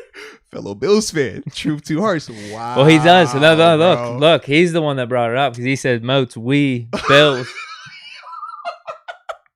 would never treat you like Deke." I ain't gonna lie, I do got a point. I mean, I've never had any. Oh, they're like nice to you and stuff. I've never gotten any slander, bro. Even when, bro, was that 2 years ago? I mean, we had just started the podcast, and I go up there and I'm doing like the draft. Remember, I was announcing the Ed Oliver pick, and I'm like, man, y'all know I cover the Steelers like heavy, and they still was rocking with me. So I'm like, it's love then. Even for the tailgate, whenever you were wearing your Steelers jacket, right, it was the Madden thing. It was the Bills Steelers Sunday night game with Duck Hodges. Like, there were Bills fans that were coming up to you at the tailgate, and they were just all supportive of you. Yeah. It was like all love, and I forget if you mentioned like why you were doing the Steelers or just even covering the Steelers. They were just more of like an understanding. It was a vibe, because they know I'm always gonna have a place for them because that's why I got my start. Pittsburgh, they didn't draft me. They made the boy wait. I wasn't on their radar. They had Jason Wells. He went to second round, so you don't need me when you draft Jason Wells in the second round. That's my dog. Shout out the Worlds for that. But Buffalo is gonna have a little place for me. But yeah. Living on a Prayer says, Deke, if Snoop invited you over for game day, you pulling up or passing on the legend? Ooh. I think you pull up. Ooh. You definitely do. You don't pass on that. Do you survive that, though? I've seen you. I think you call him out on the Steelers fanhood, though. You got to. I'd be like, what's the deal with the other jerseys? That's all. Let him explain himself, maybe. Let him explain himself. But yeah, you definitely go. I mean, that's a once-a-lifetime opportunity there. You going to research with him if you go? It's up to him. Okay. Fair enough then. Fair enough. If he's offering, I guess I'll dabble. I guess I'll dabble. Or you would dab? Yeah. I like it. All right, so now we're caught up on the super chats. Let's get back to these last couple of positions, man. All right. Cornerbacks. We got Pierre Island. Yeah. We got Cam Sutton. And we got Last Dance, my man Jumpman Joe Hayden. That's all we need. Give me Steelers. From what I remember, dude, the Bills secondary was one of their weaknesses last year a little bit. Like after Tre'Davious White, like Levi Wallace. Man, that's tough. They went through a couple of corners opposite of him. Levi was in and out at times. Levi was dealing with some injuries at one point. Because I want to say Josh Norman had some opportunities for them. Yeah, Josh was getting out there a little bit, man. But the dude that we thought would be the duck was the one who had the pick 6 on us. What was oh my goodness. Johnson. Yeah, Terrence Johnson. No, but Levi Wallace played good in that game too. Yeah, he did. He played good like the final stretch of the season. But Terrence was the one that we didn't think was going to play as well as he did, and he the one, said with the good old picky wicky. Maybe it was just a lucky stretch. Maybe it was just a good game. I definitely have Tre'Davious White over Joe Hayden or anyone else that we have on our roster for sure. He's a stud. Cam Sutton in the slot. That's not bad. What if they have him at outside? I'm not feeling that as much, obviously. Because they could. I mean, this is week 1. We haven't officially seen them roll that out with Pierre on the edge and Cam on the inside. They could take the approach of Cam being on the outside and maybe Mollett on the inside. No. See, I don't like that. But they could, though. They realistically could. If they want to keep Cam on the outside. And we don't know. And I wish I was there to see it. But shout out to the protocols. We got a Kello on our 53, right? He's not on practice squad. Joseph's on practice squad. Correct. But he's outside corner. Yeah. He was in the Super Bowl a while back. Yeah. Didn't play. No, but I've been talking too much about Pierre to let down here. Now, yeah, I can't. I'm obviously taking White over Hayden. Man, who are you taking over Levi Wallace? That's what I'm saying. He impressed the end of last year. Like he was definitely their weak point, but he's starting to impress. I feel like Pierre, I'm excited about him, but he could realistically be a Levi Wallace type right now, where he's going to have to go through some growing pains, but then figure it out and get hot because we haven't had that opportunity to see him against these caliber guys just yet. I'm talking too much on Pierre. I have to go with us. I have to. You going James Pierre over Levi Wallace right now? Yeah, I have to. And then Cam Sutton in the slot over Teron Johnson. I think that's a fair one. I like Cam over Terrence. I do. I do not like James Pierre over Levi Wallace. If Levi Wallace was on our team right now, he would be starting outside corner right now. I was talking too much about Pierre though. I need to. Like if it wasn't I'm with you. If it wasn't Pierre, if it was like a Kello, or if it's the scenario you're talking about, Cam Sutton on the outside, Mollett on the inside, I'm giving it to Bills. I'm too high on Pierre right now. I have to. I have to go through with it. I like it. I like how you riding with him. I'm not shying away from Pierre. It's just when I'm comparing those two players, it would be no different if Najee Harris was the Bills running back and this year we drafted Zach Moss as our running back. As high as I would be on Zach Moss because he plays for us, Pittsburgh, I would still be like, man, that dude is a better player over there. Like, that to me is just like, with James, I like James a lot. I think he will develop. I think he is on the right trajectory. He just has to prove it in the regular season. But Levi has already shown that growth. He's already shown that he can make plays and be out there on the outside. So I can't go with that one. But I'm with it. I like it, though. I like it. I'm going with Pierre. I like it. So as a whole, he's going to have a lockdown type of game. So you're going 2-1. Yeah, that's my case. Yep. Okay. A little 2-1 action. Joe Hayden. Little bounce back year. He's looking towards that free agency. Okay. Feels a little slighted. You know, he's motivated. Okay. I think he's gonna have a good game. I mean, he wasn't out there last time. Yeah. So that'll be interesting. I mean, just to see him against those Bills receivers too. But obviously, I'm taking Tre'Davious White over any guy we got easily.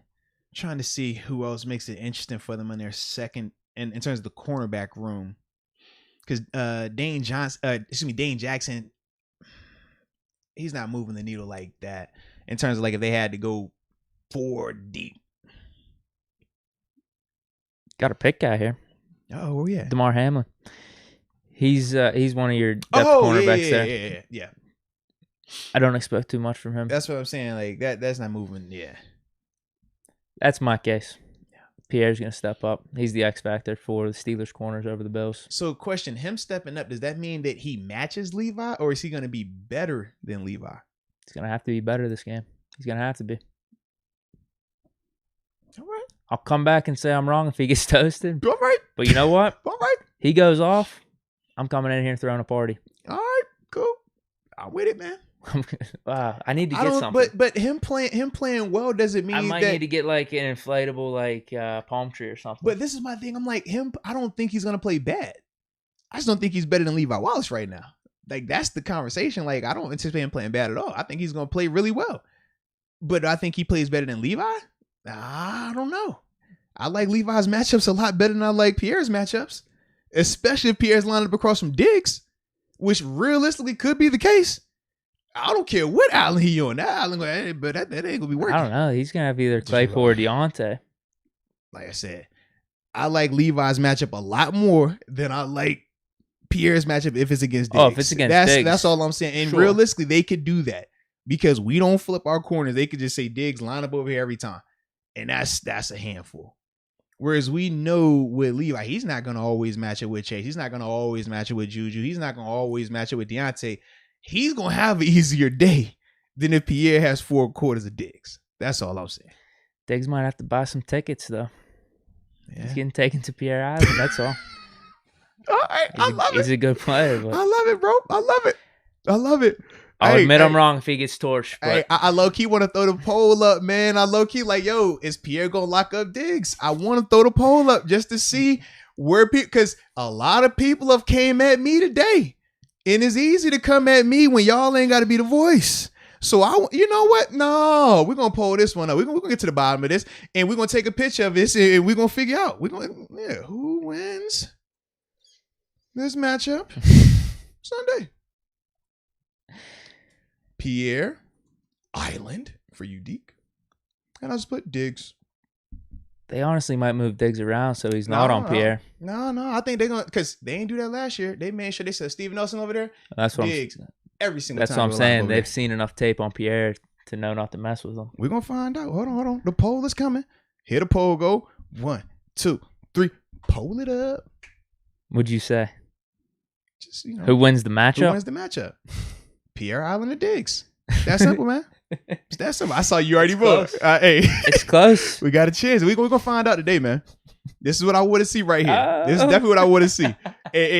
I hope I could get that. I wish I could get the names of everybody that's voting right now. I truly wish I could.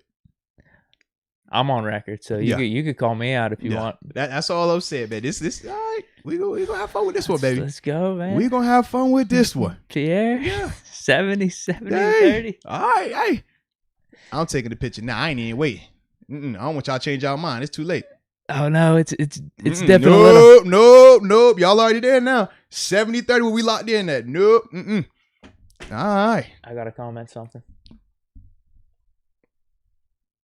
All right. Hey, John Doe. I like it, man. John Doe said he voted PA. He's not hiding. Hey, shout out. All right. I like it. Dante Harris. I hear you. Okay. All right. Okay. All right. Antoine 1398 said, I got $500 on Diggs winning that matchup. Exactly. Who take it? Put your money where your mouth is for everybody. All 66% of y'all. Put your money where your mouth is. Where are we at now? 65. Yeah, it's waning down. It's winding down a little bit. Xavier Caldwell, exactly. All the cap on this app right now. Yes, indeed. Exactly. I don't want to hear nothing that y'all talk about right now, man. My man right here, Money Man Malloy, riding with Pierre over Diggs, not 100%. Thank you. That's all I'm saying, bro. Yeah. This chat is all Islanders. Clearly, Eric. Clearly, y'all. Hey, I like it though. I like it. We're gonna get that chance. That's the beauty of football here now, man. Just realize how flawed my logic is because I said the receivers for Bills were gonna be a tougher matchup for our cornerbacks. Yeah. But so now just go talk already. I'm listening. Yeah. Hey, I could change my mind. New information. I don't know if it's new information, but as I'm looking at these cornerbacks, he's gonna take your old information and say, you know what? I'm gonna crumble that argument up, and I'm gonna repurpose this argument this way now. All right. Yeah. Fair enough. I've been too much on Pierre to back down. Fair enough. Yeah. I like it. Leave Hayden, and I'll take Sutton over Johnson in the slot. 2-1 case. I like it, man. You might as well go clean sweep then while we at it. No. If Pierre is locking up Diggs, we might as well say Joe Hayden finna lock up whoever he go up against too. Hey, give me Joe Hayden over Trey White then. No, I'm not doing that. What? Why not? No, that's it. That's out of control right there. What? Joe got all them Jordans. No. Joe looks cool. This is Joe Hayden. This is Pierre Island we're talking about though. No, but this is Joe Hayden though. This is Jumpman Joe. This is like top 5 pick. This is like pre-CBA. This is winner at every level. This is jump man. You feel me? It's Jody. You feel me? Like Joe finna go ahead and lock up whoever he go up against, have them making pancakes in the morning. You feel me? That's what Joe want. He should do well. He should do well, for sure. So we ain't taking him over Trey? I'm not. I'm taking Tre'Davious White, but okay. Offensive line, yeah, I'll give it to the Bills. Okay. Okay. Yeah, I think that might be it right now. Okay. I like it. Now this is beautiful right here. This is good. I'm liking what I'm seeing. Now Scott Cordozzi says Joe Hayden over Pierre Allen. That's what Scott just said. I don't know how you feel about that. Yeah, that's fair. Okay, and then Kareem Pitt says Joe over Trey White any day. I don't know about that. That's what he said. I don't know about that. Are you being a fake fan? No, not at all. Casual, bro. Where's your loyalty at? First off, you a Bills fan now? Not at all. So you gonna pick the opposition over us? What? No. Taking Trey White over Joe Hayden? No, that's not how it is. So who you taking? No, I'm telling you, I'm taking Tre'Davious White, but it's not like that. Oh man, your Bills. Gosh, your Bills. Yes, shoot the rock. Fake fan Deke. Absolutely. Small Deke energy. That's what that's called right there. How you gonna take Trey White over? Boy, I can't believe you. All right, let's get these last 2 spots and then we get up out of this thing, man. Safety position. Now this is interesting too. I gotta go with my guys. We got Minkah. But no, I know how we feel because we're high on Edmonds.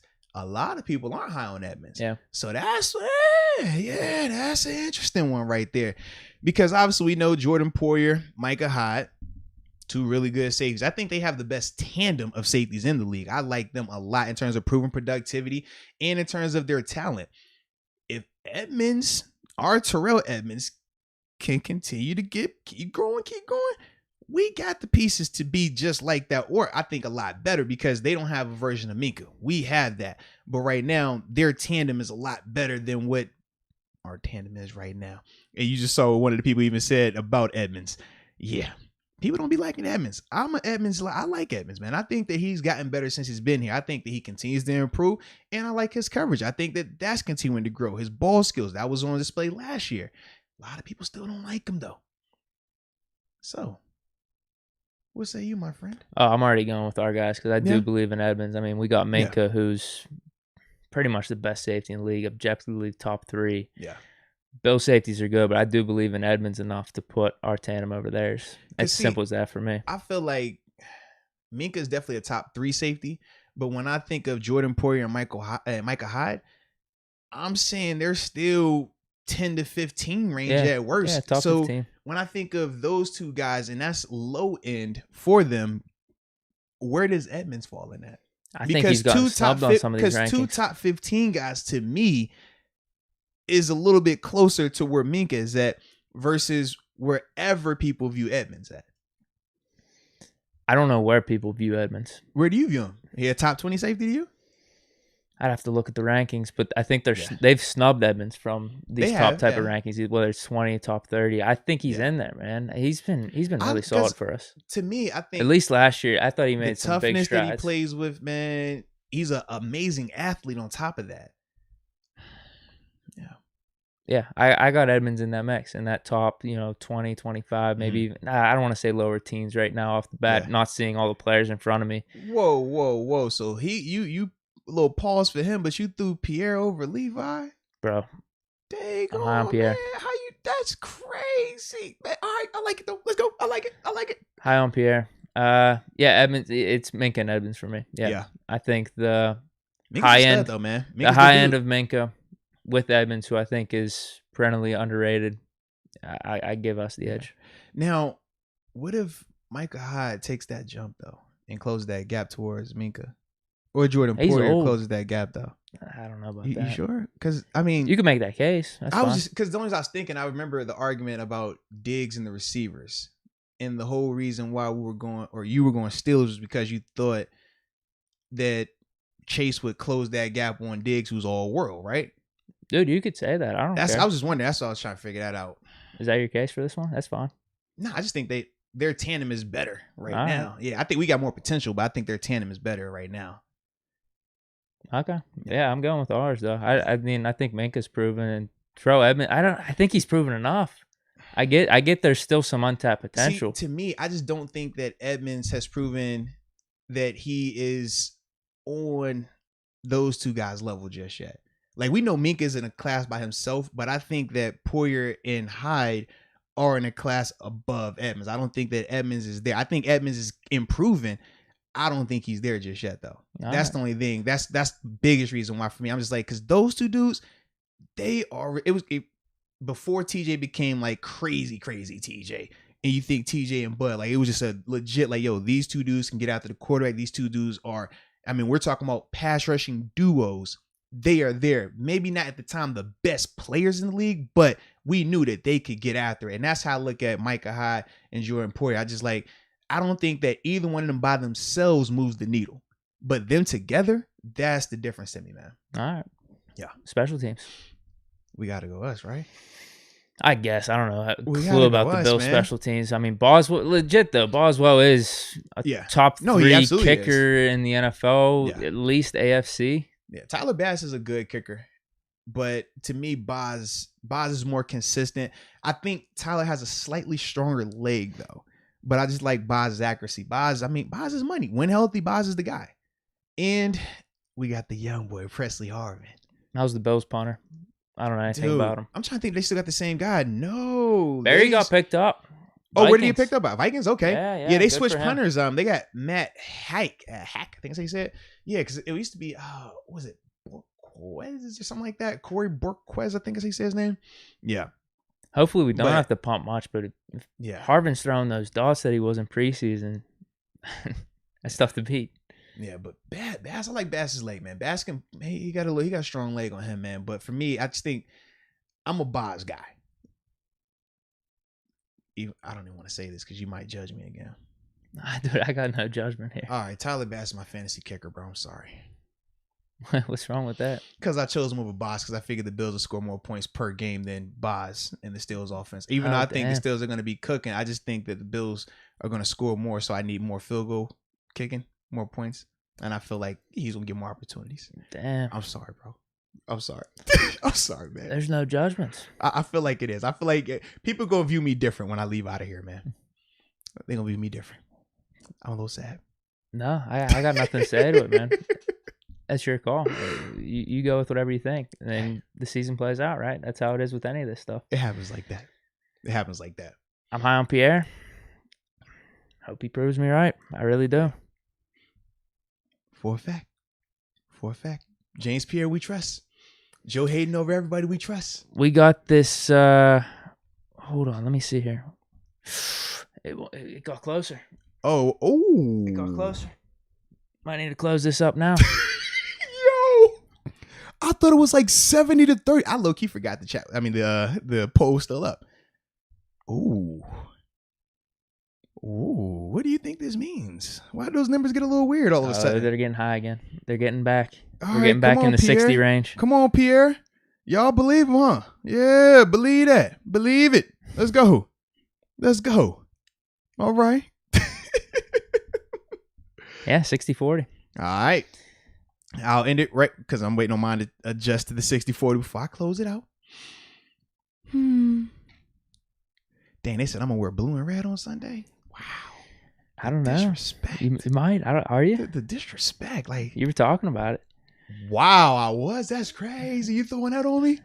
I mean, what color is the dude? This is a black and gold room. You were thinking of a combo, right? No, I was thinking black and gold, head to toe. Okay. I'm gonna paint my car black and gold. Yeah. You know, that's why I was flustered earlier. I was just painting it up, man. So yeah, that's what I'm on right now, bro. Okay, sick. Yeah. So yeah, with that being said, man, we should give him our prediction, but we'll do that tomorrow. We'll give him that tomorrow. When we get a prediction tonight, all right? So with that being said, bro, this was a vibe. This was good. This was fun, man. Yeah. Good times. This was good right here, man. So I think we're good. Do we got any other chats? I don't see anything left. No, I think we're good. So shout out to Keem. Keem obviously just looks like he just showed a little love to the show. Now we definitely appreciate that right there. Man, this has been a vibe. This has definitely been a vibe tonight. We'll see y'all tomorrow, man. And that's where we'll give y'all our official score predictions along with doing our season prediction for the Steelers in terms of wins and losses, stuff like that, because we have not dropped that just Some yet. awards. Absolutely, man. Who's going to win MVP or our top 3 MVP candidates? Offensive Rookie of the Defensive Rookie of the Year. Comeback player, or Coach of the Year. So we're going to do all of that tomorrow as well, man. So definitely make sure y'all tuning in. And I see black and gold room, but that action figure in the back. What the? Oh, that's my JMU one. Yeah, JMU bobblehead. That's JMU bobblehead right there, man. And the other one still, I do have a Bills one. Yeah. But you see it's not on display because we rocking with the black and gold. All right. So with that being said, no, Jennifer, I will not be dreaming about my ex tonight. That's talking Buffalo, not in real life. I don't want no problems. All right. So yes, with that being said, man, shout out to y'all. Don 1, the time I will post that later tonight / first thing in the morning. All right. But it'll be in the afternoon, early afternoon. That's what we got for you. All right. So with that being said, shout out to everybody that was here. And until next time, baby. Peace.